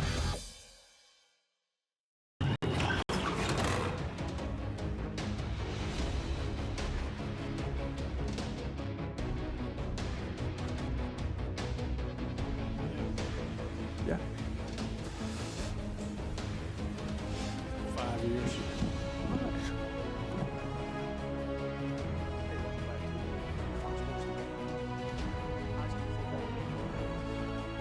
We're rolling right along. Actually, it's going to be a first for us. Yeah, it is. Georgia team. Yeah. At our meeting days, Callaway High School, which is, I mean, it's as West Georgia as I guess you can get. Yeah, and you know, they were introduced to this area just like maybe 3 or 4 years ago when they played Opelika, and I think this will be it's either the third or fourth time that they will play. They've been scheduled 1 year that the COVID year that Georgia would not let them play anyone out of state, and they delayed their season where Alabama did not. But Callaway's a really good test for Opelika at the beginning of the season every year. Oh, they have been. They certainly have been. And I want to. I don't know exactly what the record is between the two since they've been playing, but it's got to be pretty close to even. I believe it's 1-2, Callaway. Yeah, and we got to see a superstar in high school, and he's turned out to be a pretty good running back at Auburn. Yeah. Tank Bigsby. And then the year after he left, they had another good running back, and it's just a really good team. And you look at these guys, and they're pretty physically fit. Yes, they definitely passed the eye test walking in. It reminds just two of them, but probably the until these next couple teams come here, probably the two biggest that we've seen. Yeah, they remind me a lot of, we got teams that come in here every year and they've got good-looking guys. Then you have Central and Auburn come in, and they're just monstrous compared to – and that's the way these guys are. They look like they've been playing some big boy football. Well, they've been in the weight room. You can tell that just by looking at them. And Coach Wiggins, how many years has he been at Callaway? Van, almost 20? Wow. It's been you don't see that much. No, you don't. I think the first year that they beat Opelika, they won a state championship. They're 2 years removed from last year was their first year that they were. It was 2 years ago they won the state championship. That's what I'm trying to say. They played 4 playoffs. They played. They went 3-1 in the playoffs last year. Yeah, so I'm assuming that's semifinals in Georgia, right? Yeah. So they made it to the semifinals in Georgia last year. So, I mean, they've always been very competitive. It's always been a good game. The game, we only get to see them play one time, and that's Opelika. Right. They will be at Callaway this year, so make the trip if you want to see a couple of good football teams. But that's right. One of the great things about this area, though, is that if you're riding around on Friday night and you see stadium lights, you're going to get to see a good football game. 9 times out of 10. Right. 9 times out of 10, you're going to get to see a good one. Hey, we're going to go to the podium. Mark Mitchell's going to introduce Coach Wiggins. All right, everybody. Welcome back. High School Media Days here at the Event Center in downtown Opelika on Fox Sports, the game 9-10-13-10, presented to you by the Orthopedic Clinic, our go-to orthopedic headquarters here in East Alabama. Terry Rosenthal is the CEO. They have wonderful doctors, and we appreciate John Rich, who's over sports medicine. Van, Jeff, Jerry, and Eddie are here along with myself with iHeartRadio, iHeartMedia. We're glad to have everybody here in our schools. We've mentioned to you that we've had some new schools join us, and our next school is new to our media days as well, and we hope to have them back in many years to come, as I've talked to Coach about that. And these players said they'd come back after they graduate and play pro ball. So anyway, we're pleased to have Callaway High School not too far from here over in Georgia. Coach Wiggins has been the head coach at Callaway for 18 seasons, winning a state championship in 2020. He has over 160 wins at that one school, so that tells you a little bit about him. He's got a little bit of seniority and a lot of W's at Callaway. They have made the semifinals 6 of that last 8 seasons, so I think that body of work speaks for itself, and I'm glad to have Callaway and Coach Pete Wiggins to High School Media Days. Coach, thank you. Thank you very much. Yes, sir. Thank you guys for allowing us to be here, allowing our players to be here. I would like to say thank you to Van for this opportunity. Jack, it's always good to see you. Jonathan, great to see you as well. And all the media for giving these young men the opportunity and a leadership role in front of cameras and on a big stage to speak for their team, to speak for their teammates, and just the work ethic that they've put in to get here and have this opportunity. So once again, thank you to everyone involved with making this happen. It's very, very special for the community and the young people that have the opportunity to be on this stage. The state of Alabama means a great deal to me. I would like to tell you that. I went to a little small town high school, Ranburn High School, up close to Oxford, Alabama. I coached 2 years down in South Alabama. I call it South Alabama, a little school called Highland Home, the Flying Squadron. In 1997, we lost to Luverne, Alabama, 20-12 in a semifinal appearance. And then we lost the next year in the quarterfinal appearance to Maplesville. I wouldn't trade those 2 years in South Alabama for nothing in the world. I think they made me a better ball coach. I was working for our head coach at the time. His name was Claude Giddens. From there, I went up to North Georgia. I worked for Bill Napier at Murray County High School.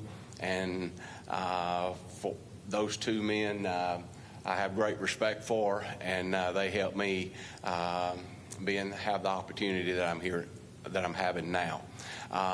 From there, Callaway High School. This is my 18th year as the head coach. We've had over the years.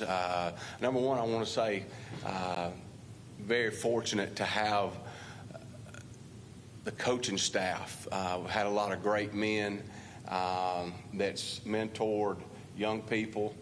They've dedicated great amounts of time to our school, to the kids on our football team, to our community. And I think that's a big reason for our successes over the years. We've had a lot of great players. I think that's to play at high levels against really good opponents, and you have to have those two ingredients. I think the coaching staff, men that are dedicated and pulling the right direction and having a plan, that's a huge part of it, and then having players that are talented, but not only talented, that buy into what you do. And I think that we've had that for a long time, and it's contributed to great successes. Just a lot of good people involved with our program.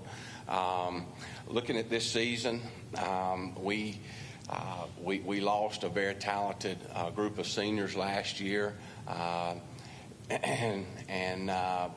you know, over the years there's an expectation of success. When we walk out on the field, there's determination and the expectation to succeed. So our seniors right now, we have 16 seniors that have done a great job leading our program in the off season. Our guys have worked really hard. We've got a long way to go to reach the potential of where we need to be, reach the level of which we need to play. I think our schedule is very demanding. We open up with Opelika High School, who this will be our fourth contest with Opelika. And Coach Speakman, you know, some of those words that I talked about our program, Opelika High School has maybe one of the richest traditions in the state of Alabama. They got great coaches, they got great players, facilities, and what a great opponent. And you know, you work hard, you put in a lot of hours and for a long time, and to get to Friday nights against teams like Opelika High School and coaching staffs like Coach Speakman has, and so all that's really special. And I think that's such an important part of growing as a team and hoping to reach multiple or reach several layers in the playoffs, and that is just playing good opponents, teams that have good players and are well coached. From the Opelika game, we're going to play Troop, then we play Cedartown. We're a AA school. In Alabama and Georgia, the classifications are a little different. The numbers are a little bit different. But in Georgia, Troop is a 4A school. In Cedartown, they're 4A as well. And both of those teams, Tanner Glisson does a great job at Troop High. He's had a lot of success. And Jamie Abrams, he's actually a small-town Alabama guy himself. He's the head coach up at Cedartown. Great respect for him and his program. And so, you know, right out of the gate, Opelika, Troop, Cedartown is really stout opponents for us. And but you know, our guys embrace that challenge, and hopefully that playing that caliber of opponents will make us better. As far as this summer goes, we've had a really productive summer. We've had multiple 7-on-7 competitions, and I think that the kids have worked hard in the weight room to get stronger. But I think the weight room brings on camaraderie. I think it brings on a lot of things other than just getting stronger and bench pressing 300 pounds. I think there's a lot of ingredients to being successful on the field, but the weight room, I'm saying over the summer, we start our off-season program January 6th, and so there's a lot of things that lead up to having success on the field, and but the weight room and the work ethic, the camaraderie, day in and day out is vital to having success on Friday night. I want to say thank you once again. I can talk a long time, and I don't want to take away from these young men. And if you have any questions, throw them at me. But again, thank everyone for allowing our team to be here, and thank you for the opportunity for these young men. All right, Coach, we'll start back here. Morning, Coach. You know who I am, Jack Patterson with WRBL. But a two-part question for you. First, you talked a lot about your non-region schedule. You have Opelika to start things out, and then you play Troop, the county rivalry, and then you have Cedartown, who was a 4A semifinalist last year, and then you have Heard County, the Boltwood Classic. Talk about the importance of playing these top-tier teams, and then your new region, which has a lot of Atlanta Metro teams in it this year, more so than previous years. Well, with our non-region schedule, with having success, scheduling becomes difficult. And there was a time where we tried it out on the field, and there were a lot of games early, maybe my first year, that the other team was having homecoming at halftime. And through the years, we've won a few ball games, and scheduling becomes more difficult. But also, as a ball coach, you realize the importance of playing quality opponents if you want to ultimately reach high levels. So teams like Opelika, Troop, Cedartown, Heard County, all those teams have really great players, and they're all coached really well. And I think that those teams, they bring a great level of difficulty and preparation.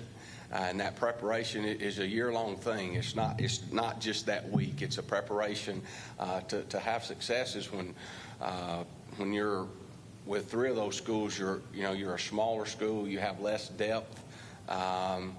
It's a great challenge, but ultimately, that's what you look for in a schedule. There will be adversities, and to have successes later on down the road in the season, you want to be able to get through those type of games with few injuries, and you want to grow from them. I think that everybody always, well, how many players you got coming back? How many players on offense and defense? Well, I think a key to being successful is having players that have experience, and we year in and year out we lose a lot of players each year, but I think developing guys that fit a position is a big deal, and that's a big challenge as a coach, as a coaching staff, is getting guys that can play in the right position to help your team be successful, and so you have to do that in kind of like in fast order when you're playing teams with great players like we are out of the gate. So opening up, those teams will be very difficult, but we look forward to the challenge and look forward to that on Friday nights. In our region, we're going to a region where we're going to play teams that we have not faced before, so we're looking forward to that challenge.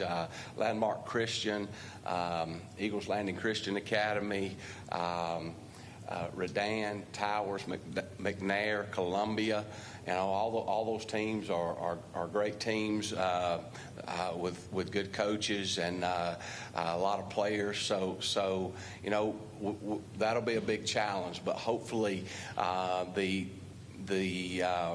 non-region games will prepare us for that. And we always look at our season. We break it up into several parts or several chapters, and the non-region being a chapter, and then the season pretty much starts over. That may sound crazy to you, but when you start a region schedule, it really doesn't matter what your record is leading into that. What matters is you've got kids in the right place that are going to allow or give you the opportunity to be successful once you get into your region games, and then hopefully prepare you more for the playoffs. And you want to be playing your best, in late October, November, to ultimately to give yourself an opportunity in the playoffs.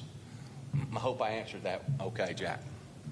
Jonathan Hoppy with WTBM. This for the players, if both of you guys could answer this, just speaking of that fast start, what's the focus level like in the locker room as you guys head into preseason camp, just knowing what's ahead of you right out of the gates? Our guys have been in a lot of big games. These two guys here have played in 2 semifinal games and a state championship game, and they were instrumental in those games, and so they've been in big situations before. I think they understand the sense of urgency, and so I think that just comes with the work ethic and attitude of our team, and then the leadership of our seniors who have been there, and I think that they've done a good job distributing that throughout the team. But there's always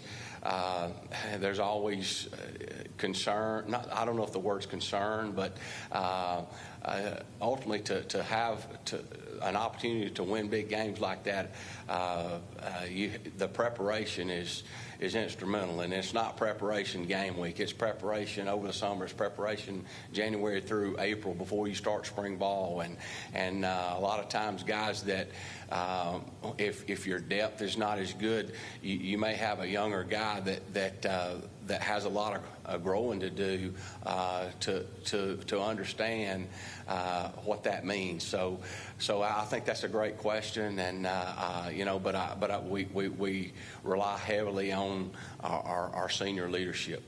And if we could hear from the guys, just kind of your thoughts on that urgency level and getting ready for the season.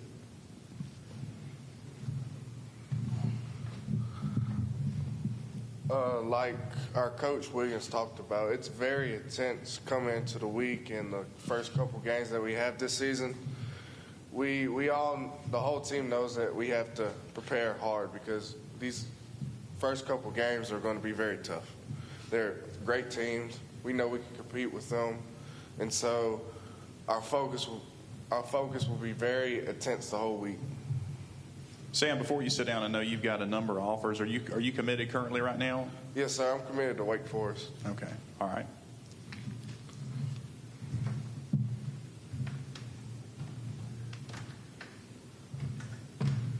As like what Sam was talking about, like during the beginning of the season, we have a lot of hard teams that we have to play against, but we compete with. We get pushed through the weight room, through the OTAs, through the padded counts. We just do a good job competing. The coaches push us to our limits. That's it. Elijah, same thing with you at college. I know you got several offers. I'm not committed. Not right now? Yes, sir. Oh, we got several looking, I know. They will after this season. Coach Wiggins, we appreciate y'all coming over, and hope we'll make this a yearly thing, and certainly look forward to keeping y'all here years to come. Hey, thank you so much for this opportunity.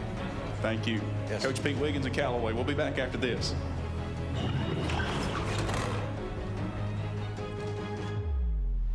At Tony Serra Ford in Sylacauga, they don't sell you cars, they help you buy them. Make the short drive to Sylacauga where vehicles are fairly priced, with no market adjustments or inflated prices. Just vehicles priced fairly, like they should be. Why settle for higher prices and less selection when you can come to Tony Serra Ford in Sylacauga and experience the way car buying should be? Tony Serra Ford on Highway 280 in Sylacauga, or online at sarahsylacauga.com. We don't sell you cars, we help you buy them. Hello, I'm Taylor Sloan with the City of Oxford, with a word about one of our city's most precious resources, water. Clean water enriches our lives in so many ways, but we cannot afford to take it for granted. Remember, every time you pour something unnatural down the drain or in the environment, and every time you litter, our beautiful lakes and creeks suffer. Our city is beautiful. Let's all join together to keep it that way. Stop pollution where it starts, and help protect our waters for life. HMR of Alabama provides services for Alabama's state veterans' homes and is proud to serve the Colonel Robert Howard State Veterans Home in Pell City. With competitive pay and benefits, your career serving those who served our country can begin today. If you like to help people and enjoy new challenges, contact HMR of Alabama by logging on to hmrveteranservices.com and choose the Careers tab to find out how you can join the HMR team. Great. What am I going to do now? Time to visit Brown's Auto Collision. No problem at all. We've contacted your insurance company and we can get you back into regional condition right away. And I just want to remind you that all of our work is covered by a lifetime warranty. We're done. Wow, that was easy and looks great. Brown's Auto Collision. Where quality is no accident. Uncle Marcus, will you tell us the story about King Boys again? Sure. Well, it all started back in 2008.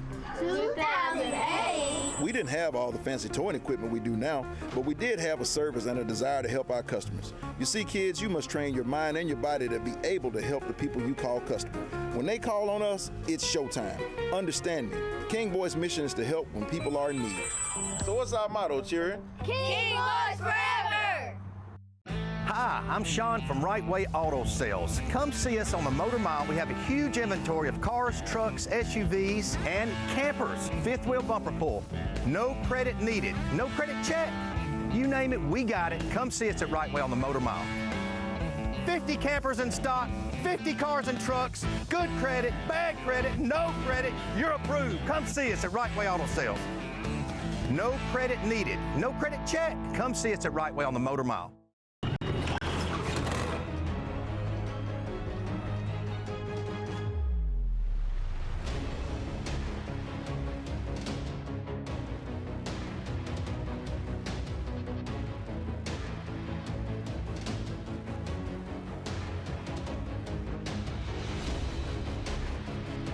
Everybody to High School Media Days, presented to you by Fox Sports The Game and iHeartRadio. We're pleased to have the Orthopedic Clinic as our title sponsor, and we are live at the Bottling Plant Event Center in Opelika, our 5th year of doing High School Media Days, and we plan to continue doing it. We think of all our corporate sponsors and people that make this possible. I want to thank Ray Bordeaux and the Coca-Cola Company providing drinks here that are absolutely free for you to have, and we thank our media who have gathered this morning that have been here since 8 o'clock. And we've got Auburn and Central next. And don't forget, tomorrow morning we crank it up at 8 o'clock with AISA Athletic Director Roddy Beck. We have the privilege of having Alvin Briggs with us with the AHSA this morning. And we'll kick it off tomorrow morning with Roddy Beck from the AISA. So we cover them all. Before we introduce Auburn High School, I want to welcome Mayor Ronald Anders, the Auburn Mayor. Glad to have you in the house, Mayor. And the head coach of the Auburn Tigers, I'm going to introduce in just a second. I got some young men, some big young men to introduce first. Braden Joyner, 75, obviously the biggest one on the table. At the table, Clyde Pittman, quarterback, 13, right here to my far right. Clark Cleveland, linebacker, right here with the blonde hair to the left. Coleman Granberry. I left a couple out, Coach. You got to tell me. Yeah, and the other two. This is Eric Patrick. Eric Patrick. And Avery White. Avery Ferris. There we go. We got a crew here. All right, Coach Etheridge begins his second season at Auburn High School. 10-3 last year, made it to the quarterfinal round. Coach Etheridge has been the head coach 17 years, 160 overall wins. How many state titles? I about said 4, but he has 5 state titles. He is the head coach of the Auburn Tigers and a very good friend of mine, Keith Etheridge. Good morning. Good morning. Right. Thank you, D-Mark. What's that? I'm just thankful to be here. Thankful to be able to coach at Auburn High School. We have great leadership at Auburn. Our mayor's here right now, our superintendent, Kristen Herron, our principal, Dr. Pignato, our athletic director, Dan Norton. They make it easy to be able to coach football, and these guys make it easy on Friday night. So I just, blessed to be here and blessed to be able to coach this group of guys.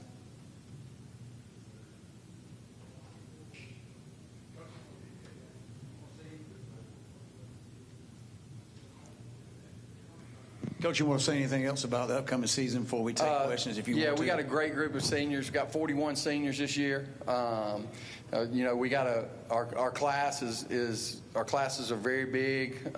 From 10th grade to 12th grade right now, we got about 164 kids involved in football. Right around 500 total from 7th grade to 12th grade. So got a big number of young men, and they're really doing a great job. We've got a great senior class. Of course, all these guys up here are seniors, and We got 2 quarterbacks who are really, really good. We're pretty deep at receiver. You know, our offensive line is probably one of the best offensive lines I've ever coached.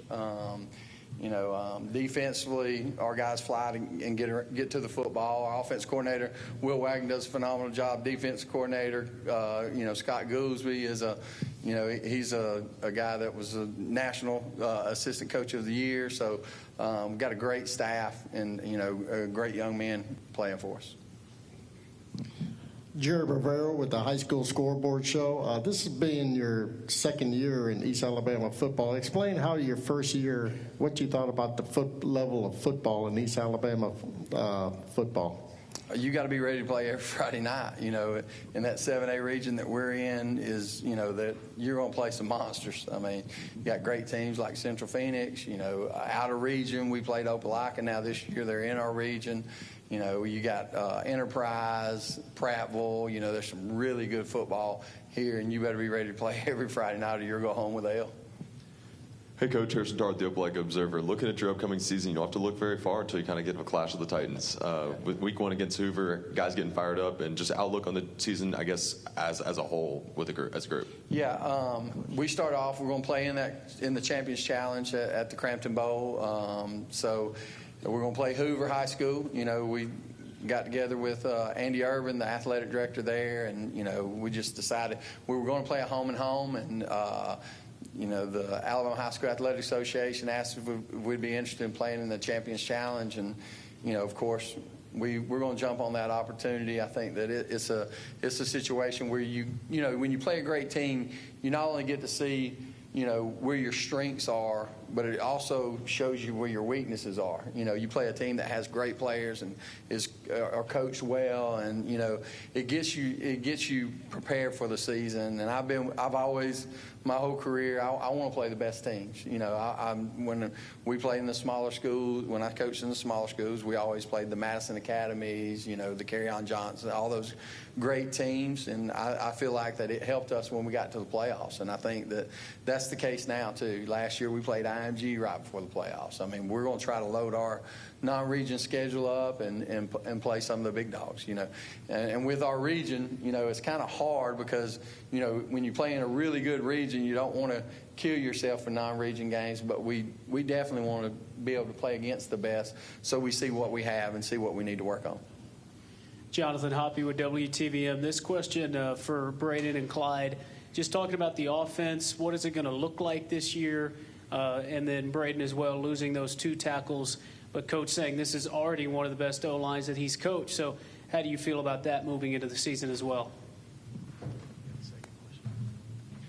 It was like the whole O-line had to change a little bit. We only had 2 starters from last year that played on O-line, so they brought me back from D-line. Last year, I had to step in on D-line. We didn't have any interior. I ain't going to say we didn't have any, but we didn't have any. But we had 2 SEC tackles. We got Avery that's got a handful of offers. We got Eric that's played a big role in our offense. And we're just trying to get the chemistry back on in the offense. And we have 2 great quarterbacks, and we have a lot of weapons we're going to show. And as for the tackle thing, we have 2 good tackles. I'm playing left tackle. Charles Reese is going to play right tackle. And every week we're going to play against the best DNs in the state. We got Central has Tamarian Parker. You got Hoover has got Jordan Norman. We have a handful of guys every week that you got to become prepared and be able to play.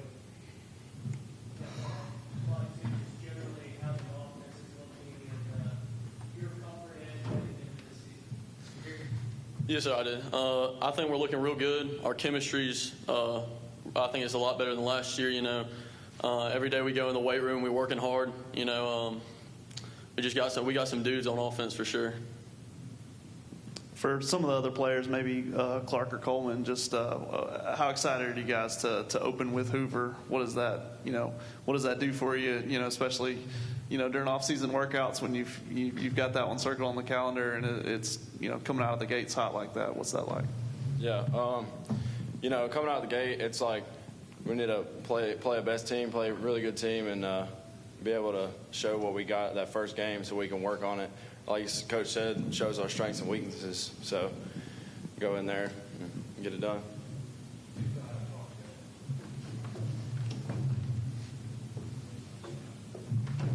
Like Coleman was saying and Coach was saying, like, it's a big game. We're going to open up with it, but we're ready. We've been working hard this summer, and we got all of our guys on the same page. We're going to go in and whoop some tail, honestly. I mean, it's going to be a good game. Chad Patterson, WRBL out of Columbus. This one's for you, Coach. You heading into your second year with the team now. You got your culture set in year one. Right. What are you looking forward to in year two? Just growth. You know, we got a lot of guys who do things the right way. I call them guys who stick their face in the fan for you. You know, they're guys who want to win and they'll do anything they can to win. You know, if I told these guys to win, we gotta stick our face in that fan right there. They grab it and just boom, boom, boom. You know, so they're tenacious. You know, and that's the culture we want to set at Auburn High School. We want to work harder than everybody else, and we want to have that blue collar mentality that you know, you may not have the 5-star guys, you may not, but we got a bunch of guys who put the work in and just outwork everybody else. And then when stuff gets tough, they raise their game. You know, so. Coach, you talk about tough competition. Opelika now in 7A. You got a taste of that rivalry last year. What a great game that was. What does that mean to have that back as a region game, and how excited are those guys, as they always are, to get to play? It just puts another check mark over by that game. You know, that game's a huge game every year. But, you know, to have it as a region game, it just puts a little more emphasis on it. You know, it's for seeding in the region. It's for playoffs. It's for, you know, it has a lot of implications now. So it just adds a little bit more mystique to that rivalry. And I think that, you know, walking into that game last year, going into that game, and I've been a part of some great rivalries, you know, Battle Murder Creek, you know, some really good rivalries, and I think the Opelika-Auburn rivalry is right up there with the top rivalries in the state, you know. So we're going to take that game very, very serious. You know, it's right across town, and you know that's one you circle on the calendar before the season starts. Coach, fact or fiction? I heard that you had 170 kids in spring ball. Yeah, there's 166, 164. I'm sorry. So it's you know, like I said, it's a big group, and you know, us as coaches, we've talked about it.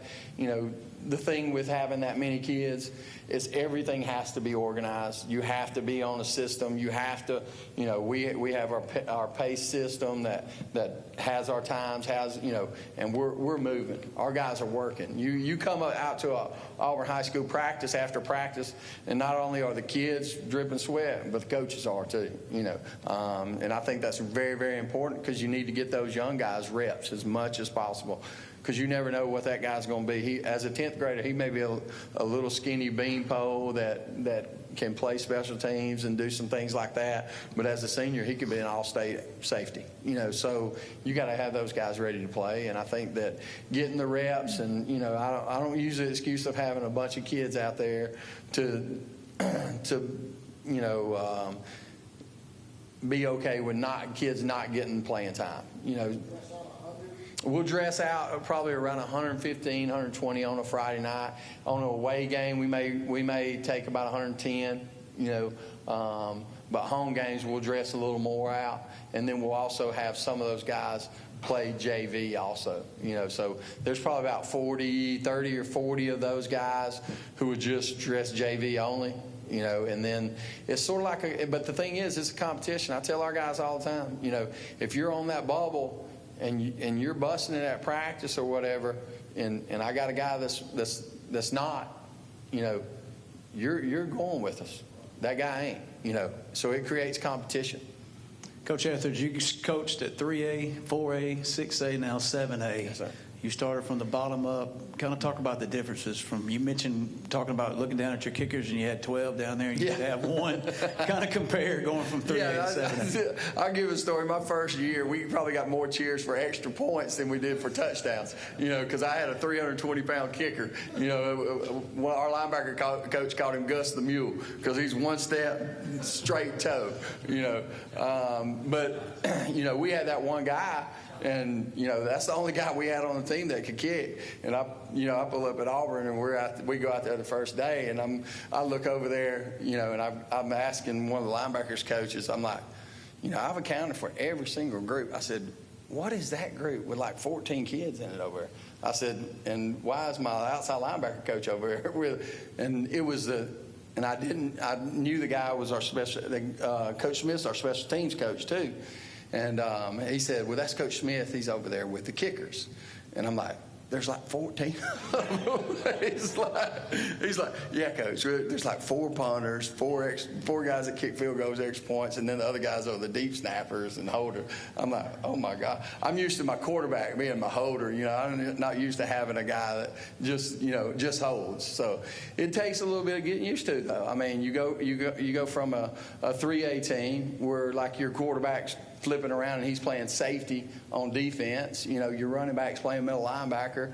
It takes a little bit of getting used to.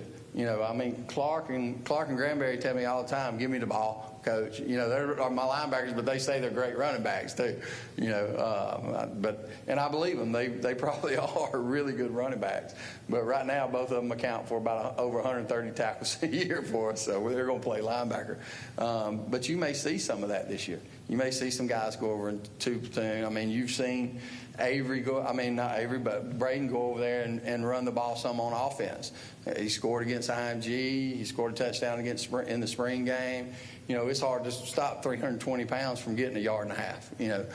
So we're going to use that stuff. The other 2 guys back here, Avery and Eric, these are 2 of the best offensive linemen I've ever coached. And they just add to that group. And you bring Braden back over there with Charles Reese, and you got a couple guys vying for that, Jaden, and some of them guys vying for that 5th spot on that line, who are really, really good. It's been fun to watch during the spring and during the off season. But it's different. It's different. Because like you want to get the guys involved as much as possible, but you can't lose a guy that's that important to you on defense, putting him on offense, because, we do have a lot more depth in 7A, but there can be a big fall off from your starter to the next guy. And you don't want that. You don't want to cost your team if somebody gets hurt like that. Coach, I got one more for you. Yes, sir. You mentioned the IMG game several times. Yeah. I know you probably heard it last year going into that game. Some people may have said, Coach, what are you thinking? And then you guys were this close to that being a W. And what kind of confidence was that for your guys, knowing they played with some of the best competition in the nation, probably? As a coach, and these guys kind of take on that same mentality. We don't think there's anybody we can't play with. We went in that game. We wanted to win. We was disappointed at the end of the game that we didn't win. So we had opportunities, and that's what I told our guys. We gave ourselves the opportunity to win. It just didn't work out, but we wanted to win that game. But it did. It showed our guys that we can play with anybody, given any circumstance. As long as we play smart, hard-nosed football. We caused some problems with some blitzes and stuff at the first of the game, and caused a couple turnovers. And then we settled in and played really good football. And we made that one mistake, turning it over with about 3.5 minutes left with the lead, on a 3rd and 1 where we would have had the first down. We drop a ball and they pick it up and end up scoring on that drive. So, but we had opportunities. I think it's good to play a game like that right before the playoffs because it can get you motivated. Now, if you lose big, it can go the other way. But we knew going in that we had a good football team. We had an opportunity to play with a great football team, had national notoriety, and our kids play with a chip on their shoulder, and that's what they're going to do going into this year. We're going to play with a chip on our shoulder. Everybody talks about all the other teams. We want to be talked about as one of the top 7A teams in this state. All right. Well, Coach, appreciate the time as always, and best of luck to y'all this season. Thank y'all so much for coming. Thank y'all, guys. Auburn High School will be back after this break. At Sarah Honda in Sylacauga, they don't sell you cars, they help you buy them. Make the short drive to Sylacauga, where vehicles are fairly priced with no market adjustments or inflated prices. Just vehicles priced fairly, like they should be. Why settle for higher prices and less selection when you can go to Sarah Honda in Sylacauga? Leave the price gouging behind and experience the way car buying should be. Sarah Honda, Highway 280 in Sylacauga, online at sarahsylacauga.com. We don't sell you cars, we help you buy them. I'm Alan Parnell of the Parnell Insurance Agency. For 28 years, we've provided our clients in Alabama and Georgia with home, automobile, life, business insurance, and surety bonds. Our Oxford personal line staff is Michelle, Christy, Elisa, and Ty. Our Oxford administrative staff is Alan, Amber, Carrie, and Ty. We invite you to come to one of our offices in Oxford, Alabama, or Tallapoosa, Georgia, and discuss your insurance needs with one of our insurance professionals. The Calhoun County Commission, made up of J.D. Hess, Danny Shears, Fred Wilson, Carolyn Henderson, and Lee Patterson, ask you to take a look at what Calhoun County has to offer. Beautiful parks, neighborhoods, recreational facilities, historic sites, and museums. Our citizens enjoy a high quality of life and strongly support the arts. If you are considering expanding or starting a new business, take a look at what Calhoun County has to offer. You will be glad you did. The weather is warming up and spring is just around the corner at Miller Sand and Landscape Supply. I'm Craig Miller and we've got something for everyone. From bulk materials like sand, gravel, and mulch to beautiful outdoor decor to make your outdoor living space the envy of the neighborhood. See our beautiful selection of Mazzarelli fountains, flowers to brighten your garden, and an outdoor center loaded with beautiful decor. Whether you need a little or a lot, visit Miller Sand and Landscape Supply. Mr. President, Bessemer Superhighway is backed up. What are we going to do? Are you serious? Get me the King Boys. King Boys Towing is the fastest growing tow and recovery company in Birmingham and surrounding areas for one reason. Our customers are our top priority. Whether your car's been in an accident, is stuck in the driveway and won't start, or you just need a tow to your preferred repair shop, give us a call. Our fleet of flatbed tow trucks will provide courteous and fast service. King Boys Towing, 205-428-3235. Right Way Auto is offering cash on the spot for cars, trucks, and SUVs. Our inventory is low, and to turn that around, we are buying pre-owned vehicles in good shape. Visit our 2 locations today on the Motor Mile in Anniston or Highway 21 in Mumford. We will buy your car even if you don't buy ours. Right Way Auto is offering cash on the spot for cars, trucks, and SUVs. Cash on the spot today for your vehicle at Right Way Auto Sales in Anniston and Mumford.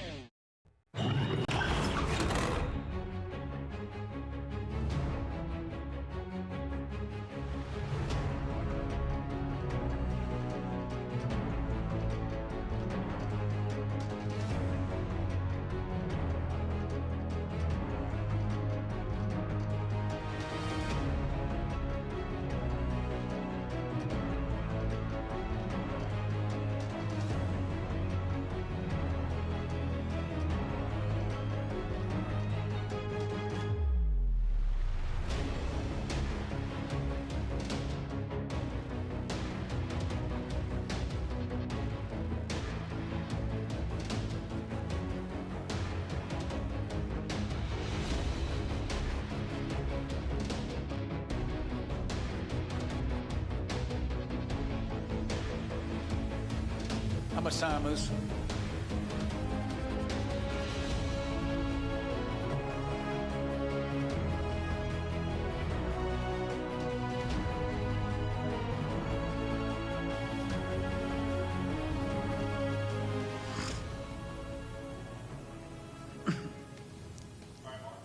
Welcome back to High School Media Days here at the Bottling Plant Event Center in Opelika, Alabama. Presented to you by iHeartRadio and Fox Sports The Game, 910, 1310. We started this morning at 8 o'clock with Alvin Briggs from the HSAA, our Executive Director of the HSAA. We will begin tomorrow morning at 8 o'clock, bright and early, and we'll have AISA Athletic Director Roddy Beck will lead things off, and we will finish around 11:35, 11:40 with Opelika High School. 23 teams in 2 days that we have covered here on High School Media Days. Thank you for the media that's been here today and continues to be here. Thanks for Coca-Cola Company providing drinks, the bottling plant here for providing the venue, our presenting sponsor, the Orthopedic Clinic, Eddie, Jerry, Jeff, Van, and myself here with Our Heart Media. Our last school today is from Phoenix City, Alabama, Central High School. This is their first time in about 4 years to make it. This is Coach Nix is starting his 4th season. Patrick Nix is the head coach. Before I introduce him, I'm going to bring in our players, let you know who they are. Number 2, Carmelo English, who is a senior wide receiver. Number 3, y'all wave, guys, even though I can see your number. Number 3, Tamarian Parker, a senior defensive end. A.J. Harris, a senior defensive back. And Keon Cox, who is listed as another position, but he's an offensive tackle, right, Keon? But we can play him anywhere. All right, Coach Nix comes to the microphone in starting his 4th season at Central High School, 21-6 in 3 years. Overall, 87-28 in 10 years, and won 2 state championships. Is that right at Pinson Valley, Coach? Yes. There he is. And the head coach of the Red Devils, Coach Patrick Nix. Thank you, Coach. And actually, it feels like 4, but it's actually starting my 3rd year at Central. That's okay. I guess we're just general comments here early. Just very excited to be here. Appreciate it, the invitation. Obviously, nice to be out of a non-COVID type cycle now to where we can get out and do things and be part. And so excited about it. Excited about this season.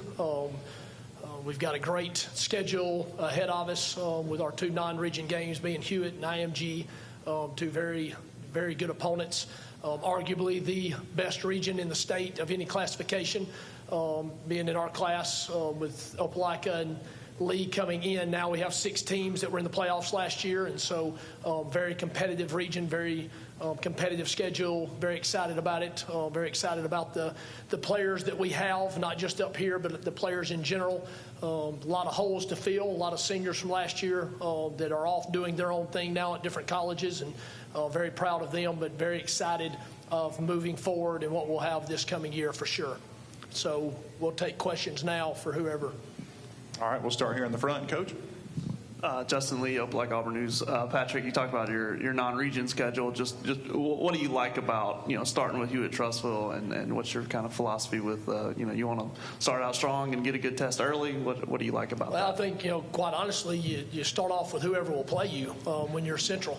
That just it is what it is.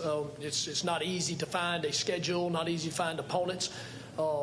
Most of the schools around us that will play us, we already play in the region. So it makes it a little bit more difficult, but it was very good. Josh and I, Floyd and I have known each other for a while, and we've played each other when I was at Pinson. And so it was a natural type of deal to, when he called and we talked, they have a hard time up there also. And so it was nice to be able to play a team of their quality, to play them early, because it will give us an opportunity to see who we are, what we're about, give them an opportunity to see who they are, what they're about, in a very good matchup, right off the bat.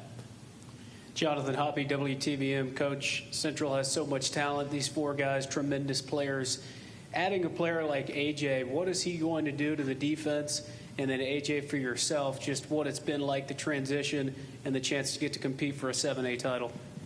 Well, obviously for us, being able to bring in you say corner, but he can do so many different things. And so, but being able to bring in an athlete that can not only kind of shut down one side of the field or shut down one person, but can play so many different positions, do so many different things. So for us, it's awesome to bring a guy in of that caliber that can match up with anybody on the field on any Friday night, can match up. AJ, you want to? To me, it's been a great transition. It was definitely a great move.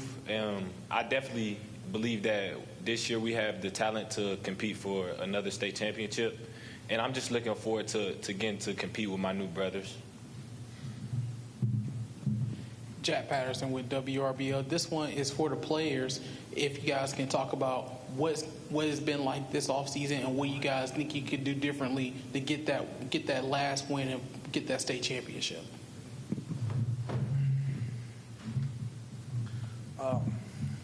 This offseason, it's been great. Coach Finley, our strength and conditioning coach, does a great job in the weight room. We're really tuning into our bodies, taking the weight room a lot seriously. We got more equipment. So the aspect of the weight, weight training, speed training has been great. Everybody's getting faster and stronger. And we look to, have better leadership. I feel like we can, as a group, as a senior group, we're doing a great job at leading our teammates to do better and to change how we, did last year because we ended the season how we didn't want to. So we're going to make a great turnaround this season. It's going to be good for us.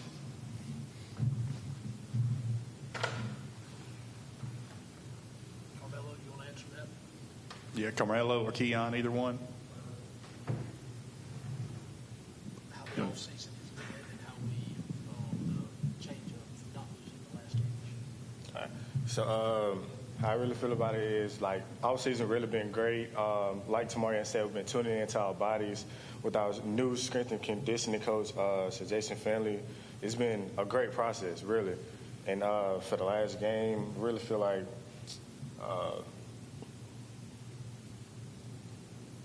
it's gonna be great eventually, but time's gonna tell.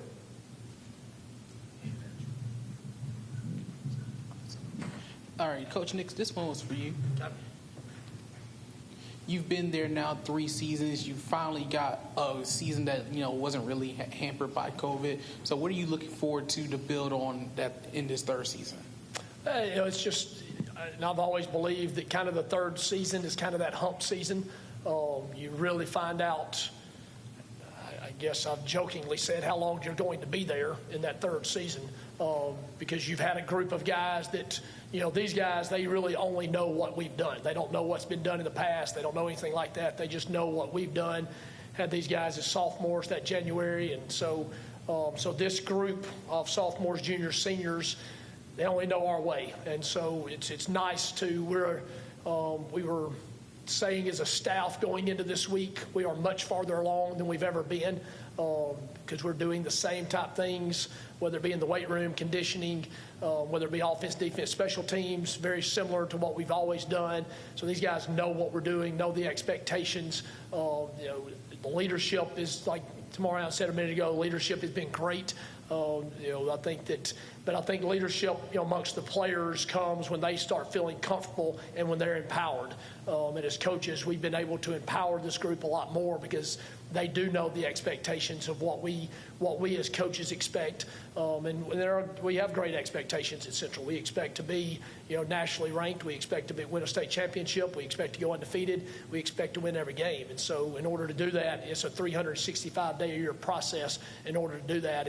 And it's nice to have been there now going into the 3rd season and have that process sort of fully installed to these guys to where that's all they know to do on a daily basis. Coach, Caleb was so dynamic for you guys at quarterback. How do you replace that, and what's the quarterback room looking like right now? We'll be good at quarterback, there's no doubt. We've got some very talented players. Jalen Elps going into his senior year has really had a great offseason, great spring, great summer. I think that he'll be good. But I think that probably more than anything, I believe that we are better this year all around the quarterback. I think that we are going to be better at skill positions this year. We were really good last year, but I think we'll be even better this year at receiver, running back, offensive line. We'll be very, very solid. Got some very experienced guys coming back up front this year. So I think that the quarterback position, as much as anything this year, is going to have to be that guy that really, as much as anything, doesn't get us beat. He doesn't necessarily have to win the game. Just don't get us beat, get the ball in the right people's hands. But the great thing is I think our quarterback will have the ability to also win games. And at this level, the way football is today, that quarterback, the position has to be able to win games also, not only just not lose them. But I do think that we're talented enough there to be able to do it. And lost a lot of production from the wide receiver, running back, and quarterback position, but definitely think we have guys that we're reloading and will be very, very good at those positions.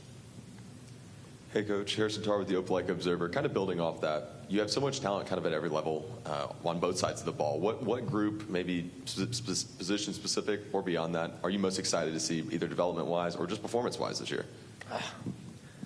All of them. Is that an answer? Can you go all the above?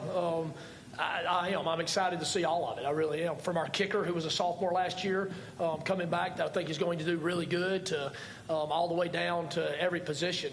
Really excited because it's a little different. I've told a lot of people, they ask the difference in college and high school and coaching. In college, you're around the coaches all day long, every day. You're never in the weight room with them hardly. You're not training them, all that kind of stuff. And in high school, your whole job is about the player. That's all it is. You're 24/7. It's about the players. And so as a coach, you're very excited to see all those guys that have trained, because we've had a chance, that's what we do. We're with them every single day in the weight room. That's who we are. We have a strength coach, but I can't not live without being in there with them and just watching and being around it. And so just watching every single player sort of work, grind, get better. And sometimes you're in the thick of it, so you don't necessarily, sort of like your own kids, when they move off and you see them again, they've grown, they've changed, all that, but when you're with them every day, you don't necessarily see it. So sometimes we don't necessarily see the changes that are going on with our players because we see them every single day. But the real change that you get to see is when the fall hits, and you get to see how they go out and play. And you're thinking back to this guy as a sophomore that, he was good as a sophomore. This dude's incredible, that how far he's come and how good he really is. And so I think that, for me and us as coaches, that's what's exciting, to see how those guys have really grown over the years, or this sophomore that was a little ninth grader that's coming in and actually being able to help, and just seeing guys grow and mature, both physically, mentally, with their peers, everything. Just watching these guys grow and develop. For me, that's one thing that probably the thing that I love the most is watching that. So it's not necessarily, to me, just one position. It's the whole team, and then teams are different every year. This is a totally different year, totally different team. This team has done nothing. They're 0-0, have not won a game. And just watching them develop their personality, watching the team develop who they're going to be. So those things are the things that I really enjoy, and I'm excited about this team because I think they'll take on their own personality. They'll be different than any team we've ever coached. And then each individual will develop and grow and do the things that they're going to do and fit into the piece of the puzzle however they fit. And so those are the things that you look forward to, and I think that's what makes the fall so exciting, and especially this time of the fall, because the expectations are there, the excitement is there of seeing who is it that's going to surprise you and show up, and all of a sudden it's like, holy cow, didn't see that guy doing that, but boy, he's doing really good.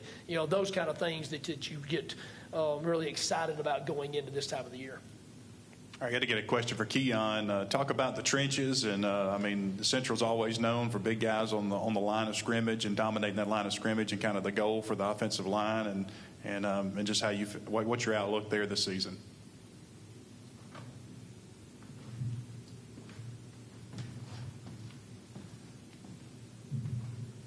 I feel like our O-line is going to be great this year. Our effort, it's off the board. No matter what we're doing, we always go 100%. We have a great coach, Coach Duke. He's been coaching there for years, ever since I was little. And I trust him with everything. He's been, building me. He built me, and I love him, and I love all my coaches. And I think it would be amazing this year. All right, on the height contest on the team, how are you? Are you number one, number two? I'm about number one. There you go. I figured you had to be close. All right, Jack. This question can actually be for anybody, but just what are lessons that you learned from last season that you could put towards this season?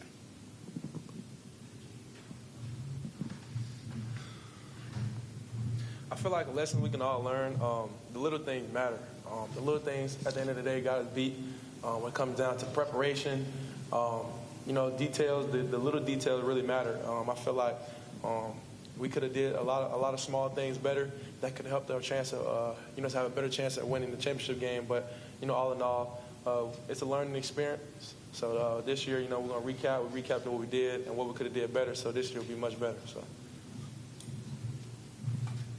Coach Nix, I got one more for you. You mentioned playing, Hewitt Trustful to open up the season. You're very familiar with the Birmingham area. East Alabama, I know, takes a lot of pride in their style of football. Mobile takes a lot of pride in theirs, and you're very familiar with Birmingham. How do you think the two areas and the two types of football, compare, if there's any comparison? I think that they do compare. They both are very good. Both are very deep in talent and, I think probably, and being in both areas, and I haven't been everywhere, in the state, been north in Birmingham and now at Central, but very, very well coached.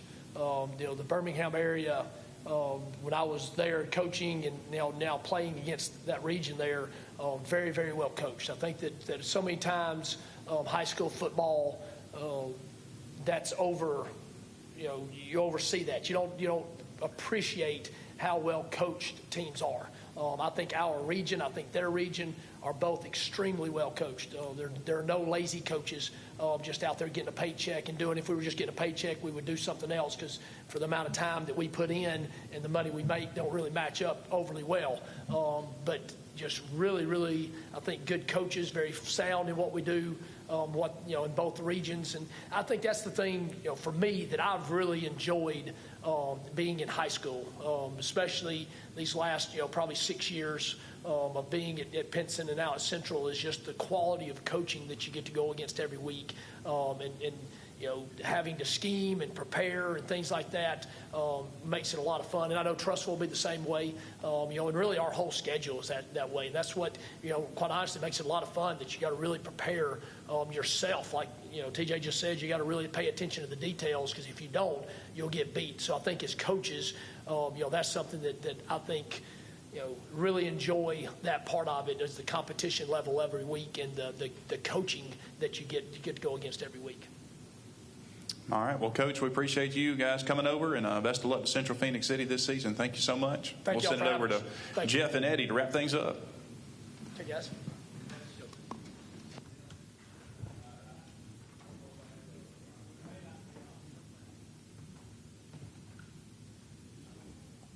There we go. Hey, that's day one of the Fox Sports The Game high school football media days. We got day one in the books. We got 12 teams in today. We got 11 tomorrow. We'll start tomorrow's day off at 8 o'clock, so you can join us tomorrow at 8. Don't forget you can listen to On the Mark, though, at 7. And we'll do our own 1 hour on the mark, a special 1 hour on the mark until 8, when the media days will start again. And we'll open up with Roddy Beck, the AISA athletic director. Yeah, and what a way to finish today with 3 dynamic football teams. All 3 are just really big and good. Callaway, Auburn, and Central Phoenix City. Glad that Central's finally coming back. Yeah, hey, we did. We finished up with some horses. I mean, some really good teams. Arguably, you got 4 regions in 7A, and there's only been 2 of them representing each other. I mean, representing in the state championship, and that's been the last 4 years has been Central and Thompson. That's right. And Auburn. Yep. Let's don't forget Auburn was in there. So we're you ready for us to wrap up? Is that what you're saying? Okay. But hey, that's day one. Hey, don't join us tomorrow, 8 o'clock. Yeah, 8 o'clock tomorrow morning, and be sure to tune in to 9, 10, 13, 8 a.m. At 7 o'clock. That's right. On the Mark. That's right. 7 o'clock. Everybody have a good day. We'll see you in the morning.